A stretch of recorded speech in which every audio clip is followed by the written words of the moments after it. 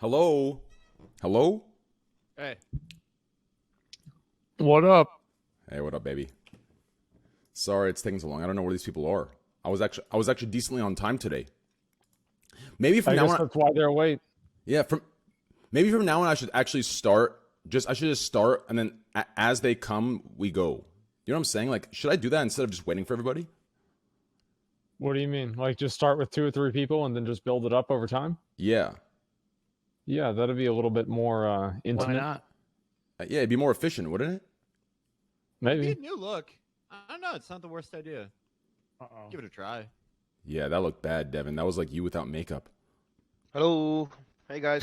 Hey, what's up, Greek? What's up, guys? What there? Fucking Devin had his green screen on without the effect. No, I was naked. Hang on. I'm fixing it. Whoa, 1K dono. Damn. Is that IDEC or LDEC? I can never tell with a capital. Is that a capital I or is that an L? I can never tell. But IDEC or LDEC films, $1,000. Bro, that's not L deck. That's big dick. That's $1,000 fucking dollars. Let's go. Thank you, my man. Yeah, yeah, and it says, wow. Hey, Devin. Wow. Hey. He donated $1,000 and he said, pee pee poo poo. It burns when I pee, but more importantly, I want to support so Black Lives Matter. Here's $1,000. That's a good rhyme. Yeah. Huh. A man of few words, but great change. Wow. I didn't know where it was going, but I liked it. Well, thank you for the $1,000. I do appreciate that. Yeah, that's a big donation. $10 from King Turtle. $1 a push-up. Okay, bro, listen. I'll do it. Dude, I need a workout. Guys, I'm real skinny, and it's not If it's feeling good. If it's $1 a push-up, I'll do like 200 right now. Yo, I'm going to keep it a stack with you guys. Greek, I'm going to keep it a stack with you. Are you ready for this? Aslan, are you ready? So, Yeah. The other day, listen, this is how skinny I'm getting. The other day, I bent over because every time I get off my stream on my computer, I'm like paranoid, so I unplug the Ethernet cable from my PC. And the other day, I went to unplug it, and I bent over, and my legs started shivering because they couldn't handle the weight that I was putting on them to bend over and hold my body. My legs are beginning to shiver and give out, dude. Like I You know need to this hit really isn't going to be good for your Reddit memes, right? What do you mean Yeah. they're beginning to? They've always been shivering. Yeah, you're right, Asman. Yeah. No, Greek. Listen, my legs Mate. looked skinny before. They were toned. Trust me, I'm telling you. Show Like, them. Pull them out now. No. Now they actually could fit because I actually can put my 2 hands around them. Like it's not. It's actually not good. Before they were toned. Now they're actually getting to the stick area. It's just not good. It's just not good. You gotta do them squats and calf raises, man. Yeah.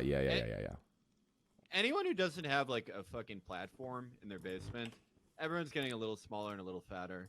I mean, do you have a kettlebell? That might help. Me. A kettlebell. I used to have stick legs too. Well, I think listen, I think there's a stigma behind stick legs, okay? Listen, having big, thick legs, in my opinion, okay? Have you seen the jeans you have to wear when you have big, jacked legs? They're fucking ugly. They're ugly, okay? They're ugly. And they're just ugly.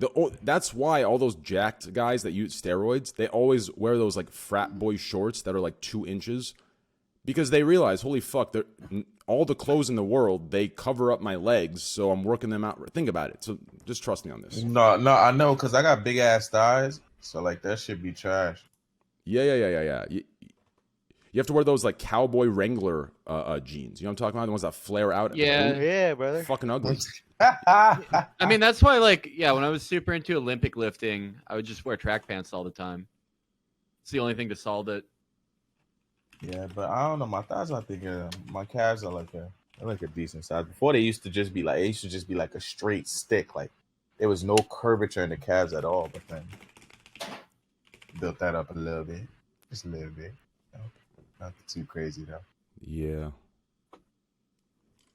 Okay. Dude, you vaping's triggering me. I really want to vape now. Who vaping? You don't have one? Oh, me. Oh. No, because I quit. but I still Oh. am addicted. My Dude. bad. I'll just like blow the smoke under my desk. You know, No, I like it. It's like it's fun vaping, dude. I'm not sure who I'm turning into, but you won't believe who I turned on stream today, laid on my couch, and just listened to you for like an hour and a half. You will not Who? believe it. I'm pointing this for Devin, Asmund, Slasher, and Felix. Who? David Packman.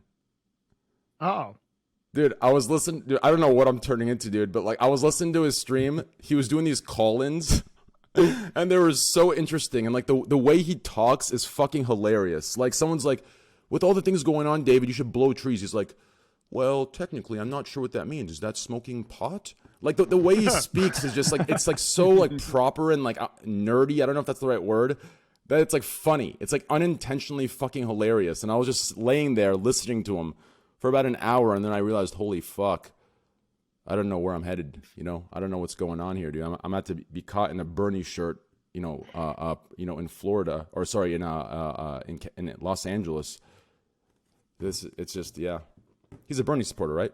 Well, I guess I'm a Bernie supporter, so it doesn't mean anything. Never mind. Okay.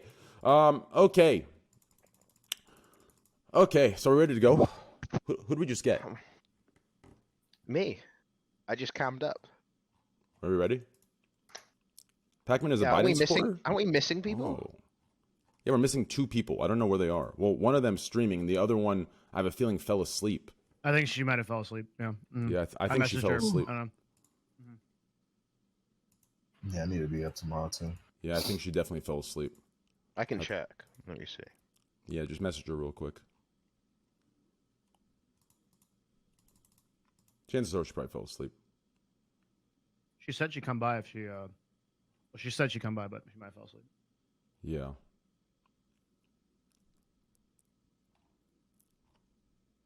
Bernie dropped out. Yeah, well, listen here, dude. Bernie should have, Yeah. Bernie could have and should have won. But the problem is, right? One, in my opinion, right? I'm not a political streamer, but in my opinion, The right? shit's rigged. Well, no, in my opinion, Like, come on. well, in my opinion, like the moderates and the general public already isn't ready for like the shit he stands behind. But I think this is the election that he could have actually won. The problem is, I think most of it, his vocal minority extreme supporters made it scarier than it actually was. Like those I was watching motherfuck- your stream when you gave this take, and I actually think it was pretty on point. Yeah. Dude, like, I don't agree with that at all, because who elevated the voices of the insane Bernie supporters? The media, who wants Bernie to lose because they're not part of the establishment. well, not only media. Right. Train's not saying that that's not the only factor, right? He's like it's definitely that's Everybody also, has crazy supporters, but his Yeah, were right. elevated. Right. And I mean, like, people always say that. They talk about Bernie's crazy supporters and like the Bernie bros and all that shit. Yeah. But I think if you like look at the demographics that went big for Biden, they're people who, if they watch anything, it's like an hour of MSNBC a week. It's people who like the media typically doesn't reach. And they're definitely not as into like the online media that most high volume media consumers are into. I think like if you look at polling, like most voters in the primary, they were behind Medicare for all. They were behind most key Bernie policies. They were just sold the idea that Biden had the best ability to beat Trump, you know, whether that's true or not. But I mean, the media definitely had an interest in making Bernie look like he had insane asshole supporters more than any other candidate, which, you know, as we know, isn't true. Asmund, I just want to let you know that Felix here is basically he's basically the equal of Antifa to a lot of people. And Felix here is like a horrible person to a significant portion of the left. Why? America, because he's like the Chapo gang. Chapo has been compared to, like, you know, the people try to get indoctrinated into Chapo. That's how the mainstream left views Felix's podcast. Felix's podcast has become We're polarizing. a boogeyman to literally so much of the non-progressive left. She's I awake, can by the way. respect people who have extreme opinions, even if I disagree with them, because at least they're proud enough and they have the courage to express them. Yeah, I prefer that to like just. I mean, Fake platitudes and Yeah. mollifying people. Yes, I agree. I would rather talk to like a 3%er than a Mitt Romney Republican. It's a more interesting person. Train, did you get that? I think anything would be more interesting than a Mitt Romney supporter. Train. Dude, my hair is just doing all kinds of crazy shit these days. I don't know Train, how did you guys get did you get that? The do dono? it. I didn't it get worked. from you. Where'd you message me? Discord? No, the dono I sent in. Oh, yeah. Let me check it out. Sorry. But I don't know if it worked or not. Devin and Greek, she isn't sleeping. She's coming right now. But Okay, cool. oh damn, Greek got X boys. Yo, hearts in chat with the $500 supporting BL movement and the Ape Gang. Yo, appreciate that, Greek. That's big, guys. Shit. Somehow we have. Oh, Greek, go ahead. I was just wondering if it worked. I didn't know because it was on a website, a different website. It goes through Tiltify, right? When you click the donate button, yeah. it goes to Tiltify. Yeah. I use Tiltify for the Australian fires, and I really, really like their system. It's just clean. It's a very good middlemanning system that's not snaky like other middleman systems. So it's very good. But yeah, guys, we just started. We haven't started. And in the intro, we've already raised $3,100, which is huge. So yeah, just below my page, you can find the donation link. And yeah, all the good stuff. Yo, what's up, Hassan? How you doing, man? Yo. Oh yeah, yo, Hassan, thanks for the raid, brother. Thank you. What up, dude? All right, let's have a good stream. Mods, please be on high alert. And yeah, we've already banned most emotes and most phrases, so we should be good. But if there's any things that slip through, please ban. All right, so you're censoring your community now, huh, Train? Yeah, well, I'm censoring the idiots. Yeah, like for some Typical censorship. No, for some topics, I think there is a good push-pull to have, and I do it all the time in my community. I've done it, with and against the Sun many times, and Destiny, right? But on this topic, with this, it's a black and white topic, right? It's objective. There is no if there is good wording right there. Yeah, it is good wording. Like Why'd you make it weird, Slasher? He's just because he wants to add a little controversial touch to it. Like at the end of the day, there is no right. This is a cut and dry, right, thing. So I'm not gonna deal with any bullshit. And I've already asked them all to leave if they have any different opinions. But anyways, okay, I think we're good to go. We're missing one person, but I think she'll be here in the next 5 minutes. So let's go ahead and get to introductions, and yeah, we should be good to go.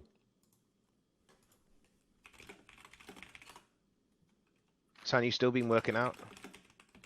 No, not at all. Not even remotely. As a matter of fact, today I walked for like 3 hours at a protest, and I am so tired. I saw your arm. I saw your arm today in your shirt, and it looks like you've been working out still. No, I'm still big. Like I'm still, I still got muscle, but I am. Okay, all right. Let me see that game. I'm just like, it's Flex not it. as. No, I can't. I'm too embarrassed. I'm too shy. Too gun shy. No, I'm still a big boy, but I am definitely not as strong or weigh? as. I don't know. I have no idea. I haven't weighed myself in a long time. Holy shit! You got a 1K dono, dude. Another $1,000 dono. Wow. He's been popping off, dude. We're gonna meet it before we even finish the intros. What if Train actually manages to stall long enough that we hit the 10K before the stream even begins? How do you think my sub counts at 13K when I'm a 7K Andy? Because I sit here and stall X to Y, but now we're using it for a good cause instead of my own cause to buy Uber Eats. So it works out. The $1,000 was from Pookie Main. I don't know if there's an extra O there. If it's her, but thank you for the $1,000, Pookie Man. I have to assume it's her, right? I don't. Unless there's a viewer that wants to donate in her name. O is intentional. Oh, that is you. Yeah. Okay, cool. Well, thanks for the $1,000. That means a lot. Shit. I appreciate that. That's awesome. That's Thanks, really Pookie. big. Thank you, And P. guys. We're at 4,500 so far in the intro. All right, let's get started. Okay, I've stalled long enough. All right. Okay, so guys, bear with me. Okay, I've created some systems for the introductions. Okay, systems. Yeah, they're not too. I'm not too advanced in this category, so you just have to bear with me on this. Okay, I think this is right. Oh no. You just made yourself 10 times. Yeah. Hold on, give me a sec here. What's this? Okay. Yeah. Whoa. Okay, that seems right. Oh, fuck, we just leaked this on. Okay, oh, shit. Right. Yeah, give me a sec, guys. We're almost ready, okay? Oh. Okay, that's it. Wait, what's going on here? Give me a sec here. We're having some technical difficulties. Okay. Bose, I like your Stall your to look 10K. today. Stall Looks to good. 10K. Your That's- look today. Hey, we're looks headed good. that way.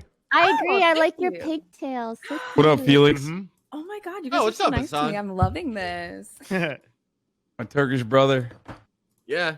No, I will never take this flag down. Yeah. Oh. They can't. They won't. You know, they want you to. Those Gülenists, they want you to take it down, but stay strong, brother. No, we're keeping the Ottoman memory alive. Remember, they did nothing bad. No. This is all Western lies. Okay, Hassan, well, I've been watching your coverage of everything. It's really, really good, man. Wait, really? Yeah, I've been watching. Oh, all the time. thanks, I've been man. there all the time. Yeah. It's really good. I often I assume that people think it's maybe a little too aggressive, but I think you are doing a social responsibility by platforming what you're platforming, and for so many people, it's really good. I mean, if there's I'm ever glad time you're here to as be well. aggressive, it would be right now. I Yeah. mean, it's Yeah. the time to be mad. This is the time. okay. I think Yeah. I got it. getting extra death threats as of late, like really cool, very Well, cool that means stuff. you're doing something right. Oh yeah, Yeah, I lost. I can't imagine what it is for you. I lost like 400 Twitter followers and like 1,000 Twitch followers yesterday. I went on a rant. I went on a rant about it, and I lost a lot. I mean, it's surprising how many people are hiding behind. I never understood it. I thought people were exaggerating it, but there's a lot of people hiding behind their, anonymity on Twitch and their usernames, and they're actually like vile motherfuckers. So, oh yeah. yeah. Well, It's crazy how they show up too, like how obvious it gets, like once you take a stand on something, and like it just the way it comes out. I actually have had a lot of experience with that myself. It happened a lot back whenever I first started, like kind of moderating my community in like 2017 or so. There's a lot of different ways that it manifested itself. It was insane. Clean. And we'll talk about it, but the gaming community leans right a lot of the time. Like our followings, even probably more than Hassan or Felix, where they have a lot more left-wing following. I have a ton of gamers who are actual Nazis that are followers of mine because they like my gaming coverage. So then when I talk about this stuff, they're literally saying the N-word in my replies to tell people they're going to go kill them. Like I had to report a person doing that in my replies. In the first Do you think that's because they're like Americans like that, or just because it's a global audience? Because I think that the PC esports community is like extremely white and Asian, and especially in America and in Europe, it is overwhelmingly white. And as someone who's been in that community with Quake and Counter-Strike and all these PC games, yeah, it's fucking bad, man. I mean, there's a reason why there's, everyone knows that people have been saying the N-word and homophobic slurs in Call of Duty for 20 years. I mean, it's a regular thing that people make fun of. Those cool lobbies back in Call of Duty 4 where everyone's a racist piece of shit. That still happens. Okay, let's get to introductions here. And before we do that, we got another $500 donation from Joan G. Appreciate it, man. A lot of love from that one. Dank with the $20. Keep fighting the good fight, brothers and sisters. #BLM. Thank you. Clean with the $500 as well. That's big. Thank you. Stranger Danger. $100. Thank you. Black Lives Matter. Thank you. And yeah, let's get started. Here we go, boys. All right, top left corner, guys. Top left corner staying at 6'5". Big guy, huge. Saw him protesting out in the streets this week. Saw his pictures. Saw his sexy salmon-colored shorts. I tried looking for a little print, possible a cock print, but couldn't find it. But I'm sure it's there somewhere. Yo, welcome, Abdu to Beastie. Welcome, brother. Yo, what's up, man? Okay, that was awkward. I'm so sorry. Okay, welcome, Abdu. Guys, can we some claps here? It's getting real awkward. Let's get some golf claps. I Thank you. didn't know if this was a There whole he is. stream. All right. Yeah, let's get some claps here. All right, listen, I'm gonna have some pretty bad jokes, and the only way to move on from those are some golf claps. Do you want us to laugh at your jokes again tonight? Please, that'd Yeah, be great. Trey. Yes, Okay. Every night. You please. funny as shit, bro. Yo, my man, Abdu, thank you, bro. Thank you. Below Abdu, he is part of a very successful podcast called Chapo Trap House. He's a good guy. He's also 6'5", glasses, beard, black hair, longer than what I remember it to be, but I think he may have gotten a haircut. Not too sure. Looks pretty well groomed at the moment. Nice glasses. I'd say red frames, something out of Scooby-Doo, maybe Velma. Welcome. Yeah, tiny bit. Yeah, I got you, brother. Welcome, Felix. Thank you for having me. Yeah. Yeah. Welcome, Felix. What up? Thank you. Can you tilt the camera down a little bit, or is it Can hiding you fart something? for us, Felix? What's up? Can you fart Ah, for fuck us? it. That's the. Not yet. Maybe slam a desk? Oh, I get it. I thought like that actually went over my head, Greek. I was like, what a weird question to ask a guest. Can you fart first? But I realized Felix XQC. Yeah, good one. Okay. All right. To the right of Abdu2 Beastie, one of the top content creators on the platform, one of a very good person, very good friend, has had my back, supported me, and he does that with everybody that he believes in, and every movement he believes in, and every thing he does, and you can tell just he's a World of Warcraft player. Anyone who stayed on World of Warcraft this fucking long has to be a loyal, courteous, and amazing person. True. The only other game that's probably 10 times more detrimental to your health than World of Warcraft is probably League of Legends. So True. I'm gonna have to give you credit for that. And As attest to that. yeah. Yeah, Welcome. I mean, if you stick with WoW for this long, there's something wrong with you. Thanks for having me. Welcome, Asmongold. Thanks for coming, man. Hearts in chat, guys. To the right of Asmongold, also standing at 6'5". We had to wait a little extra longer for her because she had to draw some things on as she let me know. I don't know why she had to tell me, but she told me. 6'5", star of 6 different shows she's been on in Hollywood, MTV. Welcome, Bose. Hello. Yeah. Hi. Oh, every time we do claps, I like it so much. Hi, thank you. Happy to be here. Thanks for Nice. being here. Good to have you. Good to have you. Yeah. Very nice to have you. Yeah. All right. I just made it real awkward there.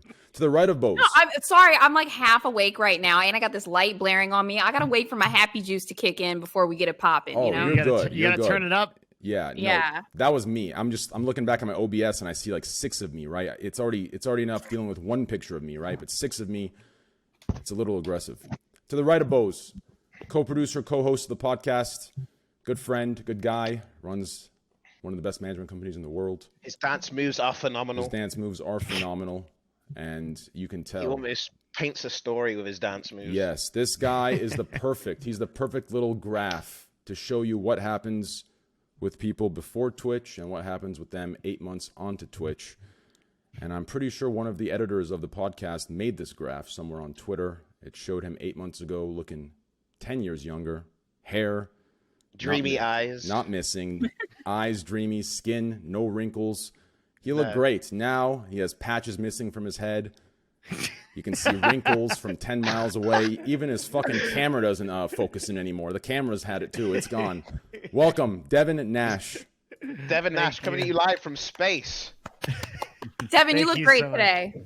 Thank you so much. Thank you. It's a huge honor to be here. I'm so glad everyone wanted to come out for this. I know Train worked very hard to put it on, and we did a bunch of research. So it's just super cool this is happening. Thank you guys. Thanks for being here. Thank you. Yeah. Yeah. Yeah. Thanks, Devin. And thanks for doing research on the charity. and Of course, picking- man. I'm picking a good pumped, one. dude. This is fucking awesome. Like I feel like we're really doing something. It's one of the very cool things that we're so fortunate to have a platform like this that we can do something like this. Agreed. It's really amazing. I agree. To the right of Felix, TSM pro player for Call of Duty Warzone. He's announcing his organization and his win tomorrow. Catch it live on his stream. TSM pro personality. He's known across the world, along with other planets as well. That's how big he is. And also, for TSM, he handles all their finances and everything that has to do with anything. Welcome, Greek God X. Hey guys. Hi, What's up, Greek. Greek? What up, dude? You're looking good, man. That's Nice. it? Okay. That's brilliant. Thank you. Yeah, guys. nice. Okay, Appreciate that's it. awesome. I'm glad I'm here. Yeah, me too. It's just, I've realized without music, I just feel so uncomfortably awkward. It's just very weird, right? Because I'm not What sure. really helps the uncomfortably awkward points Yeah. is long pauses. True. Okay, that's fair. That's completely fair. Hello. That's fair. To the right of Greek God X, we have standing at 6'5", 5.5. Glasses, I believe he picked them up at the Disneyland Harry Potter mini store. I think. I'm not too sure. I believe so. 6'5". He's one of the 2 political streamers on the platform. Over the last year, he's made crazy and tremendous leaps to, crazy places. He's, I think, now, what are you, top 20 Twitch? Making big strides. And fastest growing streamer on Twitch. Yeah, he's probably, I mean, if there's any streamer on the platform that this, that voices or like that, his political ideas, connect to what's going on in the world right now, it's probably this individual. So welcome to the stream, Hassan Abi. Woo! How about that? Hi, Hassan. What's up, guys? What's up, man? Looking good. That's it. Come on. Give me some sort of... Give me I don't something. know what to do. How do we normally go about this? It's been a while since I've been on the podcast. So I don't know what's going on. Plus, it's like kind of... Yeah. I mean... Just Smile and nod. Smile, yeah. Just comment on the Harry Potter. I threw that in there to give you a little, a little area you can go off into. Say, oh, well, yeah. I for one am really glad that you're doing this, Train. I think it's I don't think it's an easy thing for a lot of streamers to just go fucking balls to the wall and openly take one side on a political debate. No matter what it is, usually you suffer a lot. I mean, we saw with XQC getting literal death threats and white supremacist hate mail from their longtime fans just for donating money to a relief fund. So people get really triggered by this shit. So I'm glad that you are taking a stance, and I'm glad that you are, donating some money to Color of Change, a good charity. So yeah, I'm really excited that you're doing this, seriously, and all of you guys who are also a part of this as well. This is awesome. Thank you. Feel good. Well, you as well. I mean, this is what you do on a daily basis. So I appreciate that, and thank you. This is what I do. Yeah, but yeah, that is actually it is so surprising. Listen, there's a lot of things I'll fight back on, and I'll joke back and forth with as long as a lot of things you talk about and you preach, I'll clown around and talk about this and that or shit talk here and there. But this, I'm surprised there is any resistance on what's going on, regarding this, regarding George Floyd. I'm just this, like I said earlier, it's a cut and dry. There is no room for but. So I'm shocked how many people there are hiding. Like I said earlier, it's so crazy to me that any streamers are getting any shit. And like I said, those 2 Have you days I guys spent really ranting. gotten that? Yeah, I mean, dude, that's crazy. I talked about it on my stream, and I was pretty clear about saying that the people that shot him or killed him were pieces of shit. I didn't get any of that. You didn't see anything in chat, dude. I've had a maybe permaban one so guy many people. said "fuck you," but I don't know who gives a shit, right? Nobody went out of their way. I don't think that. Does this mean that I have worse people in my streams than you do, Asman? Probably. That I have is people not justifying good, dude. even George Floyd's death. That's surprising. They were? Well, the World Cup yeah. players are degenerates, so it's I get a lot of 4chan traction though. They will write, Yeah, they will you put up get the threads about opposition. me Yeah, to go on brigade. Jesus, So it's a little different. Yikes, 4chan. Eesh. dude, 4chan. Well, it's that's not just old. 4chan. He's talking about Poll. Oh yeah, no, yeah, it's Poll and other places too. Poll, It's yeah. whatever What though. is Poll? It's like that. Polls It are happens. one of Poll's it's the one of the politically threads. incorrect board on 4chan. Yeah, one of the They boards. have Ah. if you want to have a discussion on the morality of the Holocaust, go to Poll. Oh yeah. Yeah, it's where a lot of Not a hobby. I'd like They're to divided see on the issue. that. That's enough. Jesus. The only thing that 4chan is not divided on, even though it's a free speech space, absolute free speech space in the utmost to the utmost degree, is I think bronies. They even have places for child porn on there, but no bronies. Well, everybody hates bronies, even Yeah. bronies. What's a brony? What is that? Bronies. So you know what a furry is, right? Yeah. He definitely Oh, knows. Train knows what a furry is. Shut the fuck up. Yeah. I am not a I furry. wasn't you trying understand? to do that. Okay. No, I know, but I'm not a furry. Listen, just because I like werewolf, I don't like werewolves. Okay. because I'm a furry No. doesn't mean I'm a furry. Listen, hear me out here. Okay. It's not that I like werewolves. I just, I like them, but I don't like. Don't just we have continue. one more guest to What's a brony? introduce? Yeah. What's Okay. a brony? Then we'll introduce. Okay, a brony is a person that is not necessarily, but usually sexually attracted to the characters in My Little Pony, and they religiously watch the show in the same way that different fans of Star Trek, Star Wars watch it. But the difference between Star Trek and Star Wars is they're not meant for 5-year-old girls. Yeah, it was a very like 2012, 2013 thing. Yeah, no, In those bronies years, they are were fucking basically everywhere. Bronies are gone. They all They're became extinct. they all became like They've is been that the sh- assimilated into the furries. Is that the show Yeah. with the ponies? Yeah, that's I called. enjoyed. and I so- watched. I thought that was good. One of those shows.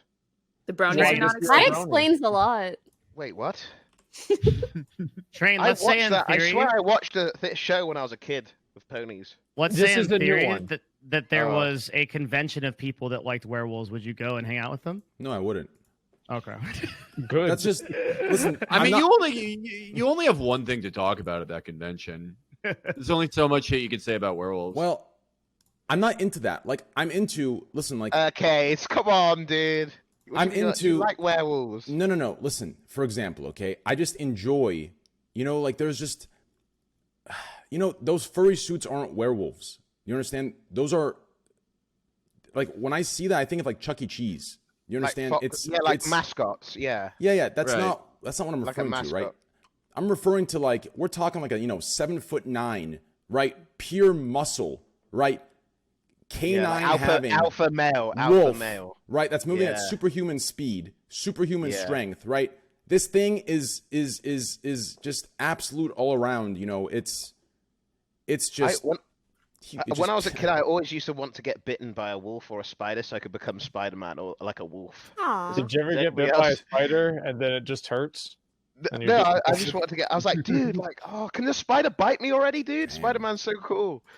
Like, guys. Somehow we still haven't finished the intro. We still haven't even finished. How much- That's Yeah. because your superhuman power is stalling, dude. Yeah. 7K, dude. 7.1K. 7. Woo! Big yeah. already? Huge. 7, 7, 7, 7. Let's get to. Excuse me. Let's get to 7, 7, Yeah. 7, 7, guys. We can do it. Intro the queen, please. Yeah. Let's intro the queen. Aw. Wait, you introing me again? Oh, okay. Yeah, let's go to intro the queen. Standing at a whopping 5'5", long 4. brown hair, pretty big nose, big chin, terrible takes, terrible style. Welcome, Slasher. Oh shit, Slasher! I'm sorry. Slasher. Woo. Okay, give me a second. All got debated. Look at the debates going. That's it, boys. Give me a Slasher, sec. we good? Let me You're mod scaring this us, man. person Like, you real good, quick. man? All right, go. Yeah, ahead. why aren't you talking, Slasher? Yeah, like Mods, What the please. fuck's going on? scaring us, man. Yeah, mods ban all bullshit. All right, tonight's not a night for any bullshit. Hey, guys, anyone in here? I'm gonna drop it on you real quick. Okay. I see any bullshit in here? Listen, there's a X, big X in the top right corner, right? Click it. Get the fuck out of here. Because believe me, Okay. if you think the stalling's been bad so far, I will go on a 2-hour rant and I will totally destroy you. You understand? So just I a will use normal every stream. ad Just hominem normal in the stre- book. A normal stream then. He's gonna A stream normal a stream. normal day. Yeah, I'll do him a normal stream. You understand? I don't want to do it because it's taken away from what we're trying to do. But some of you are pissing me off. Mods, ban these idiots. Thank you. Sitting in the right. Okay, it feels a little awkward. I can't introduce now. Guys, how's your day? How's everything been going? Intro the queen. Hey, Hasi, how's life? Dude, you never skip the Queen's intro, dude. Yeah, but I'm trying to build up Corrections is gonna be positivity pissed, before the dude. intro, right? Like you can't intro after I just went on that rant. It just feels weird, You're, All right, here we you're go. right Got there, Train. to. You're right there. You Yeah, just yeah. gotta finish. You just gotta finish, Train. Yeah. But- Corrections is gonna be pissed, dude. Come on. all right, that's true. All right, below Devin. Concentrate. Below Devin Nash. Diagonal. Fuck. To the right of Hassan, standing at a whopping 5'4", long brown hair, Yeah. one of the best CS:GO players, League players, and Valorant players in the world. True. If hitting the person means missing the entire shot. Welcome. One of the leaders of the female community, one of the leaders to many other people, a leader to, I think, a lot of young aspiring gamers that may be female, that may not have a voice, but they see her at the top, and it's motivating. Welcome, Pokimane. Dude, you didn't do enough compliments, actually. So, Thanks, Greek. Wait, where am I? Where's my picture? Oh, that was me. Sorry, give me a second. There we go. Okay. Not enough compliments? Yeah, I could have went more. I should have. Yeah, like seriously, that kind of tilted me, dude. I should have took a clip from one of your streams when you're talking about her, and we would have had like an hour intro of compliments. True. Yeah, Wait, yeah. what? What do you mean true? Yeah, that would have been a crazy introduction there. All right. Everyone. Wow, we did it. We got. Woo! We're 70% to the goal, and Train is done with the intros. Amazing. Wouldn't have it any other way. Using stalling for good. There are people who spend decades learning how to fundraise, and they would never fucking learn that technique ever. What technique? Stalling? Yeah. No, not stalling like that. No, yeah, you got to 70% just through stalling. No, yeah, there are people who they get paid by presidential campaigns to raise that amount of money, and they couldn't do it. They feel the pressure and just speed through whatever intro you do. But stalling works. There's something to it. Yeah, I think there is, but I think it takes a little bit of yeah. I have to agree with that. That's pretty true. Yeah. Train has mastered the art of stalling. Really, kind of. Well, it's because breaking through. I don't see it as industry. stalling, right? I don't see it as stalling, right? Like you see Are it as you sure? stalling because What time? I just want to know, Train. What time is it right now? Hmm? What time is it currently? 12:49, What time does the show start? Supposed to start? 10:30. That noise you Alright. made actually hurt my ears, mate. The blow. Yeah, I guess I do stall, but listen, it's because I'm talking. I feel like Are let's the get started. pauses new? I feel like this doesn't normally happen. Like I What? feel like the pause is that like an extra component to the stalling? The pauses today. She's calling you a boring Andy. Yeah. I mean, I'm kidding. I'm kidding. you know, I'm pausing so I can train everybody, you know, to get used to the, you know, when I have to pause us and read one of these, you know, top donors out for the charity. You just got a 2.5k dono. Oh my Let's God, you see that? go! What the? Damn. Let's go! Yo, Arcanine. Yeah. Arcanine, one of the top Congrats. donors of actually he's Miss Lude in the chat, He's please. the reason that, you know, a 7K, 8K Andy like me can sit at 13K, 14K subs. Arcanine, you're a goddamn generous motherfucker. Can I use that language? Is that appropriate? Probably. Okay, Arcanine, thanks for $2,500 to the cause, man. That's big. That's huge. That's That is very, very big. big. It's huge. It's huge. It's huge. That's Absolutely nutty. huge. 2.5K. He was also a generous donator for the Australian wildfires. So huge. Thank you, Arcanine, for being a good Thank dude. you so much. Damn, we're at 9. Damn, we're already at the goal. I put 10K because it didn't let me leave it blank. I just put On a 10K. I stack, said, screw man. it, That's a but pretty hey, big stack. You know what I'm saying? We hit Like, it. Chalk it. I Chalk feel it. like we need to put some incentives. Why don't we do the first incentive at 10K for Pokemon to shave her head bald? What do you guys think? Oh, we just hit it. Get 20. the Clippers. Get the Clippers, Pokey. We just hit it. You know, All I've right, been guys. thinking about going bald. Yeah. Yeah. I know, besides the point. It's really not that great. Really? Yeah. But you didn't try wigs. Mate, I should shave an eyebrow off.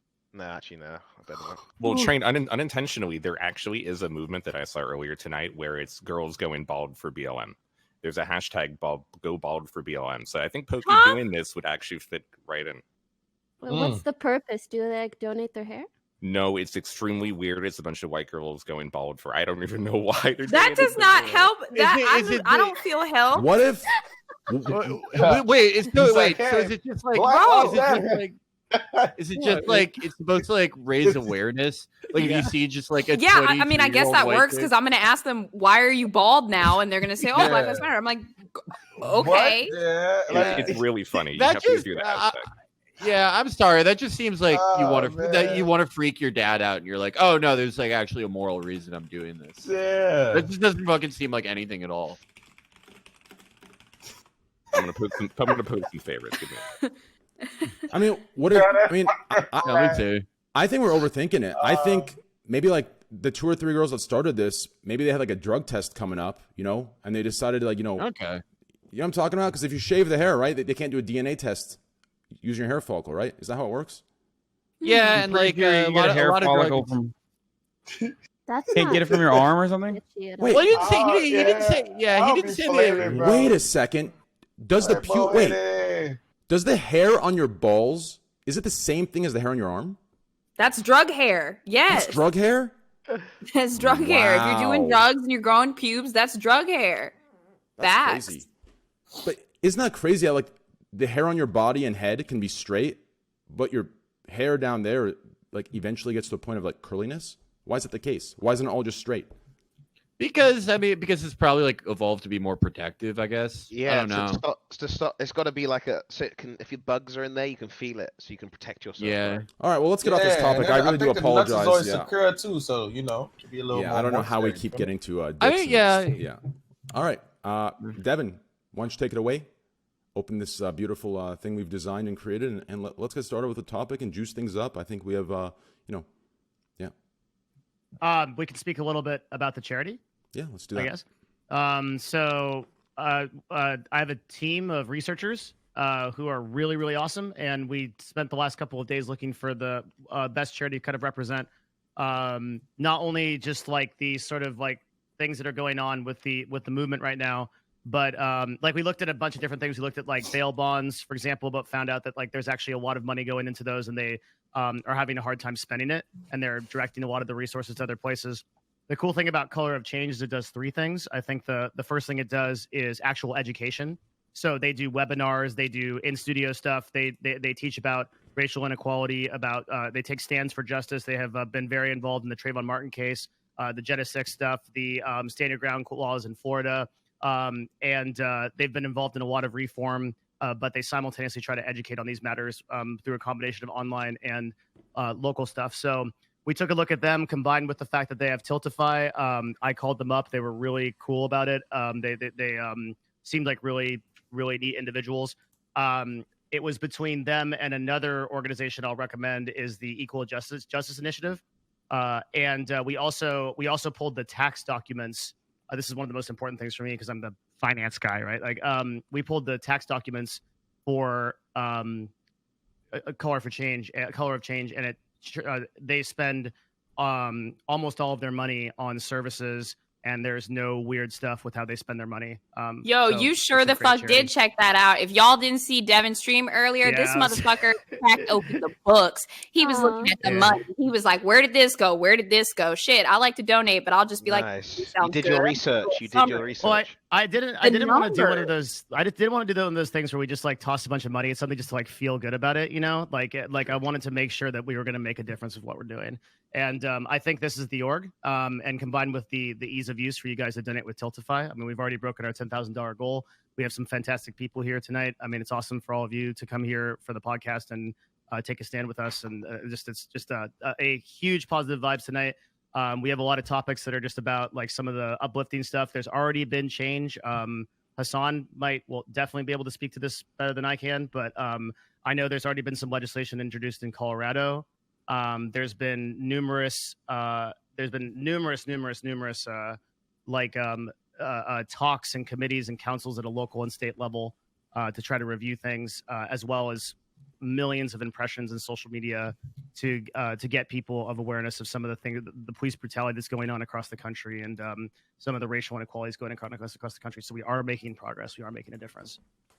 Thanks The for doing Minneapolis that. City Council members way. are considering disbanding the police Yeah. Holy in a shit. similar capacity to Camden, New Jersey, which just means that they're like I think they just like give up. I mean, it doesn't mean that they're like abolishing it, and then there isn't going to be like policing in Minneapolis, but it's a good start. Yeah. What What Minneapolis does that really, mean? To Go ahead, disband Felix. It's sort the of, well, police? yep. Oh yeah, Okay. it's sort of it would mean that curious, they're Yeah, I actually am too. like Yeah. I have to read up a little bit more on Camden, but there's a bunch of stuff about in Camden how it's sort of they call it like the most progressive policing force in the nation, but in effect, like a lot of the officers, they're more trained as social workers than they are like law enforcement. And American law enforcement, the bulk of their training is sort of now it's very militaristic. It's gotten that way in the past few decades. That's why when you look at videos of these protests and everything, you see cops are fucking tacked up. They have assault rifles. They've got masks. They got Kevlar. They have fighting vehicles. That's why, there have been choppers all over this shit, because they are incentivized to think that they're in a war against these neighborhoods at all times. But to do it in the way that Camden did and the way that Minneapolis might do it would be to have them actually be peace officers, to actually like interact with the communities in a way that, like a social worker would. It doesn't mean that they don't have like the power to arrest people or investigate or things They carry like a that. gun? Some do, but it's not like it wouldn't be like now where just everyone is armed at all times. It also immediately is like a reduction in the police force, and the number of the police force, and the amount of money that the police force takes as well. I think it was an overall 25% decrease in the number of officers, right, in Camden. I'm not entirely certain on this as well. There's a lot of reading to go through, but overall they say that it led to some pretty good outcomes in comparison to what it was like before. But given that policing all around this country is a catastrophe, it's just so horrible that it's a little bit of progress in the right direction, but it's still probably not enough. Well, this has been going on forever too. Like the only difference is now we have the cameras. Like my dad, I told a story apparently that like my dad had his friend bent over the hood of a cop car and the cops beat the shit out of him. It was in the 60s or something like that. And then I found out, or like my dad told me, because he watched me tell it on stream, and he told me that actually they put his arms inside the window of the car just so he couldn't move, and then they beat the shit out of him. Jesus, so this has been going on for quite a while. Yeah. Yeah. I mean, and the thing is, I mean, with Give me Ferguson, 1 second, Felix, 1 second here. No problem. 10 fatties with a $500. Thank you, brother. I appreciate it, man. Once again to Arcanine, thanks to 2,500. And Nick Merckx, thank you for the 30,000 viewer host. Huge shout out to you, bro. Hey, my man, we'll get some caught in again. Hey, you're a good dude. I'm glad I met you. And hey, a lot of love. Hearts in chat, guys, for Nick's community coming in. Appreciate the M fam supporting the charity and the cause. And yeah, Nick, we'll see you on the podcast soon. What, in a month? We scheduled it? Something like that. Thank you, Nick. Thank you again. Continue, Felix. I apologize. Oh, no problem. Yeah, so like after Ferguson, in blue cities and blue states, there was a lot of shit like, we're gonna now we're gonna change it. Like, oh yeah, I know we fucked up, but we're gonna fix it now. I mean, in red states, they just didn't give a fuck, and they put into effect like the Blue Lives Matter bill, which we kind of had a federal version of, but that's another story. But what that meant in a lot of cases was, body cameras. But what we're seeing with a lot of these reforms that we saw since 14, and especially things like body cameras, they really don't mean a lot. Like with Seattle, they beat the shit out of protesters. They fucking demolished them. They tear gassed them. They did everything that you're seeing in every major city. But they also turned off their body cams. Yeah. And that's always convenient. Yeah. It's well, most of the time they'll go, oh, it just like didn't work for some fucking reason. But this time the mayor said that they turned off their fucking body cams because the cops don't believe in a surveillance state. Like, just the most fucking cynical shit you've ever heard of. She said that they were defending the privacy of the citizens of Seattle, and that's why they did not want to surveil them inappropriately with their body cameras, as they beat the fuck out of them. I thought that Seattle was going to be like, crazy. We're all like software. Like I live in Seattle. I thought we're all like software development engineers that fucking smoke a lot of weed. Dude, this is one of the worst cities. Fucking cars on fire. Like special forces guys taking ARs away from people. Like it's just a fucking. It's a shit show up here. Oh my god. A guy got shot on my street. Like is it close to you where you live? Yeah, it's very close. A guy got shot down the street from me, and they sent the fucking squad, like dudes in tack armor, fucking cops everywhere. Like it was insane. Like shit's going down here. It's nuts. Well, look, dude. I mean, they didn't spend all that money on that tank not to use it, you know? Oh yeah, shit. Yeah, Devin, Pacific Northwest in general is weird because, like you said, Microsoft engineers smoking weed, or like, Portland, someone who just, works like some antique shop, and their dad worked at Goldman Sachs, and they just fucking lilt around Portland. But there's a bunch of like militia movements in the Pacific Northwest. It's just like those are the only two types of people you get there. Like I was really Microsoft surprised. programmer, yeah. I It's thought weird. everyone was It's a going to weird be part of chill the here. country. A lot of people are, and then a lot of people are, you know, hold a bird sanctuary hostage like they did in Oregon. Have you seen some of these military guys that they're deploying? Like, there should be some law against holding a gun that is taller than you, right? Like, I don't know what the fuck's going on. They're in the streets holding a gun. The butt of the gun's over their head. It's like, what the fuck's going on here? Super. Yeah, super there are a lot weird. of manlet cops. There's a lot of really fucking tiny ones. Yeah, Swagg, hey, my man, Swagg. Thanks for the host, brother. As soon as a couple of our guests, they're stopping by, show love and support, and when they step out, we'll bring you and Jay Smooth in. So my bedtime is Felix, soon. I'm afraid you're doing it's nice that you're here, violence with words right now by body shaming cops. That's inappropriate, sir. I love, dude. Did you see what happened to me like 3 years ago? I called this cop a pussy, and people are like, it was the cop who killed Daniel Shaver, the guy who was just literally crawling on the ground in Dallas, begging for his life, and the fucking fat pussy cop. Mesa, Arizona. Oh, I thought it was Texas. Or not Mesa. Yeah, it was in Mesa. I'm pretty sure. But I called him a pussy, and people are like, "Really? Is now the time for misogyny?" Let me tell you guys. I don't think that would happen now, but like, god damn. Wait, didn't your buddy in Chapo also make a joke about fucking cops' wives, and then like a ton of people got mad? Oh, that was my friend Chet. My friend Chet. Who, yeah.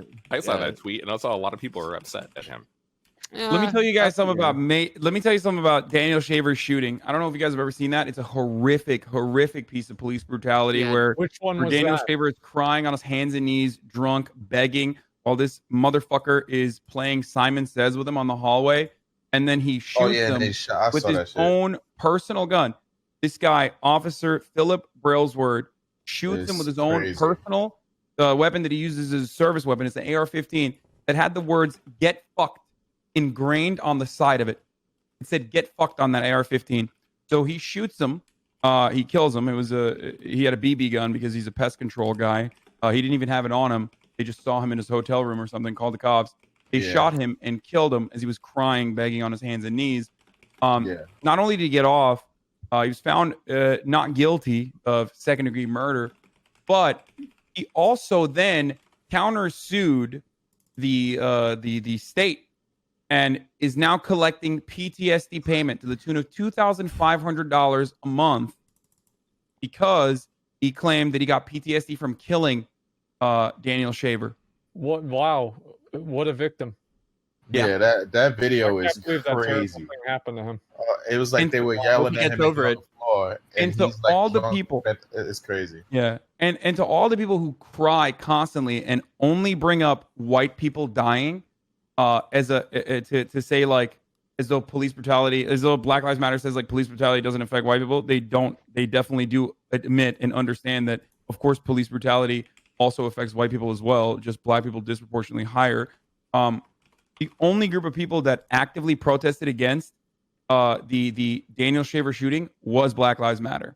So to all those dumb motherfuckers on the timeline, all these Republicans who like run around and say like, what about this white guy that got killed and that you guys weren't there? You only care when black people die by cops. No, motherfucker, you weren't there. Black Lives Matter was there. They protested that shit. I covered the fuck out of that shit. They didn't give a fuck. Well, here's the thing, is like no matter what you think about BLM, I think that we can all agree that police brutality is bad. And that besides BLM, there's not a whole lot of other people going out and complaining about it. So even if you don't agree with the racial message, it still works against police brutality in general. That's the way that I see it. That's a good point. I'm going to repeat that.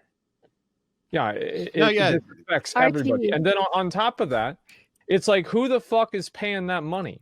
You know who the fuck's paying that money? We are. In our taxes. Our taxes are paying the money for these dumb fucks to mess things up and shoot people, and then we have to foot the bill. Like Floyd's family is going to fucking sue the state, and we're going to foot the bill for that dipshit that stood over him like he just bagged a deer. That piece of shit should be in jail. and then we're Yeah. all spending money on that. That's what I think people don't understand, is that this doesn't just affect black people. It doesn't just affect white people. Even if only black people get killed by it, everybody's going to pay because of the fucking taxes. Like, if you want to look at the top 10 cops in New York and see how much money they've gotten in judgments because of these cops fucking up, and then divide that into your taxes, everybody is getting at least one less Happy Meal every year because of these dumb fucks. And it's probably a lot more than that. And if it wasn't bad, if it wasn't bad enough, like the civil suits and shit, cop budgets are, think about everything where you live. Think about the fucking shitty roads. Think about the shit public transportation, even if you have it, if you even have it. A lot of places in America don't even have that. Think about how everything is falling apart. Everything around you has gotten shittier for the past fucking 3 decades. 3 decades. The American city has been hollowed out, and it's been reduced to just this little fucking rind, this little fucking nub that can't fulfill anyone's needs. The only thing that has grown in that time are the budgets of police departments. Even with COVID, with New York, fucking blue New York, liberal New York, everything got cut. All services, everything for fucking orphan children, for fucking people in need of drug treatment, everything. Cut. Fucking austerity. You know what grew? Police budget. It's too much fucking money. I see that shit. Way too much. We have a $500 donation from Kafira. Kafira is one of my mods. Thank you so much. That is super cool. Thank you, man. Thank you. Yes. That is awesome. Ulta with the 150, Shelbs the 50. Thank you so much. Lubbock's with the 100. Thank you so much, guys. We're I think we're passing 13,000. Just about 12.5. Thank you, guys. I see. Yeah. Yep. That's big. Thank you. Yeah, do appreciate. Thank you so much. Another liberal safe haven, a libtard city that we live in Los Angeles. Speaking of liberal cities, so Mayor Garcetti came out and said that we are allocating $138 million away from the police budget to other services, right? Other social services in the city of Los Angeles. And everyone was like, wow, that's progress. This is after like days and days and days of protesting now, and people getting kettled in and corralled for peacefully demonstrating and violating curfew. People are getting shot in their cars, like with pepper spray, tear gas. Cops are literally doing drive-by shootings like it's fucking, like they're playing out their Grand Theft Auto fantasies. So someone looked at the budget. Someone looked at the numbers. The total budget for the police, for the LAPD, is $3 billion. $3.1 billion is the total budget for the fiscal year 2020 to 2021. Let me tell you how much every other fucking service is. Because they allocated $138 million away from the police budget. That's the big progressive change that they're talking about, right? Animal services, $42 million. Cultural affairs, $22 million. Housing is $115 million. LA has a gigantic homelessness problem. Yeah. Caused by our awful housing market, similar in New York as well, and no other public housing opportunities, alternatives. Neighborhood empowerment, $4 million. Transportation, we have no public transportation, as Felix also pointed out. $301 million. LA Library is $200 million. Parks and Recs, $226 million. So it is literally a drop in the bucket. And let me tell you something else. Every single service got cut, with the exception, even with this budget reallocation, every single service was still being cut in comparison to the last year, except for the police budget, which grew by 4%, even after they took even after they shaved $138 million off the top. So the police budget is still growing by 4%, whereas every other budget is diminished by 50% to 10%. Why? Because police officers are the last line of defense. It's the last necessary public resource for wealthy people to keep everyone in check, so that, because they're terrified that people are going to fucking rise up and, break Target windows and steal Louis Vuitton bags and shit. And Rolexes. And Rolex. I don't know. The funny was a lie. Look, that shit was out. You know what's hilarious about that? Like, I actually saw the store before they looted it, because someone I know was protesting in the city, and she actually posted it on her story where you saw inside the store they removed all of the inventory.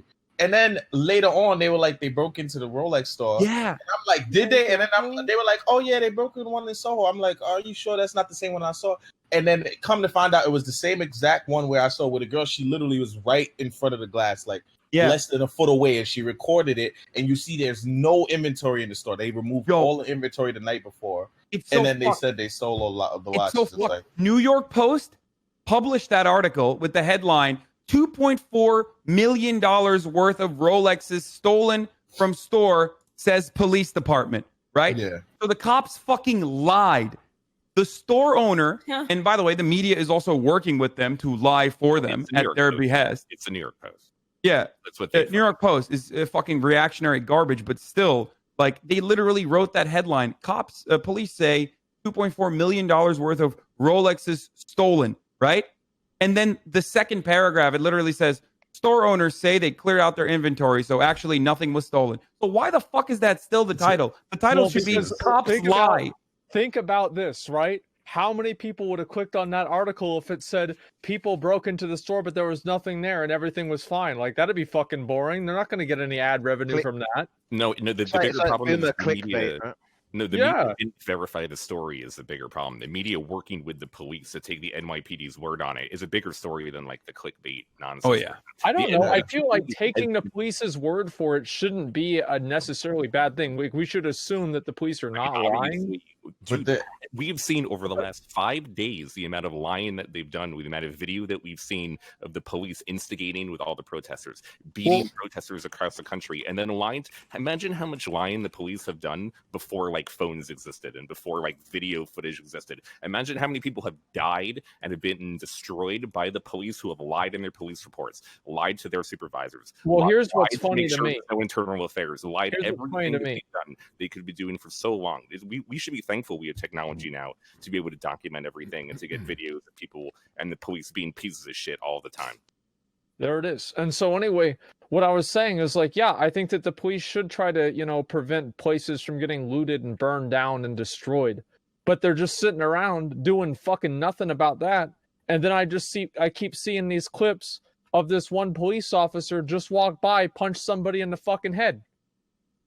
Yeah, no, that's deliberate. And do you know that they lied? Do you know that they lied in the police report saying that he tripped and fell? He tripped and fell. Yeah. I saw Yeah. that. Oh, are you talking about the elderly guy in Buffalo? Yeah. Yeah. By the way, he was fucking white. Yeah. You want to know something crazy? You know how you're not safe. You know how every outlet covered cops kneeling with the protesters? Like they were so excited. They were salivating to find a fucking propaganda piece to rush to so they could be like, look at how nice these cops are. Look at them. They're kneeling with protesters. And then we got reports that they would immediately start tear gassing like half an hour after the kneeling. Those fucking cops, it came out, those cops kneeled in that exact location where that same fucking cop that was kneeling pushed the old man and broke his fucking skull. Side by side. Yeah, he was bleeding from his skull. Yeah. Just like some old guy. And they even said, push him. They said that.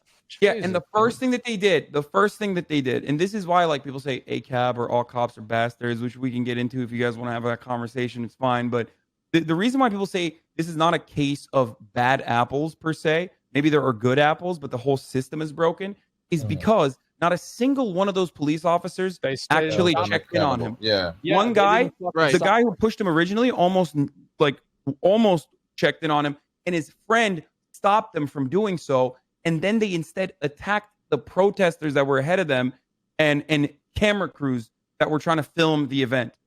And they left him. They just left him on the ground, and you can see like a pool of blood under his head. I mean, but on top of that, we keep referring to them as cops, but like, let's be honest, this is like 500 scared men that are getting deployed every day. Yeah. And scared men with weapons are terrifying. They're incredibly dangerous. That's what keeps happening. We have bad eggs, we have good cops, and then we have scared men that are out there and they're supposed to defend things. Well, here's the problem, right? Is that I think that there are a lot of good cops out there. They go in and they try to do a good thing, and they're just overwhelmed by a fucked up system and other bad people. And I think that that's something that everybody needs to realize. Like, there are good cops out there, but the problem is that whenever they don't say anything and they don't do anything, and then they are part of the same system and they're quiet while the other people do the same shit next to them, then but you also become a part of I agree. But I think that part of it is that we need to. These people are literally trained when they are in dangerous, like violent situations to protect each other. No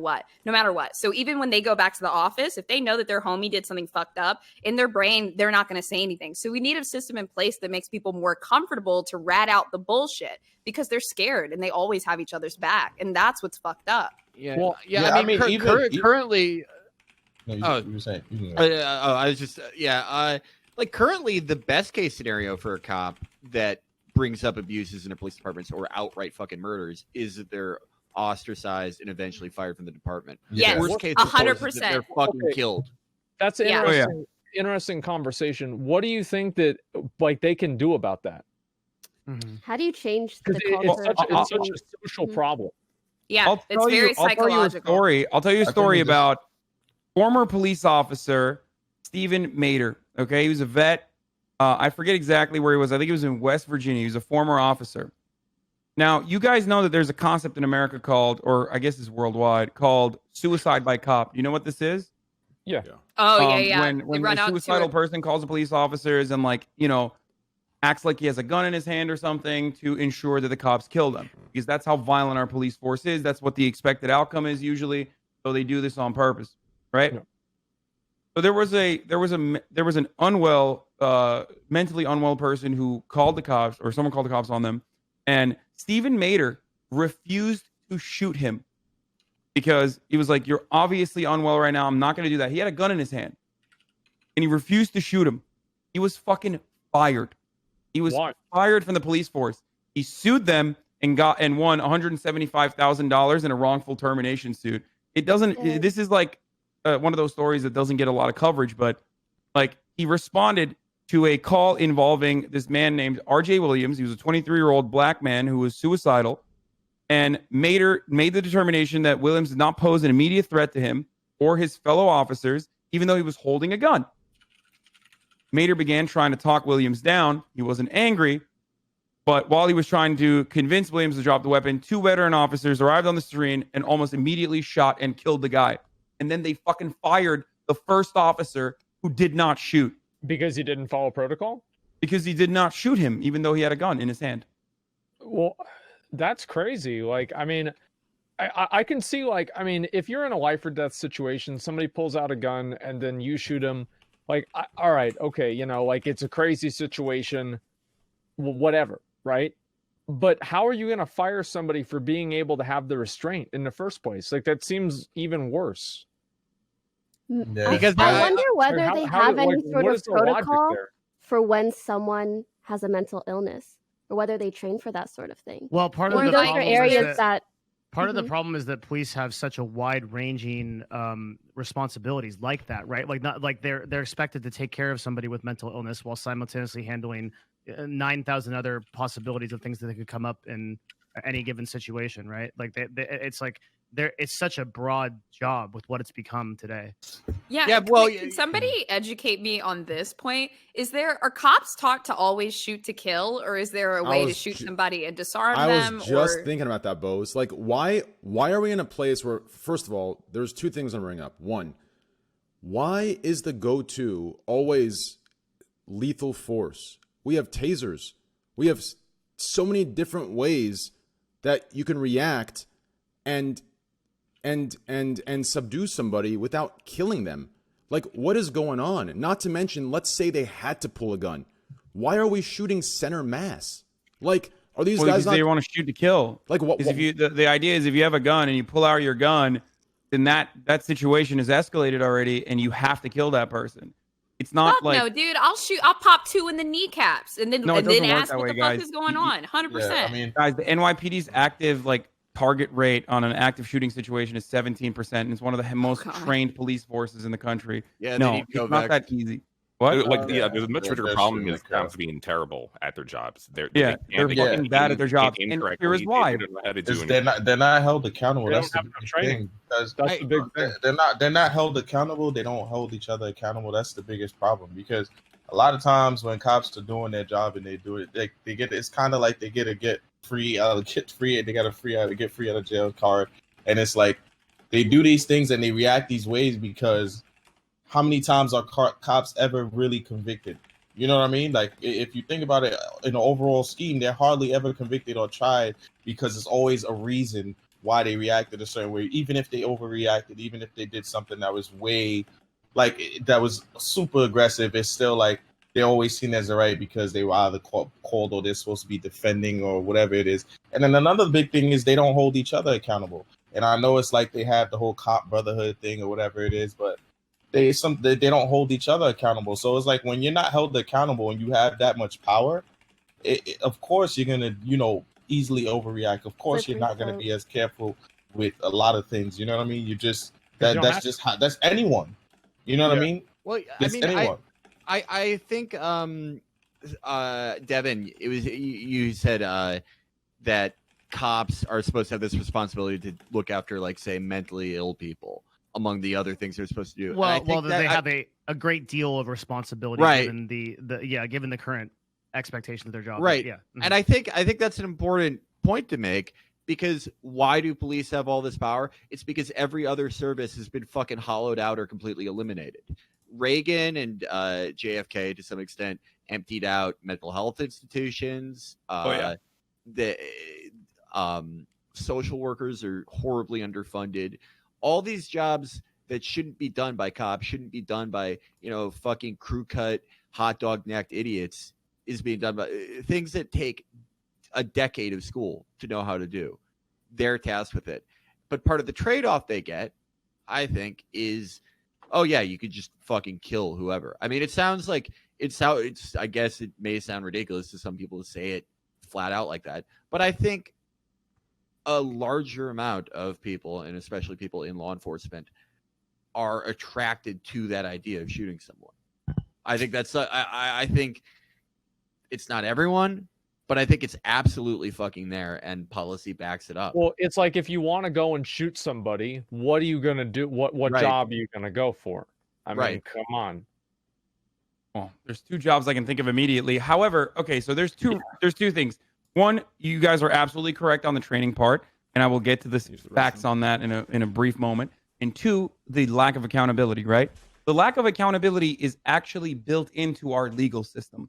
Police officers, in any given circumstance, in any single circumstance, can absolutely pull out their service weapon and shoot someone for one of two reasons. If they truly perceive a threat, a credible threat, a reasonable threat for their safety or the safety of others. Throughout time, this is expanded. This law is expanded for them. Originally, it was just their safety. Now it's the safety of others. Now they can shoot people that are running away from them because they think it's this person is running away from them to go kill other people. So they can do all of this. They have no legal accountability. This is a big part of the problem. This is precisely why it's very difficult to prosecute cops also after they murder people in cold blood, like we saw with George Floyd and numerous other instances. The other problem, the lack of training, is also really interesting. Let me give you some facts on that one. In the state of North Carolina, police officers get 620 hours of training before they are cops. A licensed barber in the state of North Carolina gets 1,528 hours. I think we all here would agree that policing is a very difficult job. Everyone fucking hates you.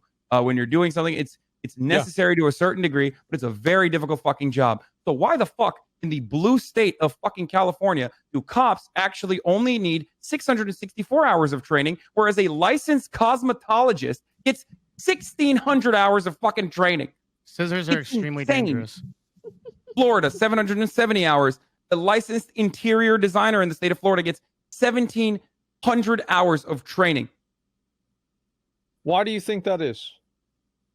Like, genuine question. Why? And what do you do about it? Like sounds Pokey fucking said. stupid. Everybody probably agrees that sounds fucking stupid. But why? I am kind of curious. Do you think that and this is just a question, do you think that there's not enough people applying to be a cop and they want to like so they want to expedite the process? Yeah, well, standards have same thing that's happened with the military. They've had to lower standards a lot in recent years because of the lack of people that they can get in there, because less people want to do the job. Well, that's because they don't fucking pay for it. They need to pay the cops more money and get good fucking cops. And if we pay the cops more money, we're gonna save money in the long run, because it's gonna be less lawsuits and less bullshit. I don't necessarily know if you get paid a lot. Cops get paid quite a bit. Like a cop. Well, then why do you think that people aren't becoming cops? Because for a lot of people, it could be that the cultural image, the sort of the good cultural image people had of cops for decades that you get from fucking cop shows and just the American propensity to worship people in authority, that's been diminished a lot. A lot of the mystique around cops has plummeted. They're not the heroes of the neighborhood anymore. They're not the knights in shining armor. They are, the Darren Wilsons. They're the fucking Derek Chauvins. But I mean, also, for as well as you get paid, as Hassan brought up, most people you interact with fucking hate you. Yeah, I don't think that's super desirable. Or, there could also be, even though a cop's job is safer than a lot of other jobs, like commercial fishermen, it could be fear. You don't necessarily want to work with guns. But there are a few reasons. Like, I don't necessarily think if you made cop salaries higher that you would get that much better policing. Yeah, I mean, like all the other systemic issues I think that would matter. Probably a bigger problem. Do you know how much Blackwater guys get paid, and they still fucking massacred Iraqis by the thousands? I mean, I don't think that necessarily solves it. Like, even in suburban Illinois, like in the town of like Skokie or especially something like Winnetka, cops who see nothing, all they do is just like pull over fucking drunk 18-year-olds or look for the shittiest coke anyone's ever snorted in people's cars. They'll get paid like $120K. They're not making bullshit money a lot of these times. Yeah. In the UK, the cops don't have guns. We don't have the guns. idea is that it's a dangerous job. It's a shit job. Everybody fucking hates you. That's part of the reason why they act like people don't want to be police officers. So change the designation, change the laws around policing, and maybe do some of that nice, wholesome, neoliberal, artificial makeup over policing. And turn it into a truly force for good, like the real public servants they're fucking supposed to be. Real quick, two things. I'm sorry, Bose. First thing, hey guys, we have hit 15.9K. Nice. Big. Nice. A lot of love, guys. Yeah. Our original goal was 10K. We're only like an hour in the podcast, and hey, we've hit 15.9. So hearts in chat. Thank you for the support. Thanks, chat. Maprol with $1,000 donation. Thank you. That's big. Nice. Anonymous. That's huge. Thank you. Brant with $100. A lot of 50s and 20s. A lot of love from everybody. And then the second thing I wanted to ask Felix and Hassan. Wait, there's cops making $120K a year? Oh yeah, I just looked it up, and it says the Austin cop pay is 37 to 75 and 49 to 65. So I'm not seeing 120 anywhere. Median salary for a police officer in the United States of America is $67,000. It is $7,000 higher than the median salary of a nurse. One is a necessary profession to save lives. The other is a profession that is still necessary, but takes lives routinely. I think they're both important. I don't know. Like, all I'm saying is, like, I'm not seeing the 120,000. Oh no. I was just bringing up as an example, like suburban Illinois. Yeah. In suburban, maybe that's a different place. Like in Austin, that's how much it says. I don't know. In my opinion, and maybe I'm wrong about this. Okay, I'm not ready. This is not a hill I'm ready to die on. But I do think that being a police officer does not seem to be a very high status job. And I think that if you pay people more money to elevate the job to be a high status job, you would have more people willing to do it. And if you had more people willing to do it, you could be more selective with who you bring into the force and thus be able to bring in people who have better decision-making skills. Maybe I'm wrong about that, but logically that makes sense in my head. I think that makes sense though too, but also I think in my entire 28 years of living, I've only seen maybe one time that a police station was recruiting. I don't think that police stations are usually saying, "Hey, we're looking for officers. We're looking for officers." So for people that could be great cops, this is something that probably seems out of reach to them. They don't even think to go for it. Usually the career path is people go from security guard to officer, or maybe they just decide, "I want to have gun and I want to have power," and they shoot for going to be a cop. But there's so many people in the public that I actually think would do it, but we don't really try to reach them. It's just kind of like. Sorry, I didn't mean to interrupt you. Keep going. No, go ahead. I just wanted to say that I think that it's also partially because, like what we were talking about earlier, about the scope of a cop's job. Like cops have to deal with they have to deal with domestic disputes. They have to deal with drug deals. They have to deal with jaywalking. They have to deal with animal abuse sometimes, and just everything. Basically, if there's a problem, who do you call? It's the fucking cops. And I don't know. I feel like there's a lot of problems like that. It's a very hard job. I'm sure it is. And I'm not saying that being a cop is easy. I mean, maybe, as you're saying about pulling over 18-year-olds speeding, like that's probably not very difficult. But in something like LA, I could absolutely assume that being a cop is probably a difficult and demanding job. And so I think that the main thing is like creating a situation where we're able to curate a better force of police officers. Like that should be the goal. I think the only way to do that, though, the only way to make it so they don't have to do a billion things and maybe get a better caliber of officer. Unfortunately, one of the only ways to get the ball rolling on that is to rebuild the American state, to rebuild the social safety net, to bring back American infrastructure. Without that, it won't happen. Well, I want to look into this, and I guess I'm just really always trying to think solutions oriented. And it seems like there's kind of three ways that you can tackle this issue. And I guess we'll go from unlikely to most likely. There's the federal level, right, where you can change laws and regulations to enforce policies across the nation. There's a state level, right, where you can create boards or accountability or oversight or even new reform to look at this issue. And there's the local level, right, where you can go city by city and department by department. And I think as we bring awareness to these issues, we are starting to see those changes already, even after a few days of work on a local and state level. Now, I guess there's some debate of whether those have some kind of effect, but I think it's a place to start, right? Well, I think that a big part of it is a matter of a lot of the communities that need the policing don't trust the police. And I think earning the trust of those communities is something that's extremely important and needs to happen. Because you can't just demand the trust. I mean, you'll get a certain degree of obedience because they'll have to be obedient, but you're not going to get the fundamental trust.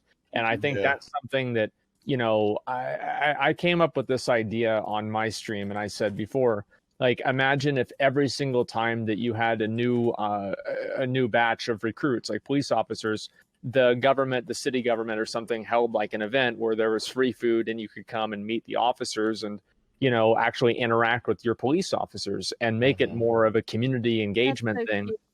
Yeah, rather than something that's, these are the people who are now going to make decisions on your life. Well, humanizing the police. Yeah. What you said there is definitely important because, you got to think about it. A lot of people don't want to be cops because, number one, the job comes with a long list of shit. And then it's not looked at as great as it was before. Before, like you said earlier, you the community hero. People knew you. You had that respect as a police officer. But it's now it's much different, and especially communities definitely don't trust cops. For example, the community I'm in, it's they had, and a big thing is there's a disconnect between cops and the community. There's a super big disconnect. Where I live, for example, I don't live in the greatest neighborhood, but when I'm here in New York, it's this is where I'm at. But it's I don't know any one of the cops. I don't know any one of the cops. I probably never would. Even if I lived here, I probably never would. I would just walk past them, no conversation, no anything. So it's you don't even know who's policing your community, right? And then so you have people that don't know who's policing their community. You have police that don't know the community they're policing. So then all that creates is it creates a worse environment for both. You know what I mean? And it's much harder to police, like in those situations, and it's much harder for people to trust the police in those situations. Lost touch in the community. Here's a comparison here, is that whenever I was in high school, we had a police station in my high school. And so everybody, you know, as time goes on, we would, you know, get to interact with the police officers, and having that connection with the police officers and being able to wave at them and smile. We didn't have any bullshit happen. Like everything was fine. Yeah. The same with my. Like it was the same in my school in the UK. We used to have cops. They used to come to the little kids' school, and they come in and they used to talk to all the little kids who were younger. It was it was a small village though, so that's what happened. You would know the police officers. I know exactly what you mean. It's like just like when I was like when I was in high school, I know, like, you know, even just knowing security guards, like just out of respect for them, certain times you wouldn't do certain things, and then, you know, they could come and talk to you. Yeah, they would talk to you if something was going on. They could prevent it much easier because they knew you. So, you know, they'd be like, man, you know, you're not supposed to be doing that.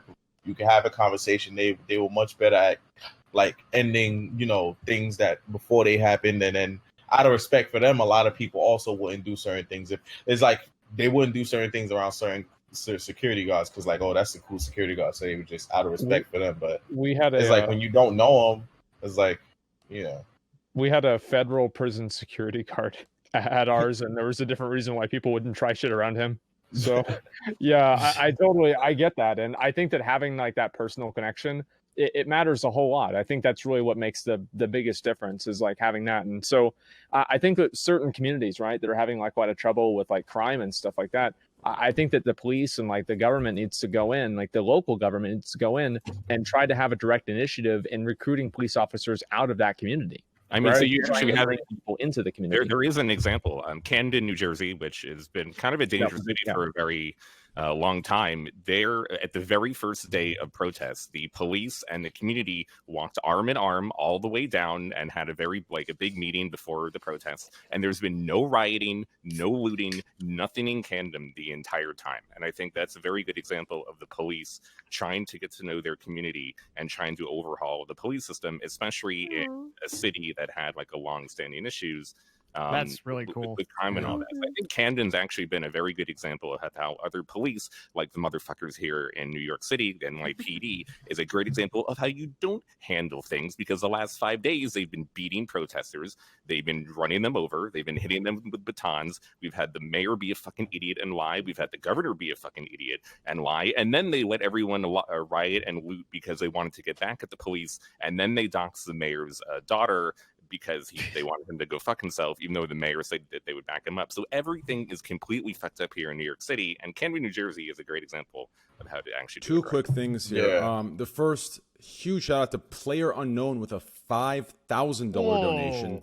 Jesus. Wow. Damn. Wow. Yeah, Let's go. 5,000. Thank you. What are we at? We gotta clap it up for that. Smash that. Let's go. That is unbelievable. Thank you so much. Train, do you know who that is? That pushes us to 21.5K rates. Wow. Wait, who is that, Slasher? That's the creator of PUBG. Wait, Yeah, really? that's That is literally Player Unknown. Straight Player up, Unknown that's- Battlegrounds. Wait, That that's is- actually shit. that's actually Player Unknown Battlegrounds? yeah. I think think It is straight up. about it earlier. Not this, but just like the situation. So I wouldn't be Fucking surprised. awesome. $5,000 from PUBG. Hey, Let's go. Player That's Unknown, pretty- if you're still here, my man, or my woman, or whatever the case, right? It is. My Car 98 skills, right? Yo, that sniper, I'm telling you, Dude, give him a car, it's over. you give me a Car 98, yo, that thing is designed it's perfectly. I've carried my skill from PUBG over to Call of Duty, and my Car 98, I'm telling you, flawless. Anyways, sorry. Okay, I don't know about Train. Full out in the chat, boys. Thank you. but Thank Player you. Unknown is actually Another 2K, dude. Jesus. Yo, Oh. Silent Wow. Chew with the Heavy hitters, bro. Silent Chew with a $2,000 donation. Pushing Get some full hours in the chat, boys. Oh my God. Yeah. Where y'all getting all this money from? 23.5K. We've 2.5 times the original goal. That's insane. And we're only an hour and a half in. It's Yeah, absolutely it's crazy. unreal. Generous as hell. Thank you guys. I do appreciate that. We all do. I just want to say, Player Unknown is actually making this new Seeker game right now, and if you can give me any details, Player Unknown, that'd be great. Great, thank you. Not so secret when you talking about it like that. Sleep. That's My right. guy, Never sleep. misses a chance, does he? He is fucking always on the clock. It's amazing. It is. Yeah, Yeah. but yeah, like I mean, back to even the conversation like about the community. Like I think another big thing is like even New York, like how they've cut so much funding. Like I remember when I was younger, we had something called like PAL, which I feel definitely helped a lot in the community. And then it's like now, like because the crime rates were much higher before, and then it's like I know when PAL was here, like it was somewhere where the kids would go. It was a police athletic league, and it was like somewhere kids would go. It was games from like 8 in the morning to like 3 in the afternoon, 3, 4, and it's like it would be cops there, and then also they hired people in the neighborhood to work there during the summer, and it's like I know that definitely helped a lot in the community. But now like they don't even have things like they don't even have PAL as much as they did before. Like I remember it used to be all over all 5 boroughs, and then it used to be competitions and everything, and you know you would actually be able to interact with cops, and then you know they would have sometimes like block parties and stuff like that, but now they don't have any of that. That's what I was talking and about, just, man. Like, it's just so. It's almost like the police are like another faction. Yeah, they literally are. Like you don't even talk like. They are. By the way, police are civilians. They're not military. These are civilians. I mean, at least the other gangs, they live in the neighborhoods where they're doing their job in. Police don't even fucking do that. Yeah, they still like, crack in their own neighborhood. Yeah, Can we- in my neighborhood, there's like constant patrol of like police. No, but like, that's a big constant issue, patrol. Asman. But Police it's don't like, see I don't themselves know as any of civilian. It's us versus them. They really. Well, how are you going to see yourself as a dynamic. civilian? You got like this fucking, this basically Call of Duty loadout gun, and you're driving around in a tank. Well, I mean, that's part of it. The police have been militarized, and they've been given militaristic type of equipment, and which they shouldn't be getting around the country. They don't need these fucking tanks and the type of weaponry to fucking police these It's cities. not It's all unnecessary. police, though, correct? It's definitely not. Well, all obviously police. not every. No. A lot of the amount of police brutality that we're seeing right now, and maybe with the exception of like DC in the past couple of days, because there's so many different forces there now. But most of the overwhelming amount of police brutality the overwhelming amount of brutality that we've seen is exclusively in the hands of the police, with the exception of that one shooting that occurred near the barbecue stand of, name is I think David McAtee, who was shot, but we don't know if it was the National Guard that shot and killed him, or if it was the police that shot and killed him. But his body, because their body cameras were off at the time. But so what do you think should happen? That's a good question. What do you think should happen? Demilitarize the police. I think that's where if the body cam, this is like this weird coincidence where the body cams always go off and then they come back on and somebody's dead. What happens then? The same thing that's been happening for the past 100 fucking years. They lie about it. Yeah. Can you take the ability to turn off the cameras away from them somehow? I guess you can't, right? Like, well, they could always fuck it up or cover it or something like that. Yeah. I mean, like, but I mean, so the way that I see like actual discernible change going is like, what does it look like if we establish like an independent organization that investigates misconduct and criminal allegations against like body cam internal affairs at a state level? It's not just that, because it's like another one that I heard about was the coroners, right? The coroners are friends with the fucking police. And so if the coroners are friends with the police, and then the coroner finds evidence of the police doing something bad to the person that got killed, and then they don't report it, well, that one just gets by. Like they have to separate and remove those conflicts of interest. When Floyd's report came out, first they said that he died because there were intoxicants in his system, which was fucking ridiculous. And then when that didn't work, they came out and they were like, by the way, he had coronavirus on April 7th. COVID, like, straight up. What the fucking shit? And I can't imagine where we would be if we didn't have cameras, because it would have just got swept under the rug. And right now there's so many lists of Black people that have died from police brutality, but the list is much, much longer. It's much longer than what we see. There's all the ones that like you never really know what happened. And it's also like, let's assume that he didn't die from asphyxiation. The dude still had his knee on Floyd's neck for 8 minutes. Like, in what world is that okay? Like, it doesn't matter. Like, let's say it didn't even have anything to do with that. It's still fucking ridiculous. Yeah. Pokey? Pokey? Yes, Pokey? Yeah, please. Okay. Yeah, I know you've been.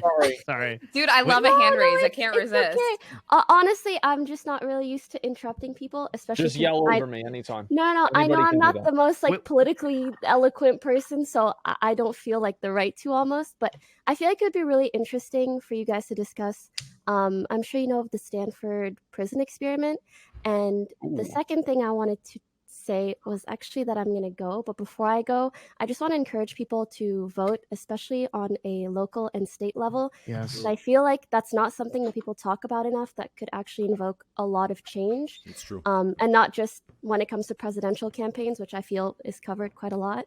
And yeah, I gotta go because I need to sleep. Thank you for coming on. I really do appreciate it. Guys, hearts in chat. Check Pokemon out. Twitch.tv/Pokemon. Hey, thank you Good luck. so much. Thank you for putting this together and for everyone for being a part of It's very powerful that you wanted to come out tonight and be a part of it. I really I wish I could have said I'm not used to, and I feel like you guys have so much great stuff to say. Just being here, like, trust me, it spoke volumes to a lot of your followers and just to everyone in general. So I do appreciate you coming. It makes a huge difference. Guys. Thank you. Good night. Hi, Pokey. Bye. All right, let me add Swagg, and Swagg is going to be a representative and someone from the console gaming, or one of the best Call of Duty players in the world on console. Do we know? We know what the Stanford prison experiment is. Is that right? Yes. Okay. So, for anybody who, we good? Yeah. For anybody that doesn't know, Stanford prison experiment, basically they just had some people that were assigned as prisoners, other people who were assigned as the guards, and how that relationship manifested over time. And I think there's obviously going to be parallels to that in real life too. You're going to see a lot of that. I mean, even now, like, it goes to people's heads. So the Stanford prison experiment is actually was debunked. It was unethical. There was a lot of like muddying up the data. It was never replicated ever. It's good to know. So I don't really like using that argument, or I don't really like using that as an example. But you are right. I mean, absolute power corrupts. Absolutely, it is a certainty. That's definitely something that is a problem. But you asked earlier what the solutions are, and I think that's an important conversation that needs to be had, which most people don't talk about. But community policing is absolutely a immediate, necessary thing that we need to do. And no barrier communities like they have in Chicago, right, Felix? Isn't this like a thing that they do in Chicago, where they have like those MAGA communities right at the fucking barrier of like Chicago, where most of the cops are coming from like one area that they police? A lot of south suburbs, a lot of shit like that. Well, I mean, if anyone's ever seen the movie Copland, it's a lot like that. Great movie if people haven't seen it. But little bunker communities of cops who don't live anywhere near the neighborhoods where they. Go ahead. I have to reconnect these cameras. The connection to Discord's dying here. This U.S. South connection. Let's go ahead and connect it to. Like I'm in Egypt right now. There we go. This is way better. I think. World tour. Is this better? Yeah, I think this is better. Oh, you're much clearer, Swagg. You were like clear. I was like, wait, I'm mad blurry. I was like, oh shit. Yeah. So let me introduce to the guests that are on the show. This is Swagg, Swagg Hassan, Swagg Greek, Felix Asman. Welcome. He's one of the best players in the world for Call of Duty. Shit. Guys, he's crazy. And for those of you that have seen my posts on Twitter, with my new lingo and vocabulary, this man's responsible for teaching me all that. So that's the good stuff. So Felix? Thank you for being here, man. Yeah, no problem. Thank you for having me, guys. Like I said, I'm not very I don't know. I don't think I'm very well spoken, but I'm happy to like jump in some conversation, just hear what you guys have to talk about. So yeah, thanks, brother. Appreciate it. No problem. All right, continue, Felix. I apologize, dude. Oh no problem. Bunker communities. They're just communities, usually suburbs that are far away from the communities that the police themselves patrol and work in and investigate. And they are these self-reinforcing bubbles of usually racist far right opinions where the cops protect each other. Talk about a reason why they won't fucking go to IA or blow the whistle on abuses or just outright fucking murder. They live right next to each other. That shouldn't be fucking allowed. But I guess going into solutions, I think one of the primary things should be the power of police unions has to be broken. Why do you think the fucking NYPD can dox de Blasio's daughter? Why can they do all that? Why de Blasio has the last few years he has done nothing but try to bend over backwards for these fucking pigs, and there's just nothing. They still fucking hate him. I mean, essentially they hate him because he has black kids, but there's just the police unions, they have to be thrown out of fucking AFL-CIO. Their power has to be broken. Well, how is it that they doxed his daughter and nobody got in trouble for that? How does this happen? Well, if you think that's fucked up, that was the Sergeant Benevolence Association Twitter account. I know Felix is very familiar with this account. It's one of my fucking favorite accounts as well. Oh my God. These guys it's run by a complete psychopath. Okay. This dude is a straight fascist, psychopath, criminal, gang member who should not fucking have any sort of power or should not be anywhere near a fucking gun. Last year, if you think that the doxing is bad, last year, the New York Police Department Sergeant Benevolence Association Twitter account openly declared war on Mayor Bill de Blasio. What was the fucking tweet? Hold on. He said, Mayor Bill de Blasio, the members of the NYPD are declaring war on you, the union wrote in the message. We do not respect you. Do not visit us in the hospitals. They are so fucking powerful, as Felix mentioned, because of their unions. And they get away with literal murder all the fucking time, and there is no accountability.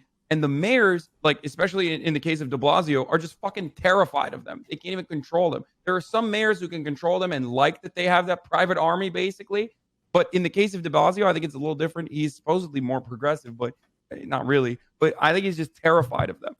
Yeah. Also, absolutely. By the way, this is going to really probably trigger a lot of people, but de Blasio's daughter is trans. So he actually transitioned. De Blasio has a son, Dante, and a trans son. And every single outlet has apparently misgendered them. Oh, my bad. I didn't even know that. No, I know you didn't know. Wait, I didn't know either. Well, And then whoever it is, why the fuck did they get doxxed and nothing happened? Like, if anything, so the Twitter account posted this? Yeah. Why the fuck did NYPD. wait, how is it okay to post somebody's docs on Twitter? Like their ID number, not just their fucking. Wouldn't Twitter not just their itself address. enforce that? Their Yeah, ID that's what number. they Yeah, do they in New did. York. Twitter did. Fuck. Psycho shit, dude. Psycho shit. I understand like this whole like I don't really know, and I'm really uneducated on this. I don't really know how realistic it is to like actually physically disband a police force, right? Like as if that's ever happened in America before, or it seems to me that the way we have to address this problem is on a local level, right? Like we have to go to our officials, we have to turn out for elections, we have to change things on that level first. Is that a correct? I mean, I don't know. thinking? We look at all the major issues that are happening with Democratic mayors and Democratic governors, and Obama was just president for 8 years, and everyone is still a racist piece of shit asshole within the police department. It's not like Obama being president and all the Democratic majority that we had fixed racism in the country or fixed all the pieces of shit cops that are there. This is like a very complex. But that's a federal problem, right? Like the feds. It's not the feds that can solve this. It's the mayor that actually assigns the police chief, the chief police, right? Like so. For example, not that this is actually necessarily doing anything in real time, but I watched a lot of the Los Angeles and the Seattle community meetings where they get on Skype call and Zoom call and people call in and talk about this, right? Some of them are fucking hilarious, by the way. Particularly the guy, I think Hassan, you might have seen this, the guy that because I think I was watching your stream when I saw it, the guy that called in and he was like, suck my dick and choke on it. I yield the rest of my time. Fuck you. Yeah, that shit was fucking intense. Devin, there was a guy who showed up to the Nashville one wearing our podcast shirt. That's great. Awesome. Yeah, but it's stuff like that, right? That has to move the needle. Like, what else can do it, right? Well, like if we don't have our elections, we're fucked, right? I think one thing about it is that a lot of people, it seems like they believe that police brutality and this type of police behavior is something that's exclusive to minorities. And I think that's something that we really need to kind of educate people in knowing that's not the case. This is something that affects everyone. And I think that that's probably one of the first big steps, that if that happens, then a lot of people are going to wake the fuck up and see it. This is not good for anybody in any way. And I'm not just talking about like paying more money in taxes, but like, you know, every race is getting abused by the police. Like just because they abuse black people more doesn't mean that they don't abuse white people too. They abuse everybody. So yeah, I think that it matters no matter what. Right. Yeah, race people love to say this is not a competition who gets the most abuse. This is something everybody should be against. Did anything positive come out of the riots in '92 with Rodney King and everything? Did anything did stuff change as a result of that? I mean, given that was like on national scale as well. The police murder rate is like lower in LA. I mean, it's still higher than most other states, but in California, it's like I don't know. I mean, it's been lowering, but that's I think that's a consistent for. So do you think that multiple different factors? Do you guys think that as a result of the just literally the national awareness about this, that there can be change at a local and state level to help this problem? Yeah, I hope so. Yeah, for sure. One thing that's bothering me about this whole issue is that I think that the conversation points on Twitter are pointless. People are arguing about the morality of looting Target instead of how to fix police brutality. And I think that's a really big disappointment. I think more people should focus on the actual issue and what's really causing these things to happen. And that argument is a good diversion for a lot of people. They want to go to the rioting and the looting, and they want to ignore the police brutality and why we're here in the first place, because it's easier for them to use this as a scapegoat. Like, it's not surprising whenever some dipshit in Twitter was like, well, the fucking people are looting, and you go to their feed and it's all like right-wing talking points. Well, it's like obviously looting is bad. Everybody knows looting is bad. Here's my question. Why... Go ahead. Oh, I'm sorry, Evan. Go ahead. No, I was just going to repeat myself. I mean, look, the violence in these protests, I don't think that violence overall is justified, but there's a reason people are mad. Angry. They're mad. Yeah, because this has been happening for decades. I mean, people have been dying. I think that instead of trying to rationalize, the violence, people should just try to fix the problem, because it's something that this is not some kind of like, oh, well, we can't do it because we're going to give them what they want. Everybody wants this. Like, even if you're some diehard conservative that wants lower taxes, well, your tax money is going to pay some dipshit to drive around in an APC that they never use, wearing guns that have like thermal scopes that they can't aim with.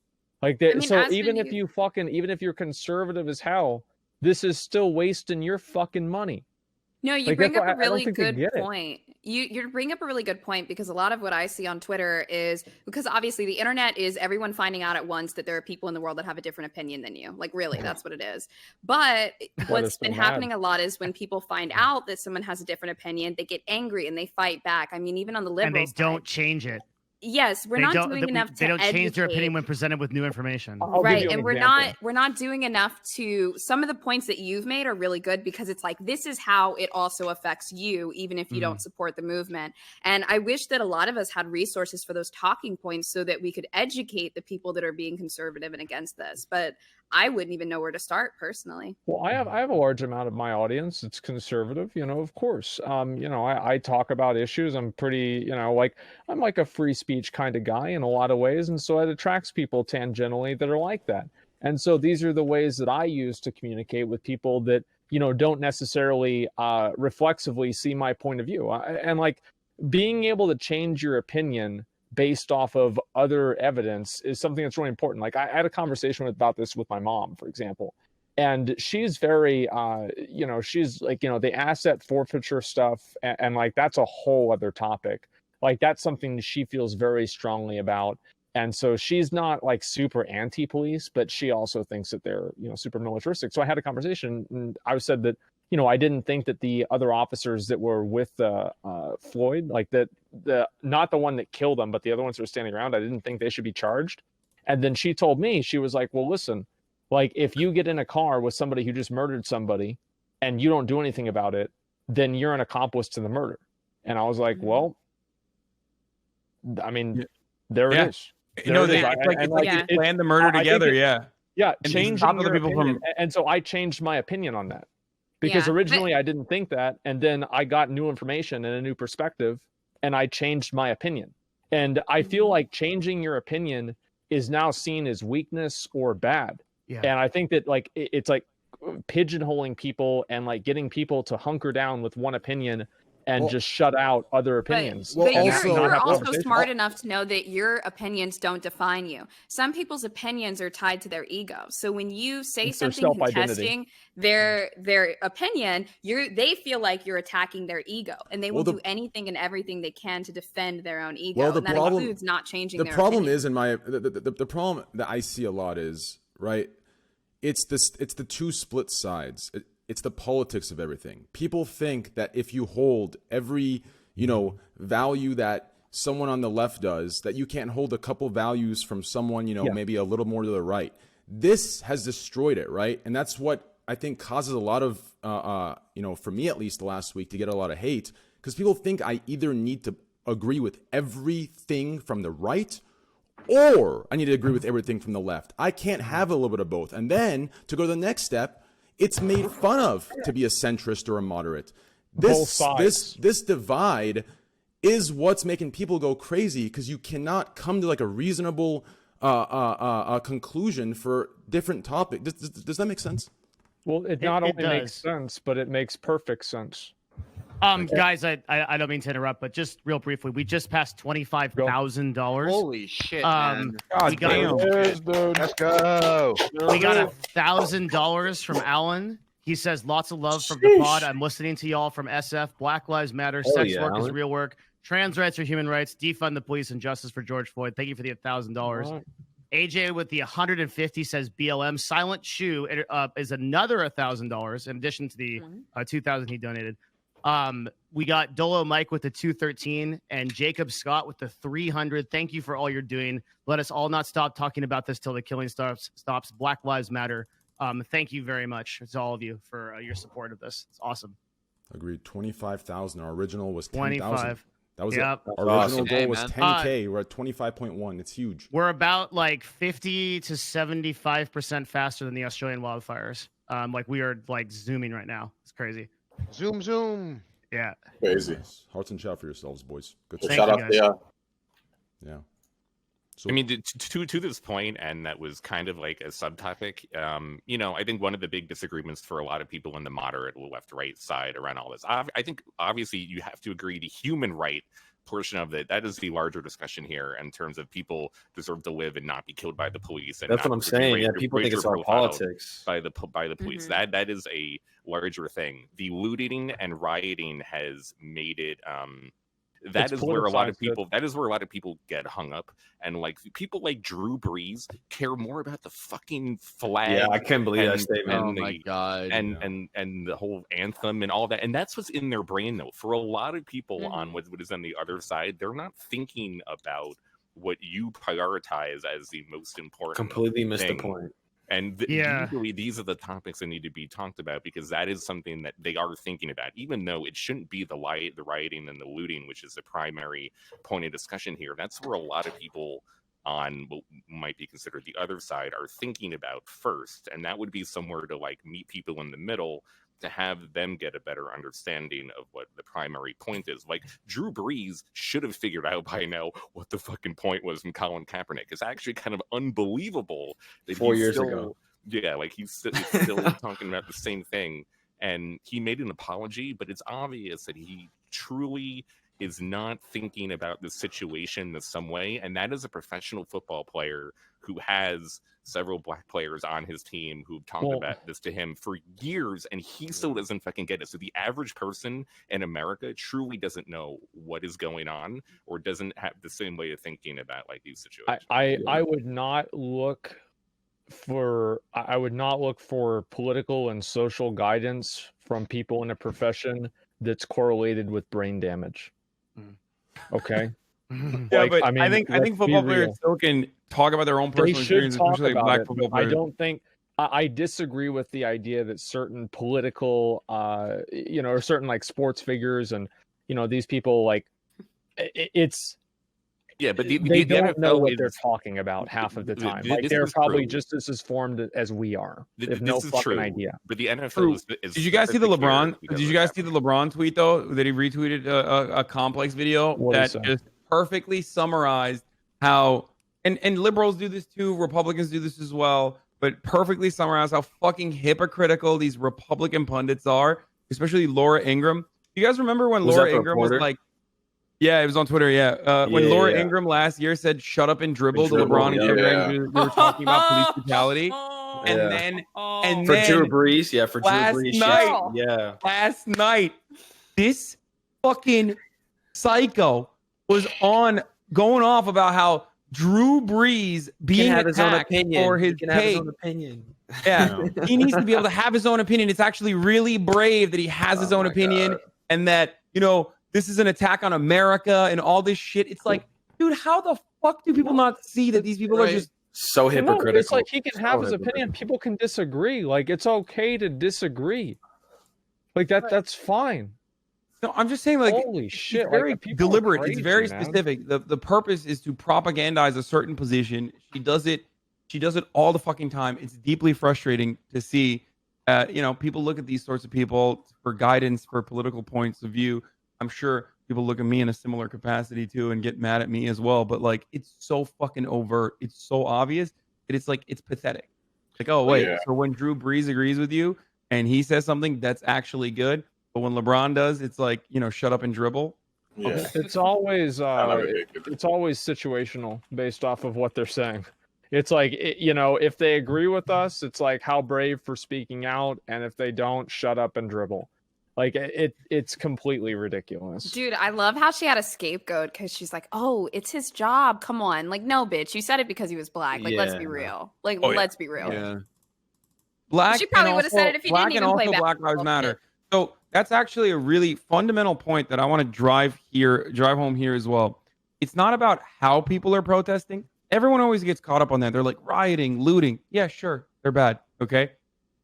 But it's never actually about how people are protesting. It's about who's doing the protesting and what they're protesting for. Okay? The greatest comparison on this is Hong Kong, where every single person, it was like, oh my God, look at those brave Hong Kong liberators, which is great. When fine, they're standing up to China, totally on board with that, right? Every single person that said, look at the Hong Kong demonstrators and how great they are, turned around and attacked the Black Lives Matter demonstration, said they're rioting, they're looting, they're fucking thugs. What, you think no riots broke out in Hong Kong? There were literal students with bows and arrows attacking police officers in Hong Kong. They were shooting bows and arrows at cops. What the fuck would white Americans say if they saw black people running around with fucking bows and arrows, shooting bows and arrows at cops? They would lose their fucking mind. Yeah. Oh, they would have a field day. Yeah. It's because China bad, China's communist, and China is bad in a lot of ways, certainly. But it's because China's bad, and when you protest against a bad China, it doesn't matter how fucking violent it is. It's just like Donald Rumsfeld, who said Iraqis looted, and that was totally understandable because it was an oppressive state that they were being liberated from. Right. It's like how America hates Al Qaeda, and we will go out of our way and suspend any civil liberties or protections or any civilian concerns to kill them. But when they're fighting one of our regional enemies, we're pretty good. We're pretty okay with them. Yeah. It's always situational. It's not principle based. I think that's just the nature of things now. Yeah, I mean the thing I find with like a lot of Black Lives Matters protests is like people are or like the protests in general. I think people are always looking for something to focus on other than the issues that people are protesting, right? For example, like here where I'm at in Staten Island, we've had like a couple. It's been like a bunch of protests, and they've been really peaceful. And there's like North Shore, there's South Shore. South Shore, that's where a lot of like the more wealthy people live and everything like that. So people were talking about doing a protest where we would go to the actual South Shore because we've been on the North Shore, and the voices need to be heard on the South Shore. So it's like people have been planning, and it's like it's actually crazy the amount of like racism, the amount of like ignorance that people from the South Shore like started like they literally talk about, oh, you can't bring that shit here. Well, we have guns, we own it. It's like, and it's so many ridiculous comments. Like, it's so many ridiculous comments. People saying that they're going to be strapped, they're ready to go at war. They better not bring that shit here. And that's the problem with them focusing on the riots and the looting. It's like, that is a problem. I don't agree with the rioting. I don't agree with the looting. I don't agree with the like rioting and stuff like that. But I understand why people get to that, why people have gotten to that point. I don't agree with people doing it. But the protests, I'm totally for, right? But it's like when they focus so much on the rioting, it makes people think that that's all that's going on with the protest. Oh yeah, and there actually is a large parts of these protests that are actually peaceful, and then the riots and stuff are incited by like the police or whatever. Well, you have people that are opportunistic. Like my mom, she called me out on this. She's like, "I'm so glad this didn't happen 10 years ago, where you'd have been out there looting." It is crazy. It is crazy. Like, and I understand there's a lot of people that are opportunistic, and they're going out there like they don't even care about the cause, and they're just like free shit. You get what I'm saying? But it's like at the same time, there's a lot of people also that are out there for the actual cause and actually trying to be peaceful and actually trying to hold other people accountable, and not like stop them from doing those things. But it's like they focus so much on that, and then that becomes a narrative, and then people aren't really focusing on the issue. So then you have a situation like here when we say we want to go ahead and protest and go to the South Shore, and they're like, "Oh no, well, they better not bring that shit here. If they want to do this, no, then they shouldn't." Like, because they think when we say protest, they automatic. No, but I'm saying when they say protest, they automatically think riot and looting. When there's been a bunch of protests here already that have all been peaceful, like all because these fucking people are sitting around at home radicalizing themselves on the internet, and they don't actually go out and see what the world is really like. They're just looking at like this super refined, like hyper extremist view of the world, and they are able to just section off and wall off any other reality that doesn't suit what their predispositions are.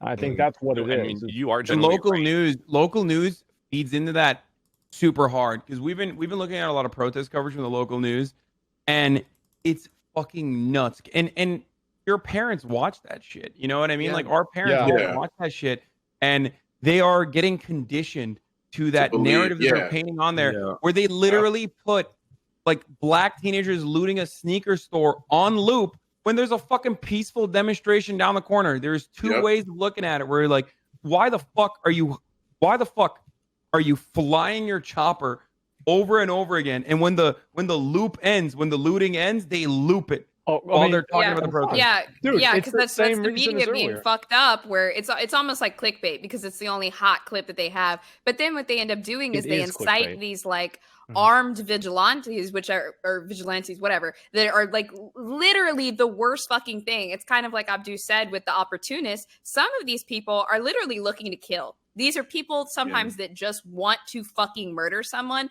once again, under the guise of righteousness. And they're like, oh, they're looting, they're rioting, I need to kill them. No, these are armed vigilantes. That's all it fucking is. That's what it is. Yeah, like that fat dude in what the fuck was his that old like white guy who got out of his car with a machete, the bow and arrow guy, Fatness Everdeen. He like rolled up on a fucking he rolled up on a fucking protest screaming all lives matter, pulled his fucking bow and arrow out and like shot it at someone, and then immediately local news picks that story up, and immediately as soon as he's being interviewed, they beat the shit out of him, by the way, thank God.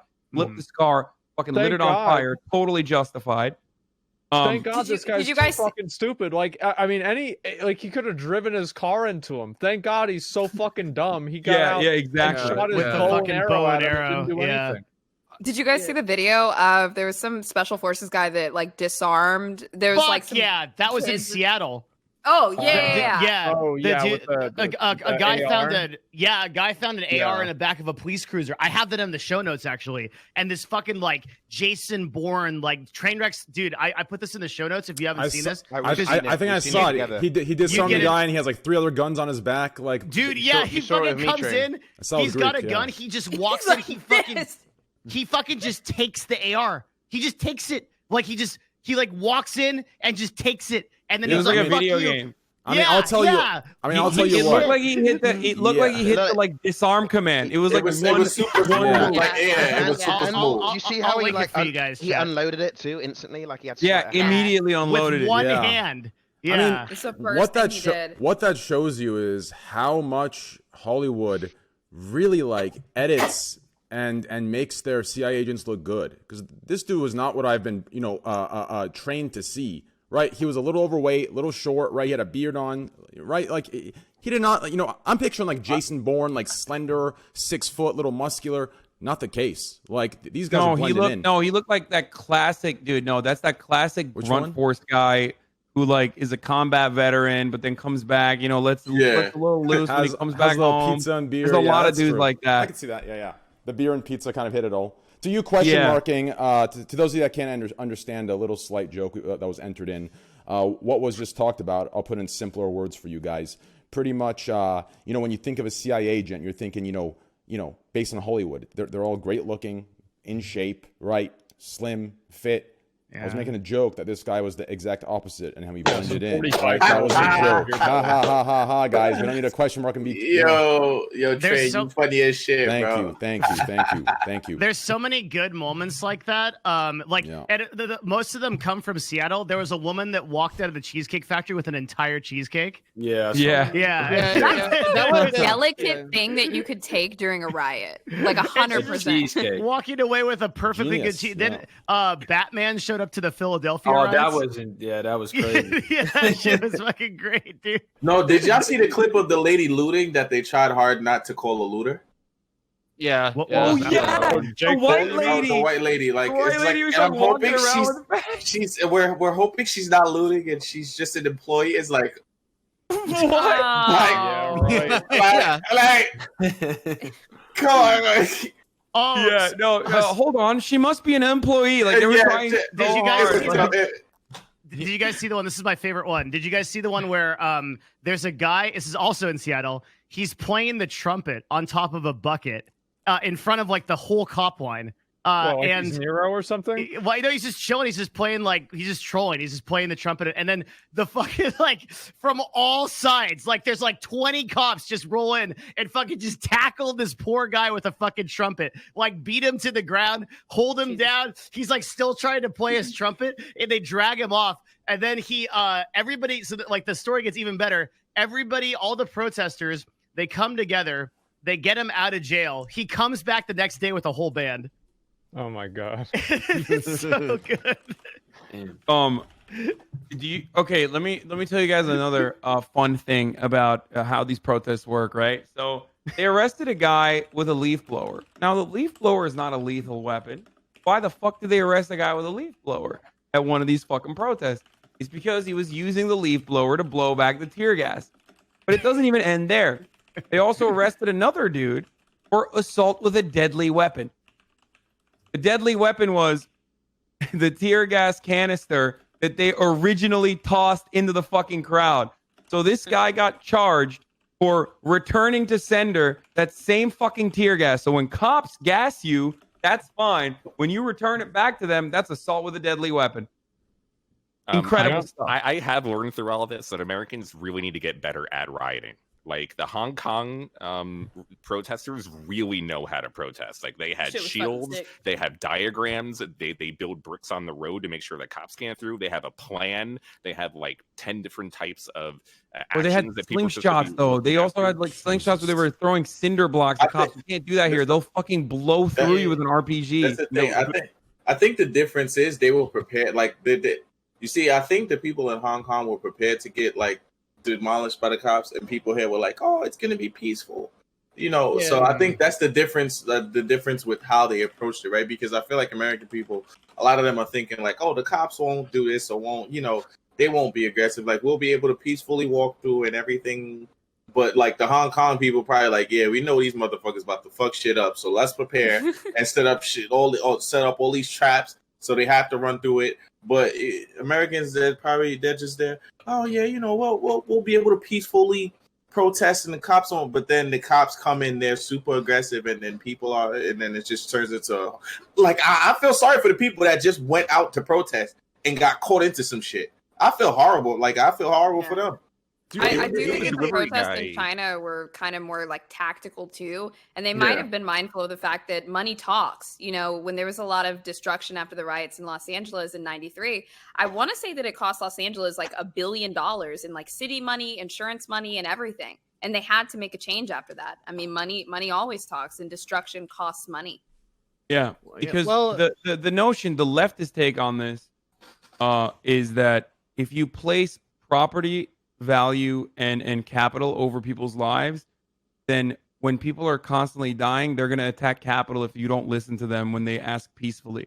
And the example of this is exactly the Drew Brees, Colin Kaepernick situation. I know Drew Brees apologized for it today, but they were talking like Colin Kaepernick needed to fucking stay out of the NFL. Donald Trump literally said, go back to, we'll kick you out of the country if you don't fucking like it here. Like, these guys didn't like it when they were peacefully fucking demonstrating.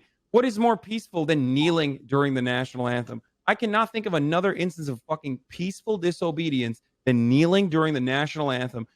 A thing that Colin Kaepernick literally got from Nate Boyer, a Green Beret military veteran, which is never discussed for some weird reason. I know Republicans love to act like they give a fuck about the troops, but it was an actual troop that told Colin Kaepernick to kneel during the national anthem, because that's how you show respect to your fallen brothers.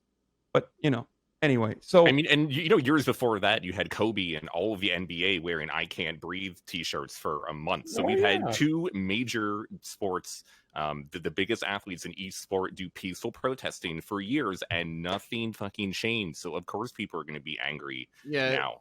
Well, I mean... people don't respond. Like, that's what I was saying. And it's like, the thing is, that's why I kind of see where like the rioting and looting came from. Like I said, I don't agree with it, but it's like it's gotten a lot of attention from a lot of people that probably wouldn't have gave a shit about no damn regular peaceful protests. Like, because peaceful protests have been happening over and over and over again. Like when Ahmaud Arbery happened, there was a lot of peaceful protests, not on the scale that they are now, but there were a lot of peaceful protests, and that shit went unheard for a lot of people. A lot of people didn't even know this shit happened. And it's like, until this, you know what I mean? And then people talk about that. And it's like, when all of those things came together, that's what caused this chaos, and people are super upset, and everyone doesn't know how to deal with the anger the same way. Some people know how to voice their anger and still be peaceful and remain composed. Some people don't. And that's what leads to this, and that's why I say, like, this is what led to this. There's been a whole bunch of peaceful protests, a whole bunch of people trying to be peaceful, like Colin Kaepernick losing his job, and all these things, and then there's no change. And then it's like, now when people riot, this is what's horrible about it, right? Because now that people have rioted and it seems like all these things has just gone to chaos, right? Now a lot of changes are coming about. That's horrible, because now when people want more change, they're going to resort to the same thing. If you actually just respond to peaceful protests this way, you respond to peaceful protests and you respond to and listen to these protesters and listen to what they're protesting about initially, where it doesn't reach rioting and anything like that, then you continue, then it's like things continue to get better, and then shit doesn't have to go up in flames. When you only respond when shit goes up in flames, this is how people will continue to respond to that, and that's horrible. Well, going back a little bit to what Slasher said about Americans not being as good at rioting. I mean, you don't even have to look as far as Hong Kong. Like, look at how the French protest and riot. But there's sort of a lesson in that. I think that Americans, compared to a lot of other people, even other Westerners like the French, Americans are very compliant compared to a lot of other people. Americans have this image that we're incredibly tough and individualistic, and we are very individualistic to some extent. But most people in this country are beaten down every fucking day of their lives. Their actually only interaction with power or the government or politics is with police. And most people they don't have the energy to do anything but sit back and take it, because you get these little things. You get a fucking cheap TV. You get delivery. You get fucking any type of distraction. You have this entire consumer economy geared for you, so you will just sit back and fucking take it. The French have almost all the same things we do, but they have sort of more of a culture of resisting and self-respect, for lack of a better term, for what they deserve for human rights. But I think what we're seeing with this is that's changing. I mean, Adam Curtis is this British documentarian that we've had on our show, said that things will only change when most people feel like they'll have nothing to lose. Because the only way you go out with the wanting to change everything, wanting to completely tear everything down and start anew, is if you feel that you have nothing to lose going forward. That your situation now, it's about as bad as it can get in many ways for you. And I think what we're seeing now is a shitload of Americans are there. And everyone in power, they thought that the creature comforts of the consumer economy would hold it off for a few years longer before they could build bases on Mars and leave the fucking planet. I mean, one aspect that we haven't really talked about, it is a perfect storm. Coronavirus, 100,000 people are dead. Everyone is out of work. People are broke. People are bored. People have nothing to do. They don't know what their purpose in life is. And they only got $1,200. Yeah, I mean, so you have the entire financial system in America breaking down. You have people's health in ruins. We never got Medicare for all. It looks like that's not even going to be a fucking possibility. And people's hopes and dreams are at their lowest point in a long time. So everything 40 million unemployed. Everything 40 million people are unemployed. It's just going to get worse. And the huge number of it's not even that. It's like what's so disgusting about it is that like there was a long. Like there was even a battle for the extra additional $600 a week in unemployment insurance that a couple of Republicans wanted to like argue over too on top of everything else. And while most average Americans got $1,200 if they were lucky to get them through this duration, and unemployment, even though there are millions of unemployment claims that haven't been processed yet, so people haven't seen a fucking dime yet. There are 40 million people who are unemployed right now. People got $1,200. Meanwhile, large corporations got billions of dollars. So now they can just fucking buy out all the small businesses. So everyone in the chat who fucking talk about looting and rioting, the real looting happens at the legal level, and there are no consequences for it. Just like police officers do brutality as much as they want, and there's no consequences for that because they are part of the system. I mean, an enormous amount of the small businesses are gone, right? I mean, there's some estimate wiped out. I walk just as this is very. I mean, there's actual stats on this. Something like 30 to 40% of businesses are gone. But like, I walked through my office complex. I have a very big office complex of like dozens and dozens of businesses, and I'm just walking through the day. There's fucking nobody here. Like there's just there's like, and I don't mean like they're closed down for COVID. I mean they're cleaned out. They're empty offices all over the city, and it's just like. No one's left. Yeah. And like we've been looking at the East Side stats, and they've said that something like they anticipate that 30 to 40% of businesses will not reopen ever. Right. Like they're gone. Well, on top of that, that's a stupefying stat. Well, those jobs aren't coming back. I mean, you're going to have automation replace more and more jobs. Like we're moving towards an age of neo-feudalism. In 30 years, they will either need to have a depopulation event or a universal basic income. Asmon, can you define neo-feudalism? I don't know what that means.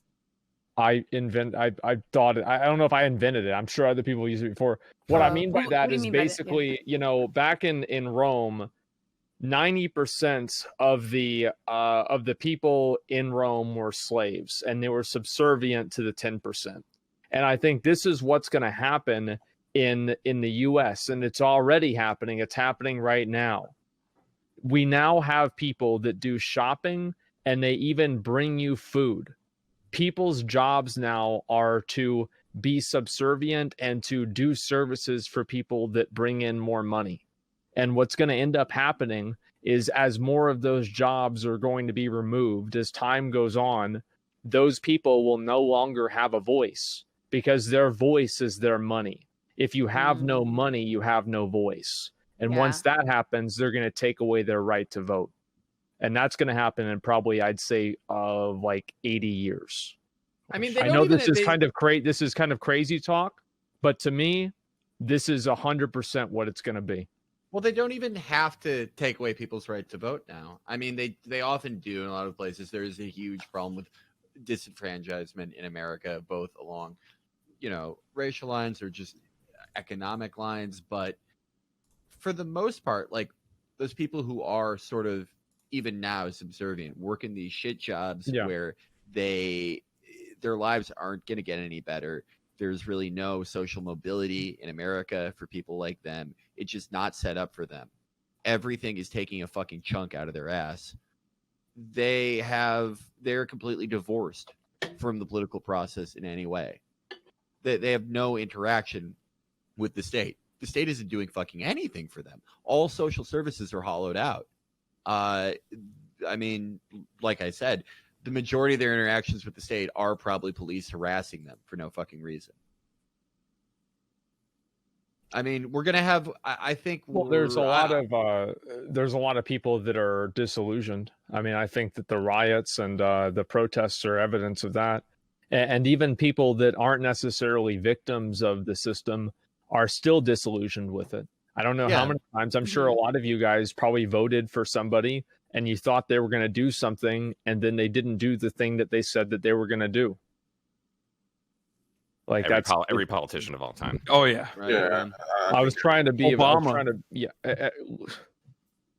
Right there. Changed his mind.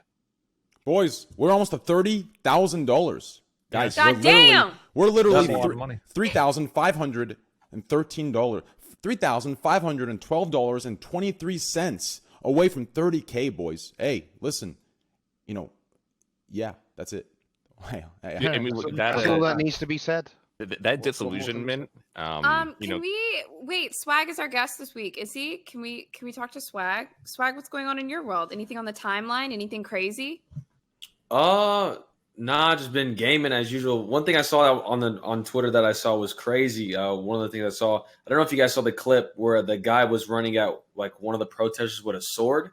Yeah. Did you guys see that? Halo sword looking thing. Yeah. And the narrative was like that the protesters just beat up this guy owning this business, and then it came out later that he was charging at people with the sword.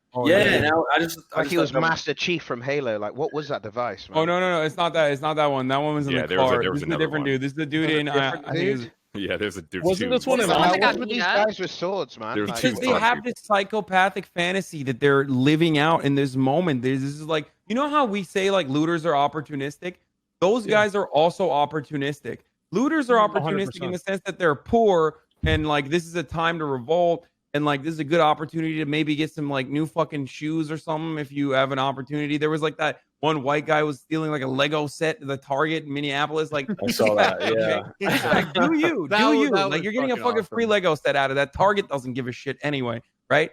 But those guys are also opportunistic in the sense that like they're bored out of their minds. They have these like weird primal fears that manifest because they're on the internet for far too fucking long, and these are the same guys who like oftentimes will think like, these looters are out there. These black guys are saying like kill all whites when they're protesting. It's like, no, they're not fucking saying that, dumbass. It's not a real thing. You just like made that up. But they believe it, and you can't convince them out of this delusion. Yeah, people that are radicalizing themselves. Exactly, and so that guy sees that as an opportunity. A lot of those guys see that as an opportunity to be a hero. The hero that they fancy themselves when they're fucking taking a shower and like picturing themselves doing like the cool thing that they saw in the movies. This is their opportunity. That guy literally tweeted about going outside with his sword and like potentially killing someone. I think the day of the night, that same night, he went outside to defend someone else's bar, and he was running in the middle of the street chasing like a black kid with a skateboard, chasing with a sword. And trying to kill him. And the narrative immediately changed to what the reality was. Originally, they were like, the guy died defending his own property. Then we found out the guy didn't die and was not defending his own property. But it doesn't matter. The people that saw the fake news already are going along with that narrative regardless. I mean, there was the other one where the cops arrested the FBI agent. Oh yeah, I saw that one. That That awesome. one apparently was fake. No, that's an old video, and he's not an FBI agent. That's a really old he's not video. he's not an FBI agent. Did you guys see the one I where know. the college students got pulled out by those 6 cops? Like they pulled them out of the car. Yeah, Atlanta. I got fired. That one. No. Yeah, They were all You know, arrested. I think they all got arrested. Yeah, the Yeah. 6 cops just like tased in like this couple. Just I think they were past curfew. I think by like They were in 30 their minutes. cars, though. Yeah. And so here's the thing, and this is happening in New York. Slasher and Felix can talk to this more. Listen, this is about collective punishment, guys. Okay, which is illegal, but this is not about stopping looting. The looting is just the red herring, the thing that they will focus on and say, this is why we need to be brutal. So why the fuck are you beating the shit out of old people in Buffalo, or beating the fuck out of bikers, or beating the fuck out of a guy who left the hospital because he's an essential worker, and arresting them? Why are you doing all this shit? It's because it's collective punishment. Why? Because people are finally fucking fed up with police brutality, and they're coming out in droves, and they're saying, you need to stop doing this. And they're exercising their fundamental American First Amendment right and doing civil disobedience and getting punished for it. Random people in New York are getting punished for it because cops have gotten completely out of control, and they can do whatever the fuck they want. So they think that they can do this shit to you with the hopes that maybe you'll stop eventually. What's crazy if you learn your place. What's crazy to me is, and this is the part I don't understand. Donald Trump could have literally probably found us or presented a solution to this day one, and things would have been solved. Like, why hasn't he done anything? Why is he's hiding in a bunker? He turned the lights off at the White House. I couldn't believe that. I was like, wow. Well, wasn't that a picture that was from a long time ago? No, the lights are out. But I mean, part of it is that I think that there are aspects to the presidency that Trump likes. Like, do you remember when he had, I forget what football team was over, and he like bought them hamburgers or some fucking stupid shit. I think it was like the college football. They wanted there's like burgers and stuff. He likes doing shit like that. He probably likes picking up the phone, ordering a drone strike to kill people. He likes the film image of the presidency. But things like COVID and things like this, where you actually have to like do some type of work and spend some time on it, I don't think he likes that at all. I think that he's kind of checked out. He's sort of been checked out since the beginning. I'm of the opinion that he didn't really want to be president in the first place. It just kind of happened. Yeah, I mean, he did say that the killing of Floyd was that's been the thing in the conservative world. I haven't actually seen among professional conservative pundits, not among like just assholes on the internet, but like people who paid for this.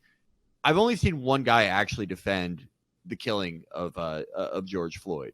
But I think with Trump, it's both laziness and also the fear that he would alienate his base of white supporters who don't think you should ever criticize the police no matter what the fuck they do. Well, this is like what I was talking about before about how all of these issues turn into be like something partisan. I remember whenever like net neutrality was a big thing, and it seemed to me like it was kind of a universal thing, that it was a good thing. Yeah. And then that turned into being, it turned political. And then you have, of course, like global warming, which is extremely political. And it seems like every single issue now is politicized in order to control the narrative and create two opposing viewpoints. And I think the truth is that both like of the two opposing viewpoints are incomplete. And I think they're crafted in a way to create people to make them like not fully understand what's going on, and to keep them bickering about what the looting is, or something like that. Abortion. It's like abortion or gun laws.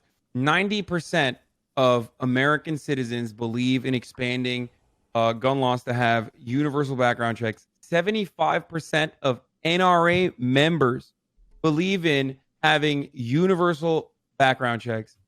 Why the fuck don't we have it? Or abortion. 75% of Americans don't believe we should overturn Roe v. Wade.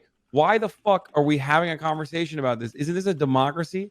Aren't we supposed to do what is the will of the people?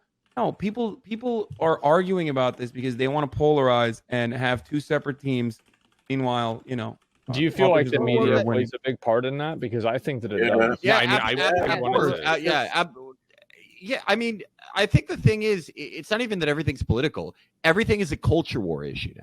Yeah. The only way you can alienate people from things that they actually want or don't quite know they want yet or can't like put into words why they want them or that they want them is to make it a fucking culture war issue. Everyone, yeah, like you said, like global warming should be a thing that everyone fucking cares about. Gun control, blah, blah, blah. Like a lot of these things are unambiguous. And if you look at the polling, everyone is behind these. Like Medicare for all, that's a fucking another one. But culture war is the only way that our politics are conducted. And what that means is like dividing everything, into two camps, because there are only two main ways you can execute power as a voter in America. And mainly your cultural signifiers are the way that you express that. Like, so instead of, being like, oh yeah, well, I'm a gun owner, but I think that, I've witnessed firsthand climate change. It's something we should do something about. We can figure it out. You're told by like, in one case, conservative media, like, oh yeah, you're actually, those fucking like annoying people with pink hair in videos. You're like one of them if you care about this. It's also like a narrative of right versus left culture war is a very easy thing for media to sell, but it's also media is just doing the job of capital. Like capital is the main people selling you the culture war, and it goes the other way. It goes the fucking other way, where instead of, if you're a Democrat thinking that, it's crazy how many fucking people just die, how many people like literally kill themselves because of medical debt, because they don't want to saddle their family with it. That should be something we should do something about. Instead, you're told like the main thing is that everyone on the other side of you is uneducated. They're like some red state fucking bumpkin. They're some piece of shit, and you should just be content in being a liberal because it means you're a good person. It's the way that we're sold everything now. It's kind of weird how, we have these news organizations that are multi-billion-dollar for-profit industries that are owned by billionaires, and then the politicians are just bribed basically by the other billionaires, and nobody actually gets what they want, and it's just a bunch of bullshit. Like I was thinking about it the other day. It's really pretty fucked up. Well, billionaires get what they want. They definitely get what they want. They get everything they want out of that circumstance. It's technically Felix and I could talk endlessly about this for sure, but like every single person that you see in the media, every single fucking person that you see in the media should be getting up there like a NASCAR race jacket. Like, how you in NASCAR race jacket where you have your sponsors on, showing exactly what fucking lobbying firms they work for and exactly what the fucking clients are. But they don't. They come out as liberals and Democrats and Republicans and act like they have a totally separate agenda when they defend a lot of the same things. Now, are there fundamental disagreements? Certainly. But ultimately, when it comes to issues like tax cuts for the wealthy, when it comes to not fighting back enough against deregulation, not doing enough for global warming, it's just the agenda is always whatever the fuck the billionaires want. Not having Medicare for all is a great example of this as well. I don't know. I remember, isn't that why Jink left MSNBC? I remember Jink left MSNBC because even though he was, for the first time ever, in that time slot, they were defeating, he was the top person. Yeah, they were like fucking nearing Fox News numbers, which had never happened before. But he was criticizing Obama all the time. He just kept criticizing Obama. Exactly. Jake used to be a lot more based back in the day. He's definitely a lot more tame now. But he used to just shit on Obama on MSNBC from the left, and they fucking hated that. They pulled him in. They were like, "You can't do this. Like we're a liberal outlet. Like Obama is our president. You can't just like constantly fucking attack him this much. We need access. We need access to the administration. You're gonna fuck that up if you keep doing this." I mean, like, you can take this situation that's going on right now and see four completely different viewpoints. On local news, the focus is on the protesters and the rioters and how that is messing up all the cities, and that is the main problem. If you go on social media, you see 5-hour montages of cops destroying fucking protesters and brutalizing protesters and fucking out civilians. If you go on right-wing mainstream media, they're blaming Antifa and how the Antifa left is infiltrating the right and causing all the rioting and protesters. And if you go on the mainstream left media, they were saying the white nationalists are actually the ones causing all the issues, and they're screwing up all of the black support going on in the country. So you can get 4 completely different narratives based on where you are going to get your media and get your news, Well, and everyone is using that to set whatever they want in motion. It's, you know, it's literally the most common practice in law or actually PR for some things, and that's to create reasonable doubt. And it's amazing how when you just put a little bit of information on somebody's plate, they feel like they can deny everything. Reasonable doubt is an incredibly powerful tool, and I think that's what a lot of people use.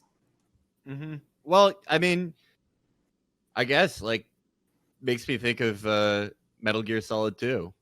Entire thing a little bit, because what was that game about? It was about how we will be controlled by information in the future, not like 1984, not like they're going to restrict everything you see, but by a deluge. There will be so much information you will not be able to discern reality from unreality, and it will just lull you into confusion. That's interesting you say that, because another thing that's really common right now that just popped up recently online, because I work with like a lot of talent management and PR crisis stuff.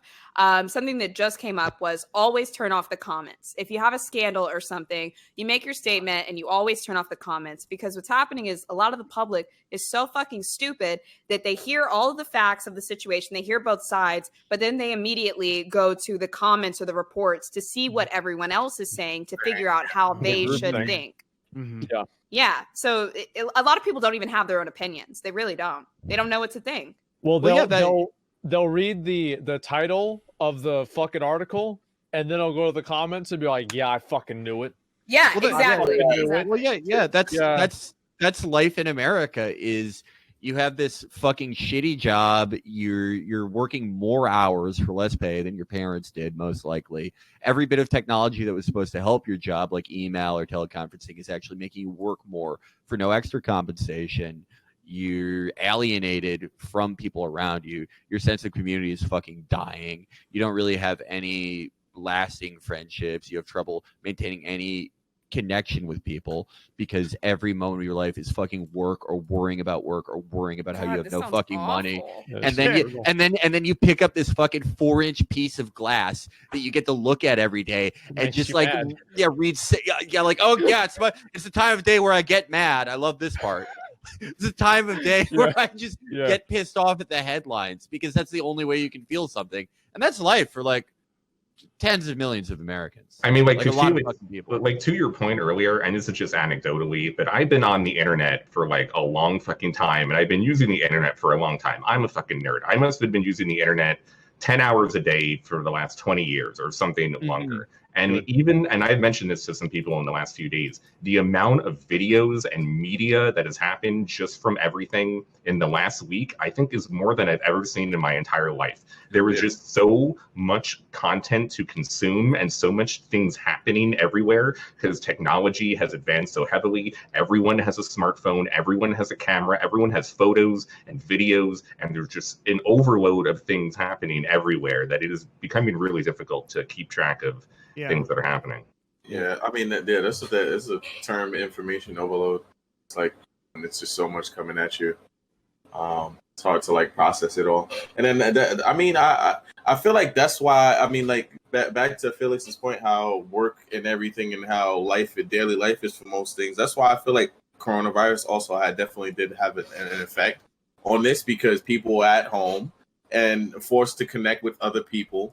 And it's like you're forced to talk to other people because you ain't working all day because you ain't doing shit. So, you're bored. So you're either online or talking to friends or actually spending time with family. And then, when all of this shit happened, it's like, that's why people even have the energy to do this shit.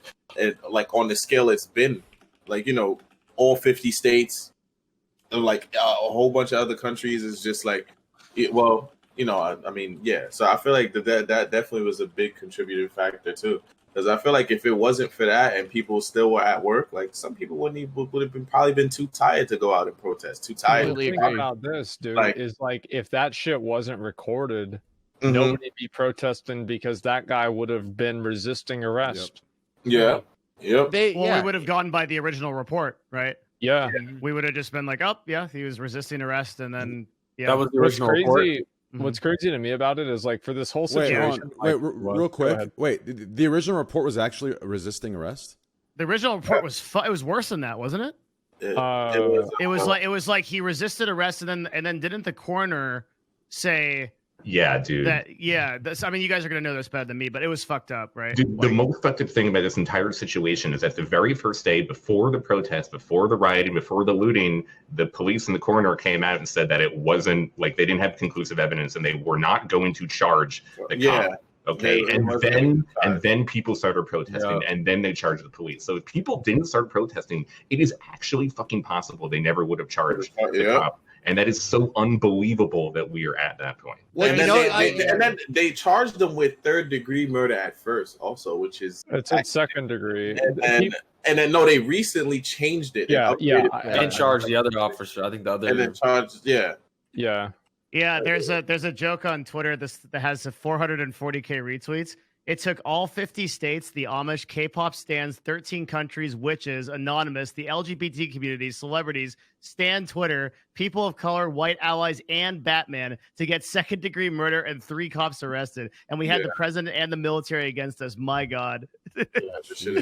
Asman, continue your point. Sorry about that. I was going to say, like, at the beginning, I try to, like I didn't really take the cops' side, obviously, but I wasn't going to go and just say that all cops are terrible people. You know what I mean? Yeah. And it really makes my job of doing that hard whenever I just get to watch clip after clip of them kicking people in the head.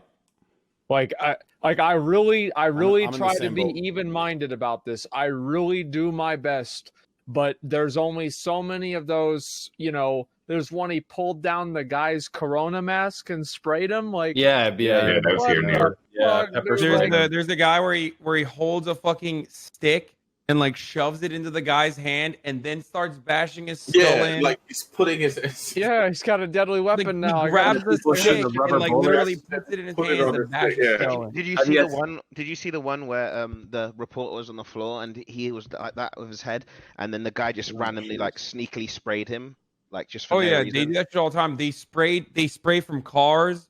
They spray at reporters all the time. That's one of the funniest fucking most insane things, but one of the funniest but craziest things has been like seeing journalists that cover war all the fucking time come back to America and like and it's shocked that cops are just beating the shit out of them here. Like they get more protection in a battlefield than they do in the streets of Seattle. Like there was a photographer that lost her eye.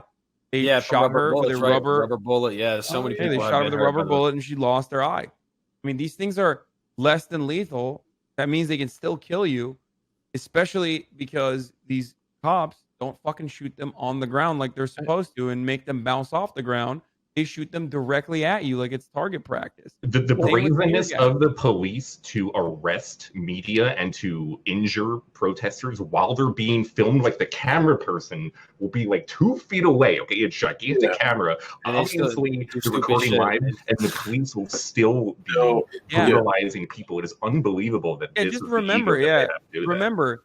They know they're being filmed and they're still doing this shit. So imagine what they do when they're not being they know they're not being filmed. Did you ever see that? I think there was a protester on the ground and like 5 cops like looked around and they just started beating him up, but they didn't know anybody was filming.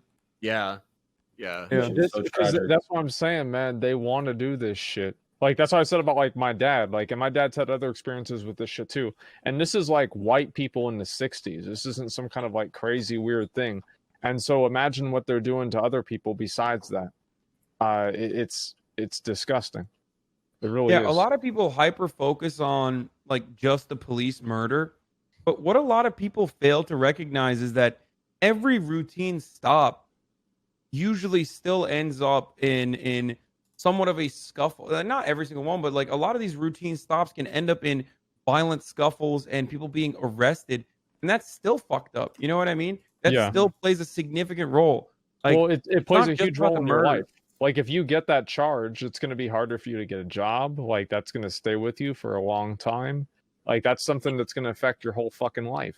And not to mention, like, just because you're not dead doesn't mean you don't have like a permanent or a long-term injury. Yeah.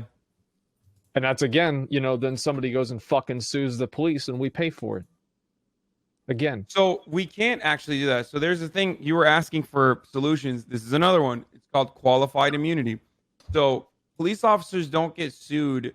It's very difficult to sue a police officer for misconduct and because of qualified immunity. And one of the immediate things that we need to do is end qualified immunity so that officers can be directly sued by their victims. Obviously, most cops don't have enough money, but this would be paid out by state budgets. And I think that would probably create an additional incentive by states and localities to ensure that their cops aren't running around bonking on heads without any sort of regulation whatsoever. I don't know. I don't think I'm that fucking unreasonable when I say this stuff. And I've been saying this shit for a very long time. And I'm surprised that like so many people are finally coming on board with this mentality because it's insane. I think that it's more, I think the real challenge of this is to appeal to the middle of the road people and even the conservatives and help them understand how these issues affect them. Even though they might be, even if like worse, you know, for them, worst case scenario, it only affects black people, so they don't care about it. It still affects them. And that's the challenge to overcome. Yeah. I would say middle of the road people. Oh, sorry, go ahead. No, you.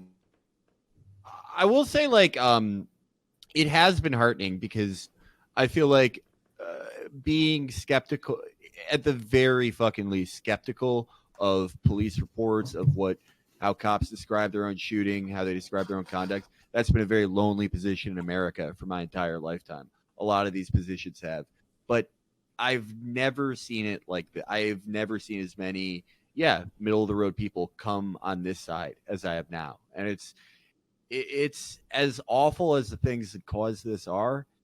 It's actually very heartening to see so many fucking Americans come together on this. Mm-hmm.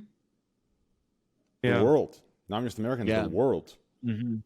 It is truly wild because, like, think about Ferguson protests and stuff. Like, it was never this widespread, it was seen exclusively as like a black issue.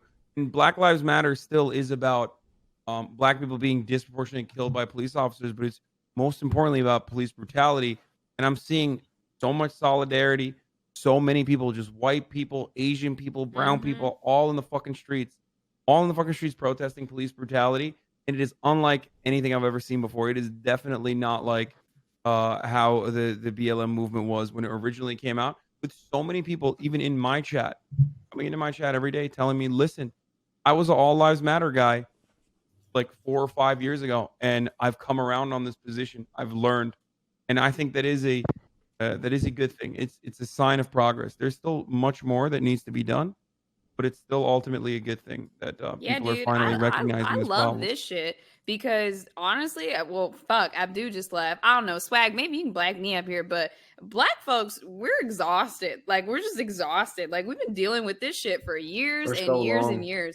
So just to see anyone take a stand and like speak on our behalf, and like I've actually one of my lanes, because I believe that everyone has their lane in a revolution, is that I always tell people like, thank you for speaking up, thank you for using your platform, thank you for sharing resources. I don't know if enough people that are participating are being told thank you, but so many of us do appreciate it because like we don't know what the fuck to do. Like we really don't. And it came to a point where a lot of black people in America, we just accept it. And we're like, great, this is a part of our lives and we have to go thicker skin and just go through it. And now like the past week or so, I'm like, wait, is there going to be change? People care about me. Like it's actually really interesting for me to see too. Well, did they say is the biggest civil rights movement? Like this is the biggest in the history? I think that's what someone tweeted, that this is the biggest civil rights movement. It's really big. I mean, if you want to include social media and everything, it's hard to say that it's not. Yeah. I know, like, I mean, to me, right? I mean, I think that whether you think all lives matter or Black Lives Matter, you're going to arrive at the same conclusion. Like, that's what I think is so important to drive home with these people, is that it doesn't matter. Like, what matters is that you stop this from happening. Yeah. And that's what makes the biggest difference in my mind. 100%. Yeah. I saw a video where there were medical tents for protesters that were being treated. These were being destroyed by cops, yeah. By cops, yeah. And what's the other one I'm looking for? There was like other like military. I don't know if they're private or what, but by other people. But anyways, I find that completely like that's the one part. Like as far as like the looting goes, obviously like the looting I don't support, right? But the protests I do, and having cops or whoever destroy medical tents, like that's some shit. Where if this was also a war crime, literally a war crime. If this was happening in like political wars and shit, right? The fucking Geneva Convention would have a goddamn fucking meltdown. They would literally it's a war crime. That's to destroy medical tents is so it's just you gain nothing from that. It's the most cheap petty thing you could do. So that's the one part that I really just can't get behind at all. It's disgusting. And now we have curfews that are intended to stop the peaceful protests and to try to quell the people from uprising around the city. The last time that we had a curfew in New York City was 80 years ago when a white cop shot a black veteran in the Bronx.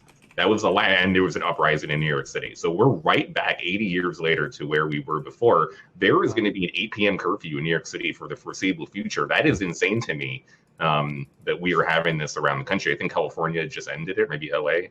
Hassan, didn't they say I think they said the curfew is ended on the 7th.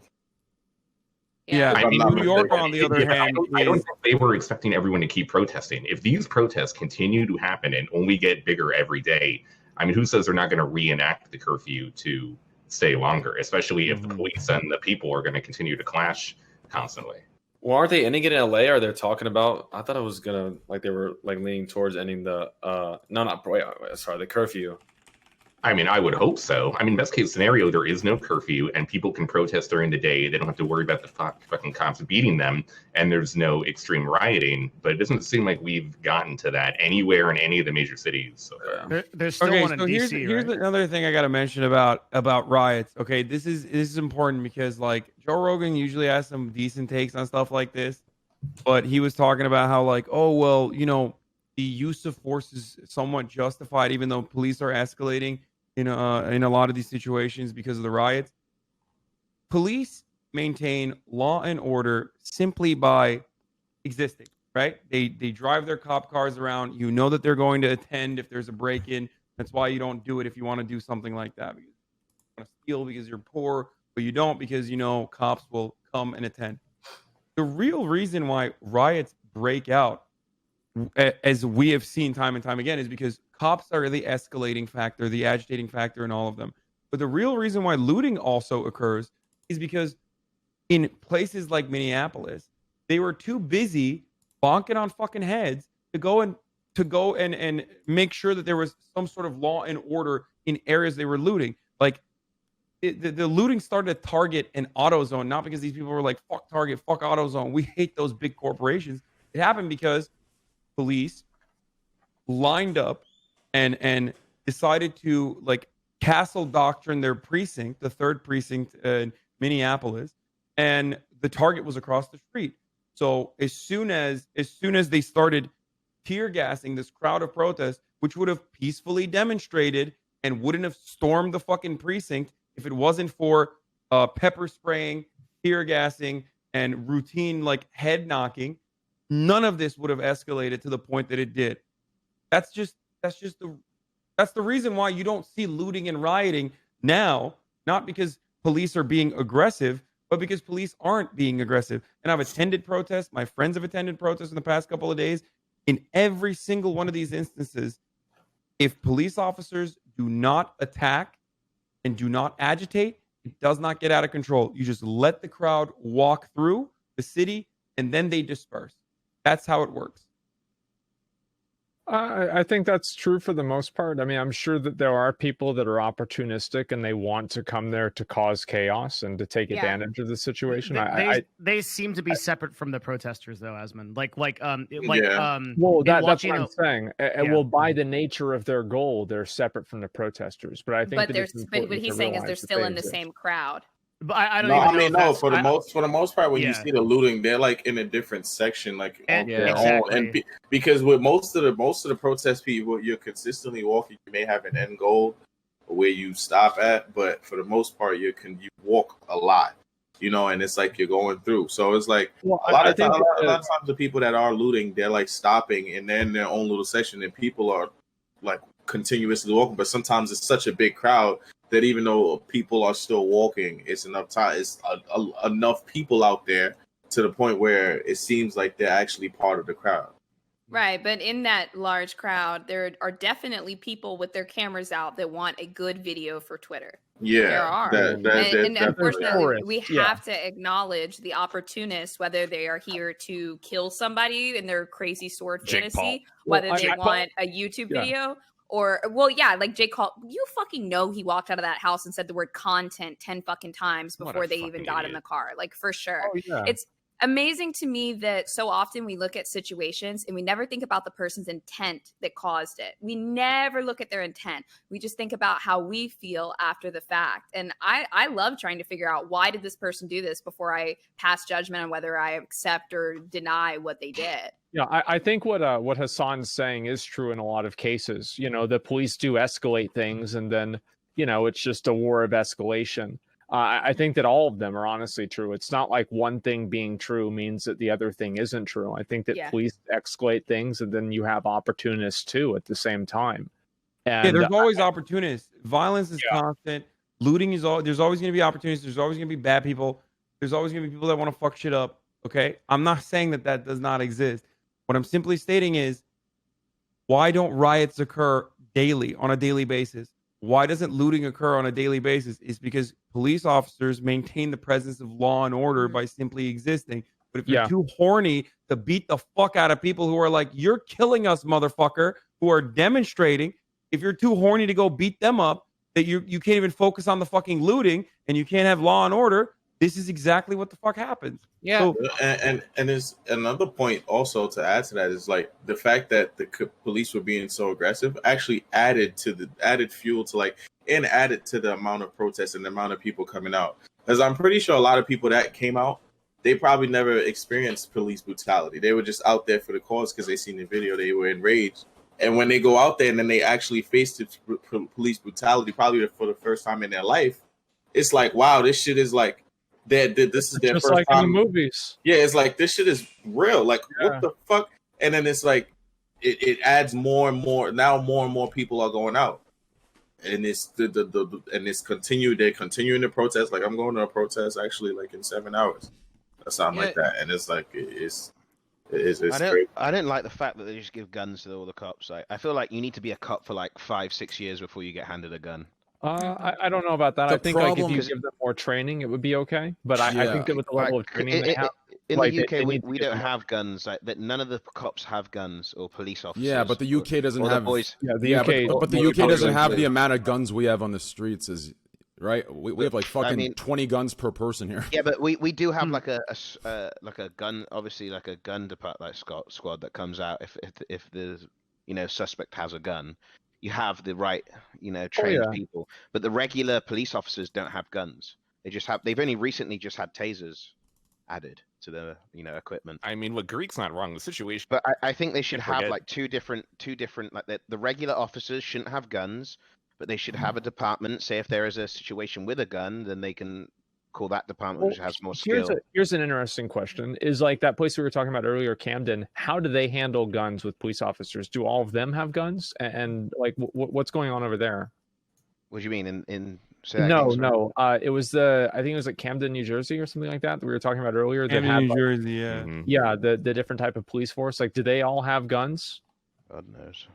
I'm not exactly sure on that. I have to do some reading on Camden. like just in general. But I mean, to Greek's overall point, you can't think that the gun issue, which is another huge problem here in America, is not directly tied into police. Those are obviously tied together here. Oh yeah. Oh yeah. Of I just don't understand. Like, why can't they just give the guns to the more experienced cops that have been in the force for a little longer, and just give the other guys like a, you know? I mean, just have a baton. At the very most, a taser. Yeah, a baton like, and a taser. Like, most beat cops don't need to need have fucking AR-15s and shit. You know what I mean? It's crazy. just it's literally overkill. Like, if there is a situation with a gun, then you get the more experienced cops who have more experience called in. Like you guys have SWAT, but like the UK SWAT, I'm pretty sure is like if there's a situation with a gun, they'll call the SWAT team in. I mean, like one thing I will say is like, I mean, I wouldn't say police shouldn't have guns, especially from where I'm from. It's like if they had to call in cops, if they had to call in cops when a gun situation was there, the cops would never get there in time, ever. Like people would just laugh at them. Oh shit, they gotta call a squad, and then they would run, and they would never be caught. This shit would never. But I do think that it's not like crime is running rampant in like European cities where cops aren't fucking heavily armed. You know what I mean? It's not like European cities are crime infested hellholes or whatever, but they seem to get by when police have at least symbolically a respect for the well-being and livelihood of the citizens that they're supposed to protect and serve, more so than the American cops, which is not really saying much because Europeans don't have gangs of people with AR-15s. What? European cities don't have gangs of people with AR-15s. No, I understand. I don't think that. I mean, demilitarizing the police force is an important step in gun control overall. I think that there also needs to be. This is a much larger problem than just the police force. Mm-hmm. The issue here is the more we justify giving more arms to the police because we keep saying people have guns, we need the cops to have more guns. That conversation ends up with just more guns. Yeah, and the I don't think they should have gun manufacturers. I don't think they should all have like AR-15s or walk around like, you know, but if they have a pistol at least to be able to protect themselves, or if a situation is like they don't have time to call in other people or time to really, you know, sometimes police are in situations where they don't have time to really wait for anyone or wait for backup or wait, you know, they need a way to protect themselves. I think honestly, I think what were you saying? With the nature of the U.S. now, with how many people have guns and like how prevalent violent crime is, I think that the police officers should have guns. But the issue is that whenever the police officers don't have the training required to have the state of mind that's necessary to use that gun in a good way and a successful way, then I think that's really what the problem is. Yeah, but then even if you think about it, right? The dude, for example, that stood on George Floyd, they said he had 18 complaints. 18 complaints. That's a lot of complaints for like one. Sorry, go ahead. It just doesn't make sense. Like, how do you have that many complaints and they keep him there till eventually he kills someone? Mm-hmm. I honestly also I think they should. Well, they usually keep you after you kill someone too. Like, sorry, Greek, go ahead. That's right. Carry on. No. I just wanted to say they keep you after you kill people too. It's only when we find out and we're like, this shit is fucked up, and then they still fucking keep you because the police union is insanely powerful. But that's a separate conversation. It's just so fucked. Doesn't make sense. Go on, Greek. Sorry. No, I also think it should be mandatory that they have the camera rolling, a chest cam at all times for any situation that they go. Like, I don't understand why that isn't a thing yet. Yeah, like, the body cam situation of them being able to turn them off is absolutely ridiculous. I mean, yeah, I think if they're getting paid that much money and that much money is getting put into the police force, they should at least have a little body cam running at all times at any situation. And if it does get switched off, it doesn't. They got some serious questions, answers to be made. So I don't know. I just think they should all have a cam running at all times. A lot of problems would get solved if that was it. But it's always off. Like, how's it always off? I mean, sometimes people get better angles than the chest camera. It still doesn't matter. I mean, Baltimore. There's a funny story out of Baltimore, which is an incredibly corrupt police department. For anyone who's from Maryland or from Baltimore, you would know this. But or if you watch The Wire, So, or if you watch The Wire, this is one of my favorite police corruption, brutality stories, but undercover officers. So, body cameras turn on 30 seconds before you actually turn it on. I don't know if you guys know this. This is how dash cams work too. So they're like on a constant feed, and it starts recording 30 seconds prior to you actually turning it on. And unless you like put a tape over it. So one of these guys didn't time it correctly in Baltimore, and there's this beautiful loop of him walking up to a like dirt patch or whatever after they arrested a suspect and planting drugs that he took out of his pocket inside of a canister, walking back out, then turning his fucking body camera on, but it recorded the prior 30 seconds as well, where he did all that, walking over there to the dirt patch, finding the drugs perfectly planted in the can, and then arresting, and then completing the arrest. It's What great. dumbass. Shit like this happens all the fucking time. Mm-hmm. Yeah, Yeah, it should be as soon as the call's made and they got a situation, then it should be switched on. The car journey there, and then it's just a joke, dude. Yeah, actually, When you do that, you're not. When you do that, you can't be a cop anymore. You just can't. When you kill someone, you just like, if it's completely unjustifiable, and in a lot of instances it is, you can't be a cop anymore. Chris Rock has a really good bit about this, where he's like, if you got on a plane and 9 times out of 10 you were safe, but that one time you died, we wouldn't go on planes anymore. Like, no one would fucking fly. But when cops do this, when cops kill people, or when cops beat the shit out of people inappropriately or arrest the wrong person, it's totally fine. It's crazy. No one is saying that policing isn't a difficult job. It truly is a difficult job. Okay? Mm-hmm. But they need to handle the responsibility they've been given, and they are very clearly not handling it appropriately. They're doing everything they can. That's why I think they need more training. I mean, I know that people were talking to me about this before, and I was I heard that in other places in the world, in Europe, for example, the police training is much, much, much more extensive than it is in the U.S. And I think that's obviously a really, really good first step.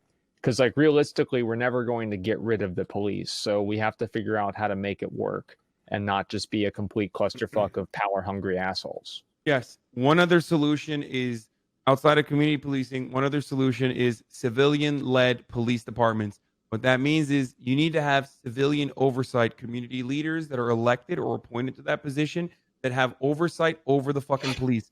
Police can't be policing other police, because as we have seen time and time again, that when cops are looking into other cops, they let a lot of shit slide, from the coroner all the way to the prosecutor, all the way to the fucking judge. They can't play judge, jury, executioner and then get off and get away with it, because other cops are the ones who are also doing the fucking policing of other cops. Well, also, civilians that pay their taxes, that fucking pay for this police force, should have oversight over the police, because they are public servants. They're supposed to serve you and me. They're supposed to serve every single person in that community, not themselves. All the top guys are probably corrupt, dirty cops. It doesn't make sense. Like how they also investigate themselves. It's like, yeah, I slapped the shit out of them. Ourselves and found ourselves to be doing nothing wrong. Wow. Yeah, it's like it's the same shit with like fucking putting people from Goldman Sachs in the Treasury and the Fed. Like, these are the it's the revolving door between the SEC and financial institutions. Like, oh really? You're gonna police the financial institutions after you worked at those institutions? Really? Seems a little suspicious, but I guess it's okay. It's fine. No, nothing to see here. It's bullshit. It's completely bullshit. People love to talk about being civic minded and caring about a greater good and caring about making America better, but ultimately, in every institution of power, in every legitimate institution, anyone that has authority oftentimes is also either worked in that industry ahead of time and is completely regulating itself, or they're just paid out through campaign contributions. It sucks. That's why no change happens, and things are just slowly but surely getting worse and worse. But as Felix pointed out, at least you have a marginally better Apple product that you can fucking look at for 4 hours a day to feel shitty about yourself. And that's great. It keeps us sedated. It keeps us happy for a brief moment. But ultimately, shit is getting worse, while it should be getting a lot better due to the profound technological achievements that we're experiencing in this day and age. And despite things getting worse, there are a few people that are looking to do good in the world, and some of them are at Color of Change. We are $27,000 at this point. Just broke it by $4 with a donation from Mr. Crayfish for $180, and also a donation from RugX, $100. Thanks to all you guys do for using your platforms to bring attention to this injustice. BLM. Thank you very much. Yo, guys, we are at the last stretch of the podcast. That's you know, right. if we make it to 30K, minutes. we might even change the topic. Only God knows. True. Yeah. We'll probably wrap this up in about 30 minutes, I think, 35 minutes. And You mean an hour? No, like 35 minutes, I think. Do we have any? I think we had some wholesome news on the doc. Is there anything juicy in there? Wholesome. All got charged. Yeah. That was positive. I mean, at least everyone. That is. You know, I read. I know. Oh, I take it back. I saw an article. I didn't read it. I don't know what I was doing. I was probably fucking high or something. Only God knows. But it said that there's a process for like indicting police officers or something like that, and that's why it takes so much longer. Does anyone know anything else about that? Like why it took so long to arrest them? I have no idea. I mean, I'm just going to assume it's either a rigged system or just the usual government incompetence. I worked for the IRS, and there are so many people that just didn't fucking do anything. Didn't do anything. There is, I mean, oftentimes prosecutors just decline to even charge or convene a grand jury or even investigate. I mean, that is, I mean, weirdly enough, it's probably the reason why Amy Klobuchar will miss out on being voted as a vice presidential pick, is because for the exact officer in this case, Chauvin, she declined to prosecute him several times for a bunch of different things. That's convenient. Yeah. But, I mean, it's a recurring theme we're seeing. Like, you know, why does, you know, local news cover these things in certain ways? It's because they need access to police departments to fill an hour every night. Why do prosecutors often decline to prosecute abusive or murderous cops? Well, they rely on their relationship with the police department. I mean, prosecutors, that's something that I hope this movement looks at a lot too, is prosecutorial conduct in America. It's a brutal fucking system. Well, it's just it's rigged in a lot of ways. I mean, I think that's really what I think more and more people are starting to realize, especially as now you have like social media and like all of this information getting out in all of these different ways. You're just seeing how many different ways the system is rigged with like all these protections for people that shouldn't have protections. I think that's really what the worst part about this is. Worst and simultaneously best. I have two topics that are related. They're not feel-good topics, but they are kind of related to this, but not specifically this. One, all right, hit us. How do you guys feel about the responsibility of streamers, content creators, celebrities, people with big platforms to talk about this in the first place? How do you feel about these big brands that have either made statements, not made statements, put their black squares on their social media accounts, or done whatever else they have to try to either legitimately care about this thing or virtue signal and pretend to care while they're doing atrocities elsewhere? So I can just on the corporate point, unless you really want to go. You know what? Like my point's gonna be like 5 minutes. So just okay. He's honest. I fucking love you, Aslan. There's an enormous amount of fucking slacktivism going on in corporations. This is coming from fucking CEO Andy. Okay, like this putting a fucking black square up and acting like you're part of some fucking movement so that you can appease like your crowd. Like, hey, we're doing this too. Like fuck all that shit, dude. Like, if you want to there's people out there that are making real change, and I and I put them on the I put them on the sheet. Like I think it was Bank of America that donated $1 billion to let's see if I have that right. Yeah, Bank of America with $1 billion to racial inequality across a bunch of different charities. Apple, Facebook, Verizon gave $10 million each. Now that's Lego, $10 million out of the profit that they had, but at least they did something other than change their fucking Twitter image to a black square and panders to some group of people. There's a lot of that bullshit going around. But you mean it wasn't impactful when GameStop said you know, the GameStop put a fucking black square in their Twitter profile? Barbie was the one that really made me start to care. Okay. Here's the cutest one about it to me is that you see all of these different. I think Bethesda was the one that I saw, and it shows all of their different PR Twitter accounts, and all of them have like the rainbow flag, except for the ones that are in like the Middle East. Yeah. And so it's like Bethesda Turkey, and like I think it was like Bethesda Middle East or something. It was like, fucking, what are you guys doing? You can't even do the bare minimum. What the fuck? Well, they don't care. That's why. And like, for example, you know, I play WoW. I know all about Blizzard Activision. Whenever they shut down that one guy for speaking out against China, Blitzkung with the Hong Kong controversy. And then, I mean, Hong Kong, I mean, China treats minorities pretty fucking bad. And America is a utopia compared to that. And you go and you look at that, and China shut him down, and now they're making a post about it. This is purely opportunistic social like marketing. And what I think is really bad about it is that they're co-opting a movement, and they're using that movement to create a positive association in people's minds that they're brand and politically conscious, but it's actually just manipulation and grifting. And I think that also it drowns out the voices of genuine people that are talking about it, and it has a profit motive.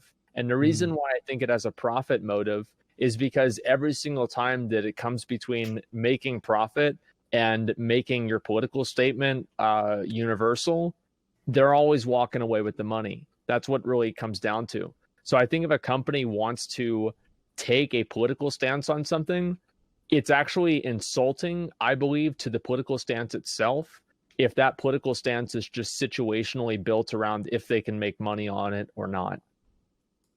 I hate it entirely, and I think that it's completely manipulative. And I'm glad that so many of these companies, you know, you've got Slasher, the MVP here, calling out fucking Blizzard Activision on this. And Riot. And Riot. In terms of streamers, I don't think anybody should have to talk about the issue, because some people, like, you don't know, like, I don't like the idea that you should be able to guilt somebody into co-opting their platform to talk about your agenda. And I think especially nowadays with the focus that we have on mental health, there are a lot of people who just don't want to have the mental health burden of having, you know, basically two sides of an extremely polarizing and emotionally charged issue be angry at you for not having the right opinion, and especially whenever you're not informed about it. So I don't think that anybody should have a responsibility to say anything or make a comment if they're not comfortable with it. Yeah, I've had like a bunch of. Sorry, go ahead, Buzz. Sure. I think too, what I keep seeing happening is just people moving the goalposts. Like, I've been posting a lot on Twitter. I post a lot on my stories about stuff. And then yesterday I only posted one thing and then posted a picture of food or something. And I immediately get a message like, so much going on in the world and you're just talking about food. I knew there was something wrong with you as a black person. And I'm like, is this what we're fucking doing right now? I was like, is this helpful? Well, this is mental. That's mental illness. That's never gonna stop. Well, no, but like what I mean is, like, it's funny, but it's also not. Like, I try to remember this whenever I see messages that I get from people and they're like just extremely vitriolic and upset. These are the people that Hassan and we've been talking about, that spend, you know, their precious 4 hours a day getting angry at a 4-inch piece of glass. You know, this is what they look forward to. Okay, yeah, but you can't necessarily put it on all mental illness. Emotions are high right now across the board. People that even aren't usually like this are way over emotional when they shouldn't be. Obviously, they shouldn't be saying that shit to Bose. That is unbelievably insulting and ridiculous. But people are really like amped up right now in either direction, where little things that aren't totally accommodating to them are setting people off even more so than usual. I actually, I'm going to partially agree with you, but I think that many people are just using it as an outlet or a rationalization to behave how they want to. It's another opportunistic thing. It's controlling someone else's platform under everything that's going on. Yeah. Yeah. I mean, for me, I feel like people would do whatever you want with your platform. I feel like people shouldn't be forced to speak on it. But one thing I will say though is like, because I got a couple of people that said like they were initially scared. Like, if you feel strongly enough about something, I feel like you should speak on it, whether or not you have a fair. Like, a lot of people were talking about how they were scared to speak out, but seeing others speak out gave them the courage. I feel like if you have a platform and you feel strongly about something, you should definitely express your opinion or express your thoughts about it. That's one thing I'll say, like, but that's your own personal choice. But I feel like if you do feel strongly about it and you want to express your opinion, don't let the fear of like, whatever it may be, stop you from doing that. And I mean, besides that, I feel like no one should be forced to do whatever. For example, like I posted like maybe a picture and like maybe like 2 tweets, but it's not like, I mean, even for a while, like for a couple of days, I didn't say anything because like I was just processing a whole bunch of like emotions. You know what I mean? It's like, so I mean, you don't know what people are going through. You don't know what people are processing. You don't know what people feel. You don't know. Sometimes people don't even. Sometimes people don't even know how to express. Posting on it about social media doesn't mean that they're not making an impact on their own. Yeah, and some people don't even know how to express themselves, like in a way that would be effective. So it's just like I feel like to each his own. Do what you want with your platform, but I do feel like when it's something this big, definitely I would encourage like streamers to at least look into it and see what was going on. Especially when it's like this big and around each and every one of us. You know what I mean? Yeah, I think the very least they should, at least if you don't know what to say, because for me, for a couple of days, I didn't know what to say really, but I think the best thing that I did was just give people resources to actually donate to sign petitions. I feel like if you have a really big platform, I think if you're going to speak on anything, it'd be this, and if not, at least give like people resources to to donate to sign petitions. If you like for the streamers, I think if you don't know what you're talking about, don't talk about it. That's what I'm saying. That's why I said, but just link so people can like find ways to support and stuff like that. I mean, you don't think it's okay to just say, I'm really on the side of Black Lives Matter. I don't understand the subject. I understand why these people are protesting. Like, I'm behind it. Like, that's enough to say without knowing the facts. Yeah. Well, I just don't think you should be. I don't know. Like people, a lot of people, like Martin Luther King. Here's what I mean, right? Devin, do you think that streamers should be expected to say that?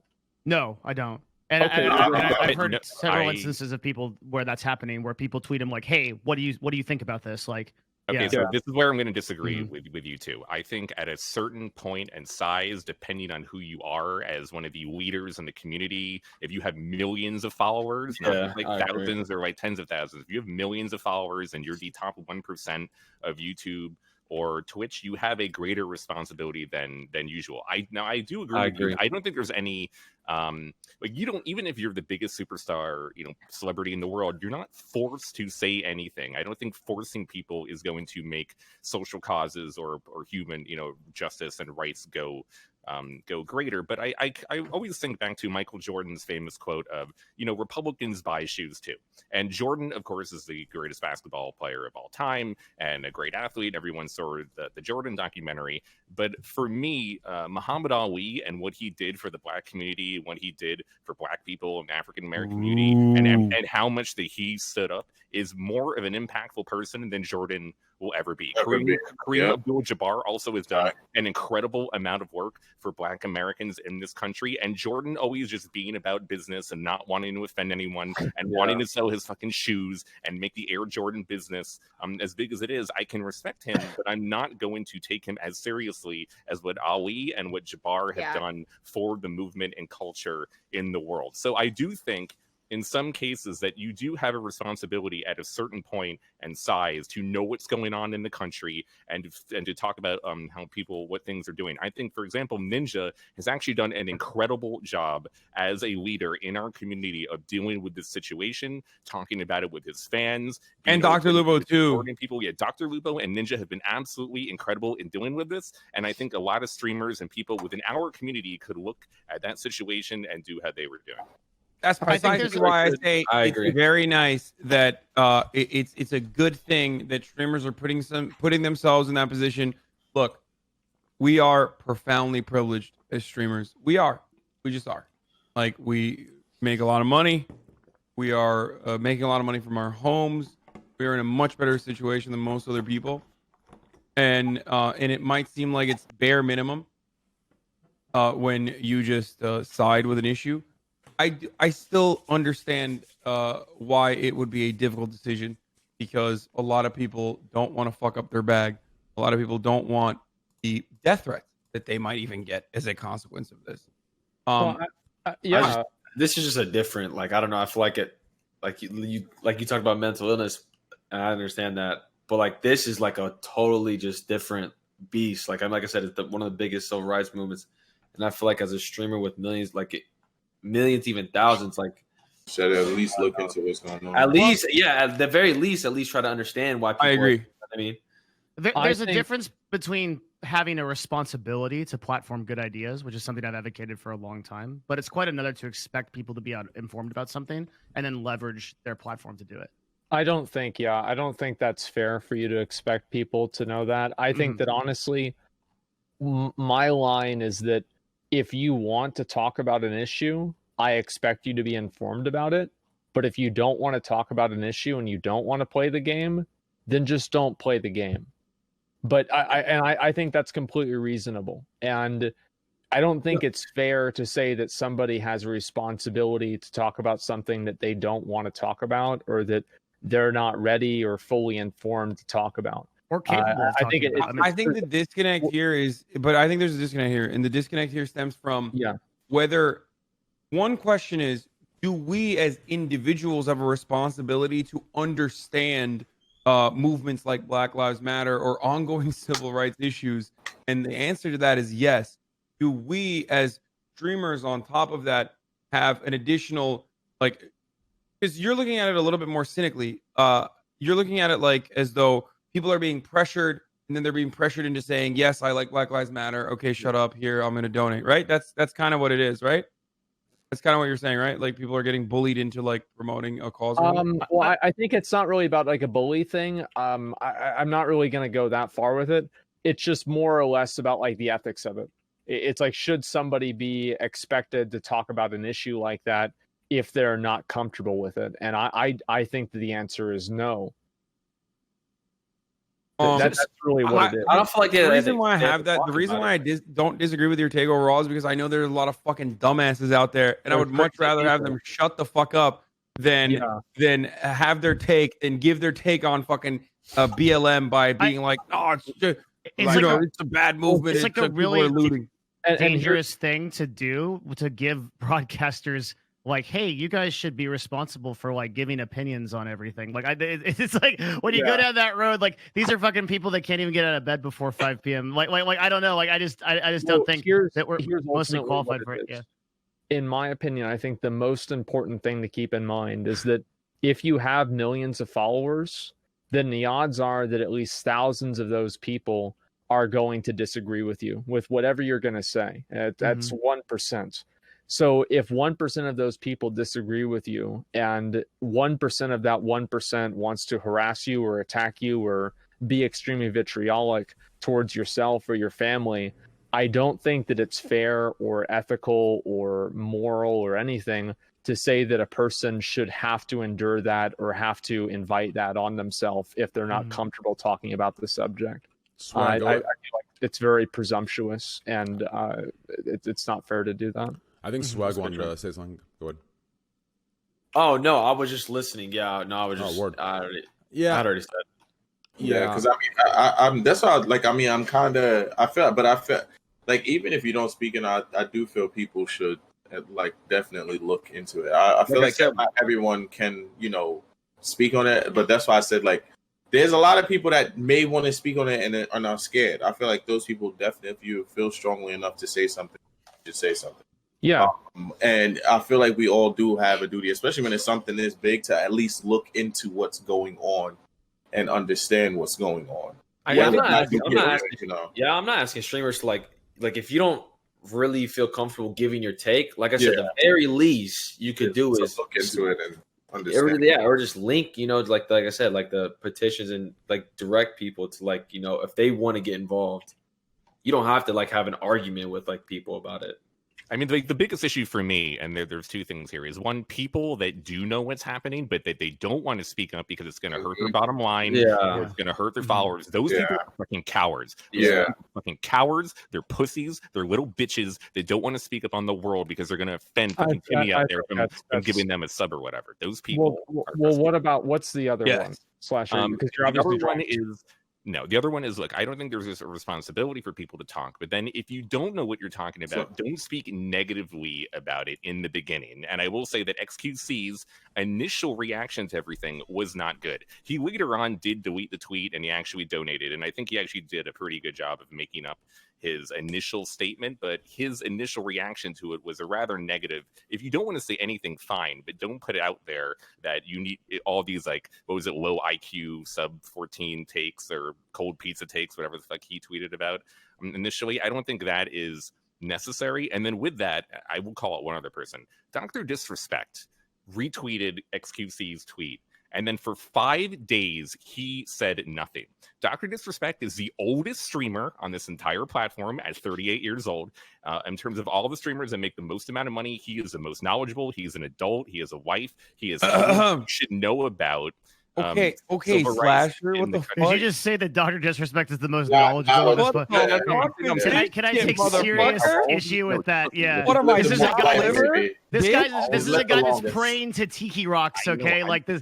Like, this is motherfucking 5G Shun guy disrespect over here, most knowledgeable here.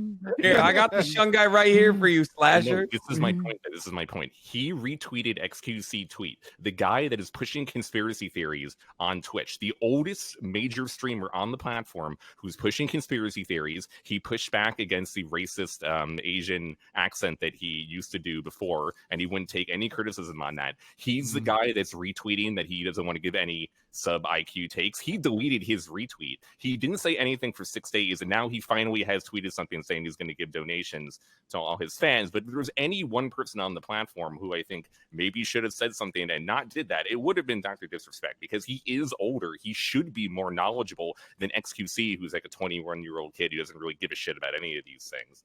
I think it's a mistake. Hold on. I think it's a mistake. Yeah, real quick. I'll go and then you go. Listen, I think, in my opinion, I think that's a mistake take. And here's why. Okay? Listen. That's being way too extreme.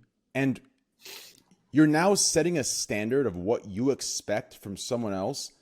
And I don't think that's right to just call him out like that. And then, because the way he's presented now is as if he does not support the movement. And it's not right. Because if you're going to talk out it's about not the case. It's not the case. There's much. It's not like he doesn't make political statements. He already did this Shungite meme in the first place. There's so much bad out. Is the Shungite a political statement? I don't think that's a political statement. I mean, he's obviously talking about it because the whole 5G fucking he's. I think he was a little misguided on the. I think he was a little misguided on the Shungite stuff. He did a really good job of recovering it and turning it into a meme, which I. He's good as long as it's not it's like, I mean, you have to remember Dr. Disrespect is just like a guy, and maybe he read some dumb thing about a crystal castle pyramid thing and he just bought it. Around the La Casa, Asmon. Yeah, the La Casa. Put them around the La Casa. And I don't know. I think that Slasher, you're elevating it to such a degree 100%, that it removes him as a person from the image, and you just look at him as an entity that you want to reflect your worldview. And I don't think that's fair, especially with Dr. Disrespect. Like last year, I remember somebody shot a BB gun or something through his window, and then it's a surprise that he's not going to want to, interject himself into a political take that's very polarizing. I don't think that's unrealistic at all. And I think Ninja and Dr. Lupo are going to take the lead and do a really good job that they can. And other streamers then let them take the lead. Yeah, I mean, I don't really disagree with that. That sounds great. This is why I respect people. This is why I really respect people who come out and actually fucking have a stance on this issue that I, of course, agree with. And if it's like a dumb take, and if it's like anti-BLM unconditionally, I will fight back against that. I'll push back against that. But I respect people who come out and actually still support movements like Black Lives Matter or progressive movements, because I understand that it's not everybody's best interest. Actually, speaking of devil, speaking of dumb takes, did you guys hear Miss Malaysia's take on the whole situation? Well, I don't know if it's dude, like, please let. No, I have to read this. Train, I have to read this. No, you can. I read it. It's so dumb. Yeah, you can read it right after this. But before we move on, I agree with Asmon 100% on this Dr. Disrespect thing, right? Like, I think Ninja and Dr. Lupo, they've done great. Let them lead, right? But as soon as you get into this manipulation thing where if other content creators don't do it as well as they did, they're not supportive. As soon as you get there, that's manipulation. And if you have to use manipulation to spread what's right, you're no different than the side you're fighting against. Let the good guys that are doing good things lead. And the people who don't want to act or don't want to interject themselves, just let them be like. Let them follow. It's being elevated. Like Aslan said, this doc thing is being elevated to this weird thing where it's just me. I don't like it. I just made one comment. It's not like I tweeted about it. I'm just saying. Well, it's not like a huge drama or anything. I'm just saying too. Like, for me personally, whenever the topic came up and I decided if I wanted to talk about it or not, I was slightly nervous about talking about it. But at the end of the day, it's like, if people are going to disagree with me, fuck them. And that's all there really is to it.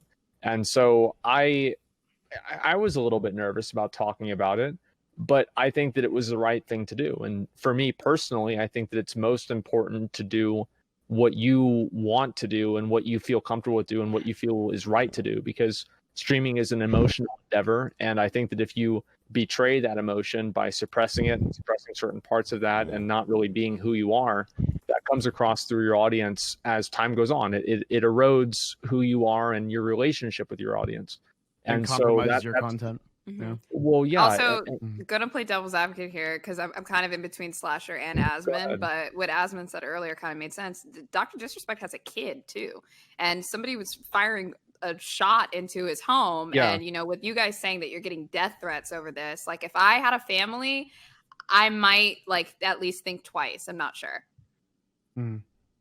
Yeah. I mean, but I don't know. I think the ultimate, here's the situation, okay? You think about your children, you think about your financial security, and then you look at the situation. If you read up enough on it, if you have black friends and you talk to them, or if you have friends that have been victimized by the police, you talk to them, you make your conclusion about police brutality in this country. And as Asmon has demonstrated time and time again throughout this conversation, that it is a problem that affects all of us. At that point, you have two options. You either stay silent and allow this to continue and try to, I guess, evade the negative consequences of police brutality as best as you can, even though it might impact you in the future or your children in the future. You don't know that. Or take a stand with everyone else and try to fight back against it. Can I rephrase that in a way that I think would sound like more informs like the way that I look at it? I think that he's staying silent on it, not to kind of just stay under the radar, but to give other people who are more informed and educated and willing to fight this fight the platform and the main stage to really talk about it, who understand it better than he does. And I think that if you look at it from that perspective instead, it makes a lot more sense, and it's not quite as it's not as assuming. Yeah, that's why I think it comes from. Look, I don't disagree with you on the let uneducated people not talk about this issue take, because I've seen so many people fail to even come to decent conclusions about this stuff, and then end up making a fool of themselves, and end up even losing more fans in the process. And then they're like, well, what the fuck did I do this for to begin with? So I think it's still important, even if you are not going to take a bold stance on this issue on your show or lead the community or whatever, you should still educate yourself on the matter, no matter what, because it is an ongoing problem. As a citizen. Yes, as a citizen, you should educate yourself on the matter. And I genuinely believe that when you do educate yourself on this matter, you will speak out on it. And and you did too. Yeah, and as you did as well, Asmund. So that's my point. I originally didn't even know what it was. I heard some guy got killed, and I thought it was just some bullshit. And then I looked more into it the next day, and I came back. I was like, "Yo, I fucking saw about this shit. Like, I've got some things to say." And I think that I think that having a person do that organically and in the true sense is what really matters the most, and it's the realest. Guys, just real quick, we are just passing $28,000, and we are coming up closer to the end of the podcast. So I would really think we can hit 30 if we put in for a last run. I got a couple to read out. $300 from Cryos. Racism is cringe as fuck. Hashtag BLM. Thank you, man. Redbeard with the 100 BLM Squad L. Let's get some love hearts in the chat, boys. Getsu with the 100. Glad to see Twitch has people using their platform to get actual information out. Keep up the good work. Thank you. Anonymous donates $100 and says, Haas comrade. Ultra PG drops $150 and says Haas L. And last, Hedwig says, love the podcast. Keep it up. Black Lives Matter, $150. Thank you so much. Appreciate you. We are 2K away from 30K, guys. Wow. All right, I'm gonna read you all this dumb shit now. If you guys didn't hear it yet, sorry, I forgot. You've been waiting. Yo, you guys are good. It's just so bad, but it's super juicy. And then I just fucking lost it. It's really bad. Hold on. Okay. I got it. So she posted a couple of stories, and just so you guys know, she's got a platform of about 200,000. And also with being crowned as, I think she was Miss Universe, or she was up for Miss Universe as Miss Malaysia. This is a person that people generally kind of look up to, and she's a minority. This is what her message says. To the Black people. Relax. Great start. Oh God. Relax. Take it as a challenge. It makes you stronger. You chose to be born as a colored person in America for a reason, to learn a certain lesson. Accept it as it is. Till now, hunger and poverty still exist. It is what it is. It's inevitable. Best you can do is remain calm, protect your heart, and don't allow it to crumble. That's your responsibility. What the fuck does that mean? Did we selected our race when we were born? Like, what? I don't understand. I wonder if she tells people that have cancer the same thing. Yeah. You wonder if she tells people what? They have cancer, the same thing. Oh my. Well, I mean, those people. Wait, real quick. Real quick. Made a terrible choice. Huge shout out to Swagg on the podcast. He decided to top us off, boys. $2,000 donation. Hell yeah, man. To put us to $30,100, boys. Huge love. Yo, guys. Thank you, man. Swagg right here dropping 2 G's. W's. Jesus, bitch, you just sitting here with them deep pockets. Okay. How to reach the goal. Damn. My man, dude. That's love. Swagg. Thank you. Yo, Yeah, no boys, problem, hearts in chat for Swagg. SWAGG. Tag him and put a heart. Thank you. Continue, Felix. Right before we wrap it up. Oh no! I was just like cutting in, like making fun of the letter.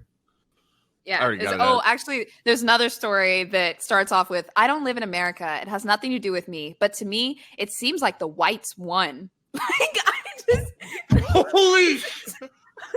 Mind-blowing to me. Good game, guys. Good luck. Have fun. Good half. Good half, whites. Holy shit.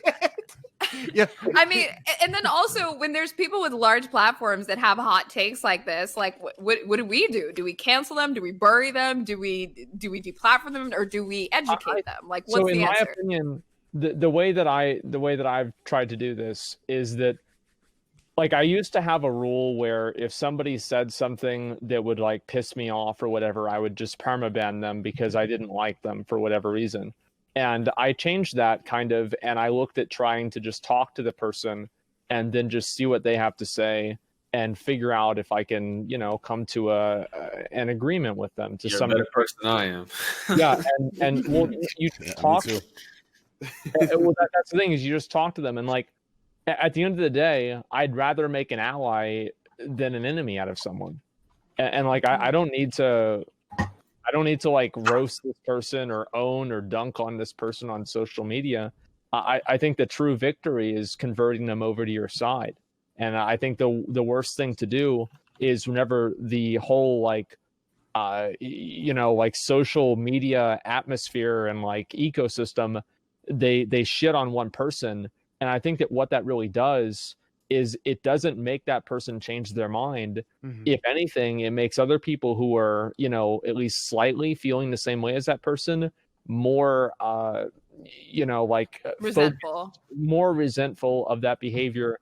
And then it makes that person who you did that to more radicalized. So it actually ultimately goes against your goals, even though it might seem like the just thing to do. But some people are just made like they're just negative, regardless of what, what I mean? Like there's no, some people are just evil. Evil. They are stupid, but I think that if nothing else, you create the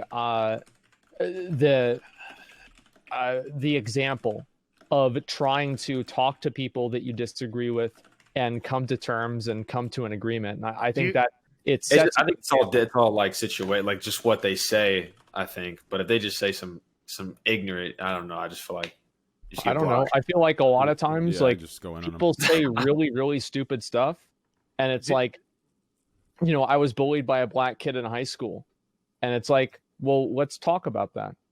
I mean, have you evaluated how effective this is, like in a stream of 50,000 people? Like, is it worth your time to like single a single person out in chat and like address this with them? Yeah, it is, because I do it. So one example of me doing it is whenever I did ban appeals, and I told people that, if you came in there and you said something like really stupid or racist or something like that, I'll unban you if you express remorse and you won't do it again. But I also said that if you do it again after that, I'm going to ban you in every stream I possibly can. Okay. And because obviously it puts other streamers at risk. So it's actually in their best interest too. And I explained why this is bad. And other people message me on Discord and they're like, yeah, I was banned. I don't know why I got banned. And then they started, I look at their logs. Guess what? I don't know why they're banned. Who can spell it in? It's like, okay, dude. So I go and I talk to them and I explain to them, this is why it's bad. I think the best example I can give is that there is somebody, and this sounds a little bit ridiculous, but this is somebody in my raiding guild. And I had to explain to this person why it was bad for them to troll their raid members, their fellow raid members. And it was like an hour conversation, or an hour to an hour conversation about why this is a bad thing and how it created a bad atmosphere. But at the end of it, the person respected me and they saw my point of view, and we became friends for years. So it takes more effort, and it's a lot easier to just demonize somebody and throw them away. But I don't think that's the smart thing to do. I generally agree with you on some of that. Like I don't think that you should have to do that. It's a lot of work. Right. I don't. Right. Like I'm not like always super into like canceling someone, like having like the asshole of the day that everyone fucking takes turns making fun of. Yeah. At the end of the day, like I mean, that's what Twitter is. That's what it's. Everyone's trying to shove the same turd down the same fucking toilet. But I think like with this one, the Miss Malaysia one, there's some where it's like it's not just like bad. It's just like she sounds insane. Like I'm just, like there's just something wrong. Yeah, there's like, the other. Looked like White's one. Like what?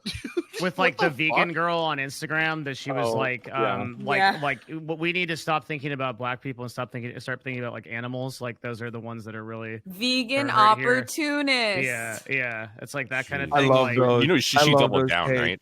Yeah, I know she did. She made another video like this is really important. Well, she said that then that eating hamburgers directly harms black people more than anything the police are doing, and I was like, oh.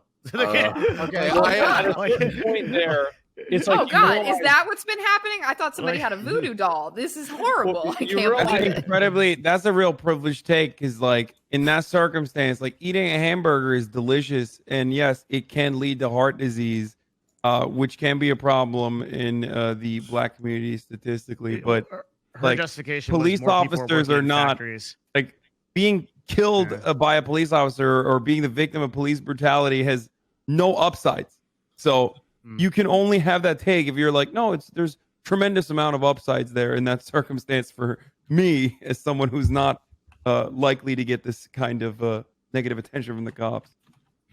As what you're saying? Well, I was going to actually back up Asman and your point, at least from my own experience, and I've tried talking about this before. I would use the left-wing gaming media, such as like a Kotaku or a Polygon, over the years, even though for them and for the journalists that work for those websites, usually they are all left-leaning and they like to talk about like politics and causes for culture, and in their mind, they're doing like a net good for the world, talking about like marginalized people, and which is we could all agree is good, like talking about trans issues and talking about black issues is a good thing. But for when they do a lot of their content, all they're doing is pissing off people on the right more than actually trying to get them to understand like the serious issues. And they are making people more radicalized. They're pissing people off more than they are actually bringing people in to understand what is happening. And I do think at large that is a major issue. People are so fast to demonize and attack and go after you immediately. I mean, I'm the fault of that. I'm arguing with fucking idiots on Twitter all day a lot of the time, and I'm dunking on people, and you know, maybe I shouldn't do it all the time. Like, I really try to make sure I only do it to like big personalities, not random fucking people on the internet. But bringing over the random person on the internet to your point of view is much harder than what it seems to be. It really requires a lot of effort and one-on-one person situation. It was kind of what I was talking about earlier about how changing your opinion is viewed as losing. Yeah. This is, I think, the biggest problem with our, like, I don't know, the first world, the internet, everything in general is like, we can't seem to normalize changing an opinion being a good thing. It's like if you say, hey guys, I'm actually like changing that, like you're fucking wrong, like you're bad for that. It's shown as weakness, and it's like it. But yet on the opposite side, if you fucking double down on something, like we're gonna build the wall and we're gonna make the Mexicans pay for it. It's like, oh shit, like, and then they're like, that guy's so bold, he's so strong. It fucking sucks. Like we appreciate people as like this sign of boldness for doubling down, and yet we don't honor people when they come back around. They say, I learned something from this. Well, I think an example. Well, an example for me personally is like I used to be much more, I guess, like opinionated and accusatory towards like girl streamers for like just being sexual on stream. And it actually, like, a lot of people thought that it was because I was dating Izzy, Pink Sparkles, and it was actually because of the girlfriend that I had dated before then. And I had realized that the things that I had said about like the issue created a situation for her that made her, you know, the target for this abuse in a way that made no real sense. And I didn't feel like it was fair to her. And I realized kind of the way that I was making, you know, I was making that kind of happen. So I think that really with certain issues like that I don't know, it's hard to say that changing your opinion is a bad thing, especially if it comes with like new information or a certain amount of just like a new experience. I think the new experience is really what it comes down to, and also like experience in general on the platform. So like back whenever I first started out, this is like, you know, over 5 years ago, I was like, oh yeah, girls are ruining this platform. And now, you know, whenever I have like more perspective on the platform, 95% of the people on the platform that are streamers that have an audience are guys. Like it's such a nonsensical opinion. It doesn't even make sense. And so like learning more things and being able to come to better conclusions, I think should be something that's admired and not ridiculed. Yeah. I mean, it's definitely been happening throughout all human history, but social media in particular has accelerated the process, and having a discussion through social media is not a normal thing that humans are supposed to be doing. So like having a whole complex discussion over fucking Twitter is like a pointless exercise. The entire platform promotes and advocates for you just shitting on people or trashing them because you get more engagement.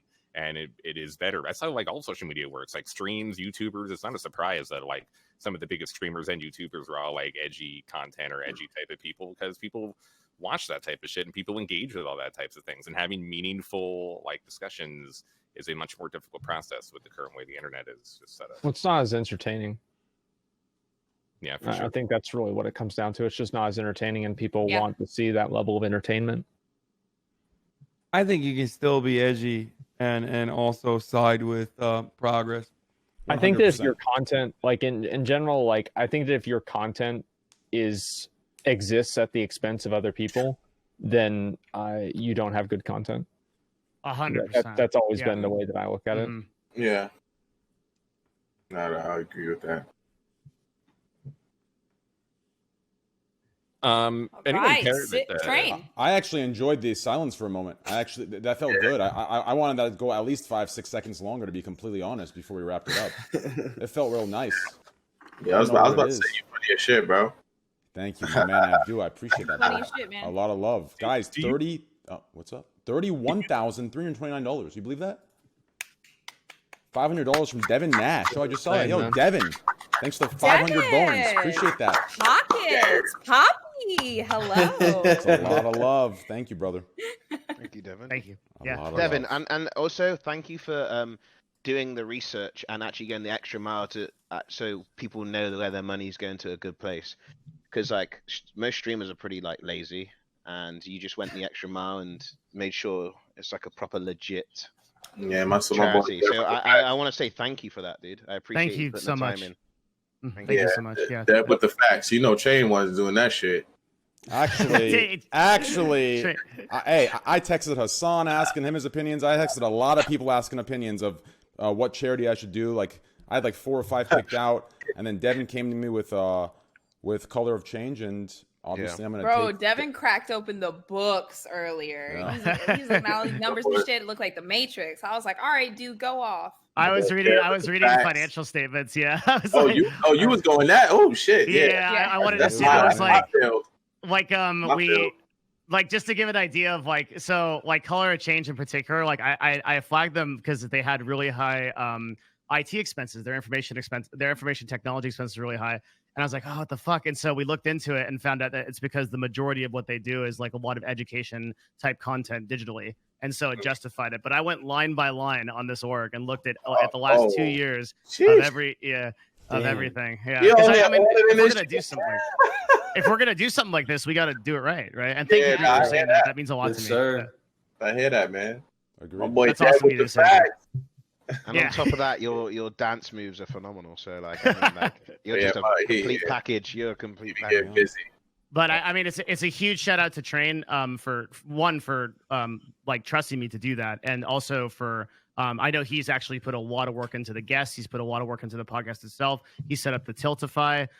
We did all this together. Like it's definitely a big production for him to bring this to you. Huge. And also, I want to extend that and do a huge shout out to each and every one of you, all of you. Listen, some of you have bigger platforms than the podcast. You have busy lives. You do big things, in your own corners. And to come on this late at night, that it's going to inevitably ruin tomorrow.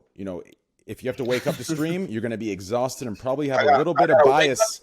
Hella miles, bro. A little bit of hate toward me, and that's okay. I'll give you a week of space. Or I'll give you a week of space before your name comes out of my mouth again. But so that's a lot of love to all of you for coming on, because without you, the podcast is nice. It's good. I have my community, but this is all of your communities. So we hit this 31.5K as a team, not me, not the podcast, not Devin. It was all of us. And that's not high roading bullshit. That's facts. So I appreciate that. Also, a massive shout out to all the people who did donate and didn't get called out. But thank you guys.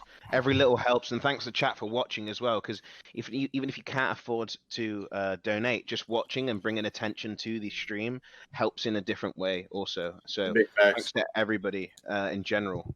Yeah, so appreciate that one, boys. Appreciate y'all. Yeah, huge shout out, guys. Great podcast. Let's give some individual shout outs here, and then we'll wrap it up, boys. All right. Hey, guys. Mods, can you get the little brick ready and just spam it like there's nothing left? Hey, twitch.tv/Abdu2Beastie, twitch.tv/AsmonGold, twitch.tv/BigBossBose, twitch.tv/Devin Nash, twitch.tv, twitter.com/BuyYourLogic. You do stream too, right, Felix, or no? The Chapo Trap very rarely. Chapo FYM. Yeah, I guess you could support the channel's all. The channel's always active. I'm just not often on it.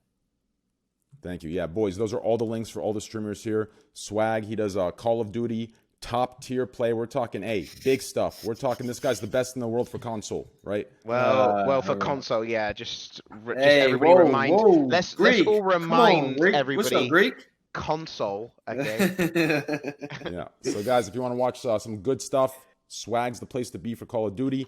Wait, Hassan what? Abi, What about me? I'm the place. I got for you, Call of Greek. Duty. Don't even trip. Okay. Come on, Greek, relax. Come on, relax. As far as Hassan goes, guys, if you're looking for a streamer, with You're looking for a streamer. if you're looking for a streamer, I was gonna go with, and then I was gonna let him fill in the blanks. Is the right word progressive? What's the word here? You're asking me? Progressive, yeah. Progressive. Describe your political view. I'm a leftist. I'm a progressive. Okay, well, guys, if you want full-time coverage, he puts hours in. He's like 12-hour streams a day. He's covering everything. So, hey, turn his stream on. It's twitch.tv/Hassan Abi, twitter.com/ is it the same? Twitter.com/Hassan the Hun and Hassan D. Piker on Instagram. Yep, and That's also where you can get all the best takes, right? And then also follow Swagg's Twitter. What's your Twitter? Twitter.com/Swagg? Yeah. Twitter.com/Swagg, boys. SWAG. Is Slasher outside? Is he outside? No, that's Is his that window. your view? Why are all of you? Because every time that we get to morning time, I give you the He does view this. of the sunrise. Changes the webcam out. Yeah, he That's does. like You get the view sunrise. from your window. That's New York, Yeah. yeah. Mhm. Oh my god! Yeah, I'm the curfew's fucking over. poor. There's nobody I out. want to No, be not a yet. It's sugar fine. baby. Yeah, isn't the it's over at 7, huh? No, I Yeah, thought it was over I at 5. thought it was 6. No, I thought Swag, it you, was at 5. Swag, you trying to play some COD, man? Sometime? I'm about to go to sleep, Greek. What you mean, bro? Oh, you're bugging, mate. Okay. Play some Bugging. Yep. Trey, Hey. get him, bro. Get him. Chalk that idea, bro. Chalk Let's it. get some dubs sometimes. Trey, get your mans, bro. Get your mans. Yeah, hey, that's not my. Hey, that's lit, Greek. Yo, lit idea. Anyways. Yeah. Y'all in this link. I'm about to get all of y'all, bro. Twitch.tv/Abdu2Beastie, Twitch.tv/AsmGold. AsmGold's the top World of Warcraft streamer on the platform. He's the best. He has 2-in-1, entertaining and good gameplay. That's very rare. The top creators usually have that. Just one. No, it's both. You're entertaining and good at gameplay. Abdu2Beastie, he streams World of Warcraft and he streams other variety games. He's a good dude. Check him out. Good, good fun, comedy, all the good stuff. Twitch.tv/BigBossBose. She streams, I think, 2-3 times a week. I'm sure it'll be consistent soon. 6 days a week. Once a week.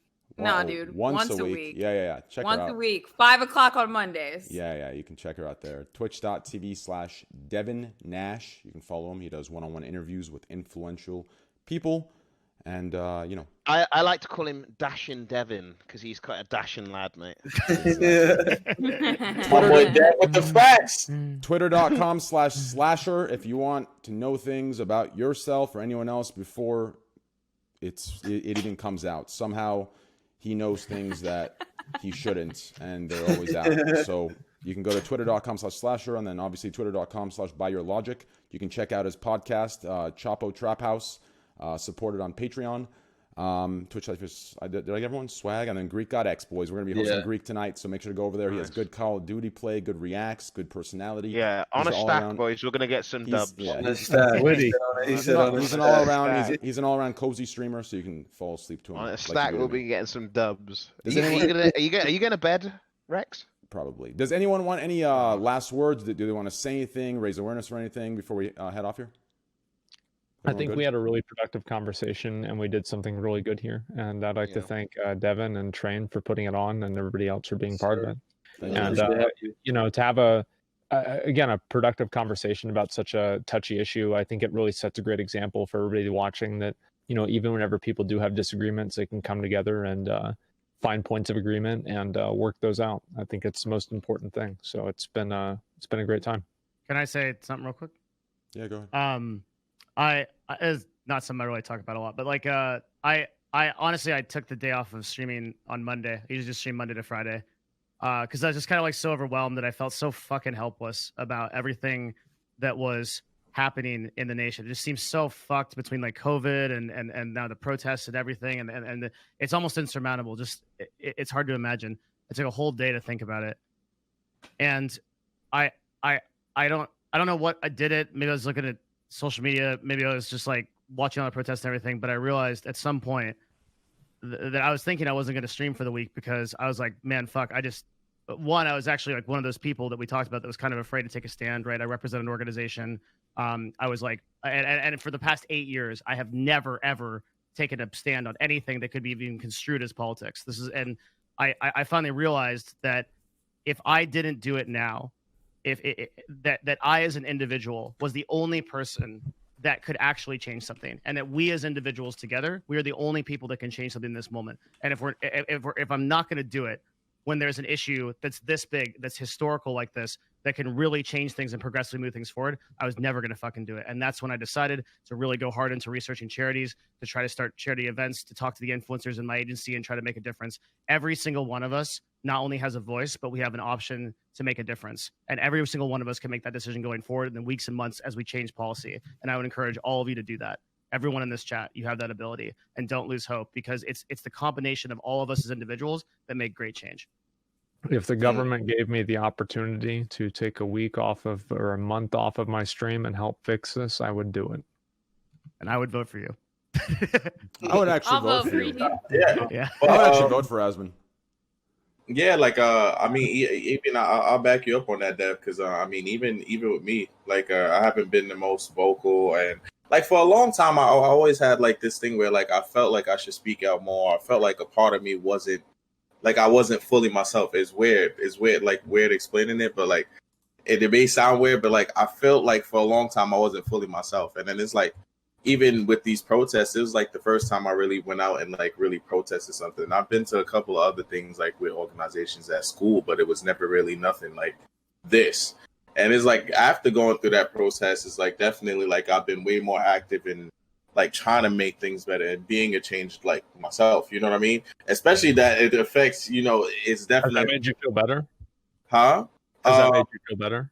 Yeah, like I feel like I'm more of myself, because I feel like I've always wanted to like make a change, but a lot of times I don't know if it's I felt helpless, or I just feel like I would just feel like I couldn't really do much. But even the small change I'm making, I realize even if I make a small change and everyone makes a small change, it becomes a really big change, you know. So it's like something that like I've been definitely been working on and doing more of, and it feels great. Huge shout out to you, man, because I saw the pictures of you out protesting. That was awesome. Yeah. And real quick, guys, also, I'm going to give Train this list, but we have an Excel sheet, naturally, right? Analytics. We have an Excel sheet, not all of the organizations that have like Tiltify connections. So I'm also going to send some of the like the Equal Justice Initiative and the NAACP Legal Defense Fund. There are a couple of other charities, if you want to continue donating or continue supporting, that are great in addition to Colors of Change. And I'm going to link that list and make that available to everybody. All right. Black Lives Matter. Black Lives Matter, boys. We did it. 35K flat raised, boys. God damn. Let's go.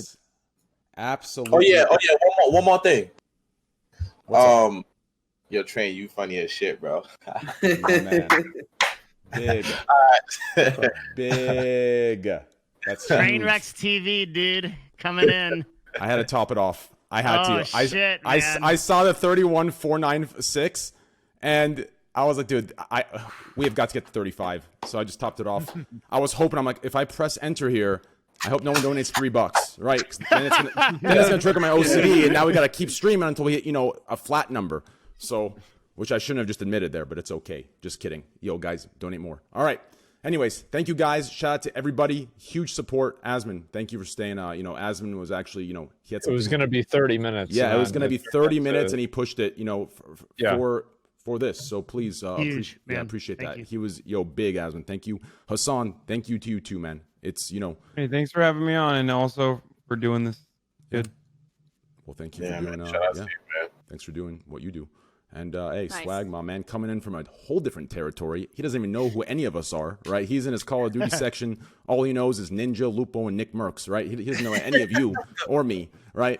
So shout out to him, and shout out to everybody. Big Boss Bose, Abdul. I know you got to run miles. So yeah, and then Felix, obviously my man, dude. I love you. The perfect, Yeah, that's it, right? And then Devin Swagg, Nash, thanks for coming. Yeah. I swear we're fun. We're fun most episodes. It was a serious day. But yeah, we didn't even have one conversation about Train's dick size, so this is a very abnormal podcast. Yeah, that's crazy, man. Yeah, There was appreciate like you guys having me. one or two sentences about dick and balls. That was it.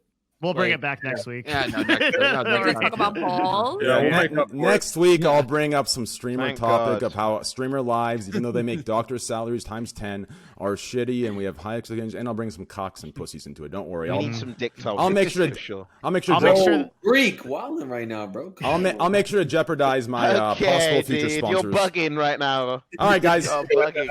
Yeah, You're bugging, mate. You say he's bugging. I'm crying. You are bugging, dude. Yo, On my mum, you are. on On my mum. on a stack. Yep. Yeah, Swagg. On the Are we gonna get some dubs or nah? I think I'm chalking Greek. I'm chalking it, bro. I'm going to bed, bro. I'm crying. Get me some. Yeah, we need to get some dubs though, like on a stack, dude. On a stack, Dude, God. watching Felix and Hassan's face while you two talk like that made me think of every one of those Call of Duty kids' parents. What they're like looking like when they're hearing their kid talk like that over their Xbox Live membership. Yeah. Just disappointment. On my mom. He said Greek. I swear. Yo, word to everything I'm using that. Watch. I'll be like, on my mom. Yo, I have no judgment of that. That was No, I was me when I was kidding, playing like fucking Counter-Strike Source. When I Yeah, was facts, no yeah. dinner. Yeah, Facts, no dinner. That's not Greek. It's no printer, not dinner. I No thought printer, it was Greek. no dinner. No. All right, guys. Thanks for coming on. Huge shout out to all of you. Love you guys. Great podcast. Thank you for being here. Oh my Have a good night, guys. Thank you. I had to do the Great ring night. check. All right, guys. Peace. Beast. I need to go. All right. Bye, guys. All right, Trey. Bye. Oh, I'm crying. Oh, shit. Hold on. Oh, still here? Oh, okay. All right. Later, baby. Oh, yeah. I was going to do the wave check because oh, shit. Yo, Hold Trey, let's do some dubs, mate. Let's do some duos, mate. What do Oh, you think? want to do wave check? Hold on. After this, Greek, I have to hop into a meeting, but Yeah. Hop in the meeting. I'll message you. Yeah. Yeah. I got to talk to this guy yeah. about my about the dumb Yeah, stuff yeah, that's yeah, going on. yeah. I'll message you later. Wait, you want to do a wave check? Abdul? I mean, you know, I was gonna drop them for the stream. You feel me? If they want, All right, drop her right now. They'll want. Yeah. Drop her right now. All right, give me. we gonna give y'all a little wave check today. You know, cause Call Abdul, he's crying. Y'all funny as hell, bro. Wait. Y'all funny as hell, bro. Hold on. Okay, I got an angle. Wave check. Yeah. Every time he moves it, he DCs. So this is why we wear the do-rag, boys. When you're trying to get the waves on swim. Oh. No, hold on. Ooh, hold on. Let me get Oh, damn. Oh my That's actually goodness. looking clean. Oh my goodness. We'll bring it on back. I think he DC'd. Bo, stay in the call no matter what, because if he DCs, I know. then oh, there we go. He's back. Oh, Hold on, there let we me are. zoom in on this real quick. Oh, god damn. Woo, How does that happen? woo. Oh yeah, I know y'all see him. Don't That's drown. Don't drown. Clean. That actually looks clean.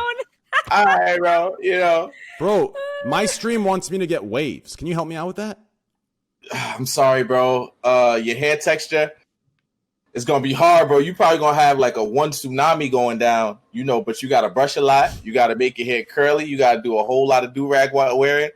It's gonna be hard. I'm telling you. I mean, I told him the only storm or any elemental shit that's gonna happen in my hair is the tornado, and that's the bald spot in the middle of my head. They didn't listen. Okay. All right, brother. Yeah. Looking All right, good, man. I'll man. see you later, man. We'll see you guys All right, next bro. week. Yeah. Bye, Peace out, guys. boys. All right.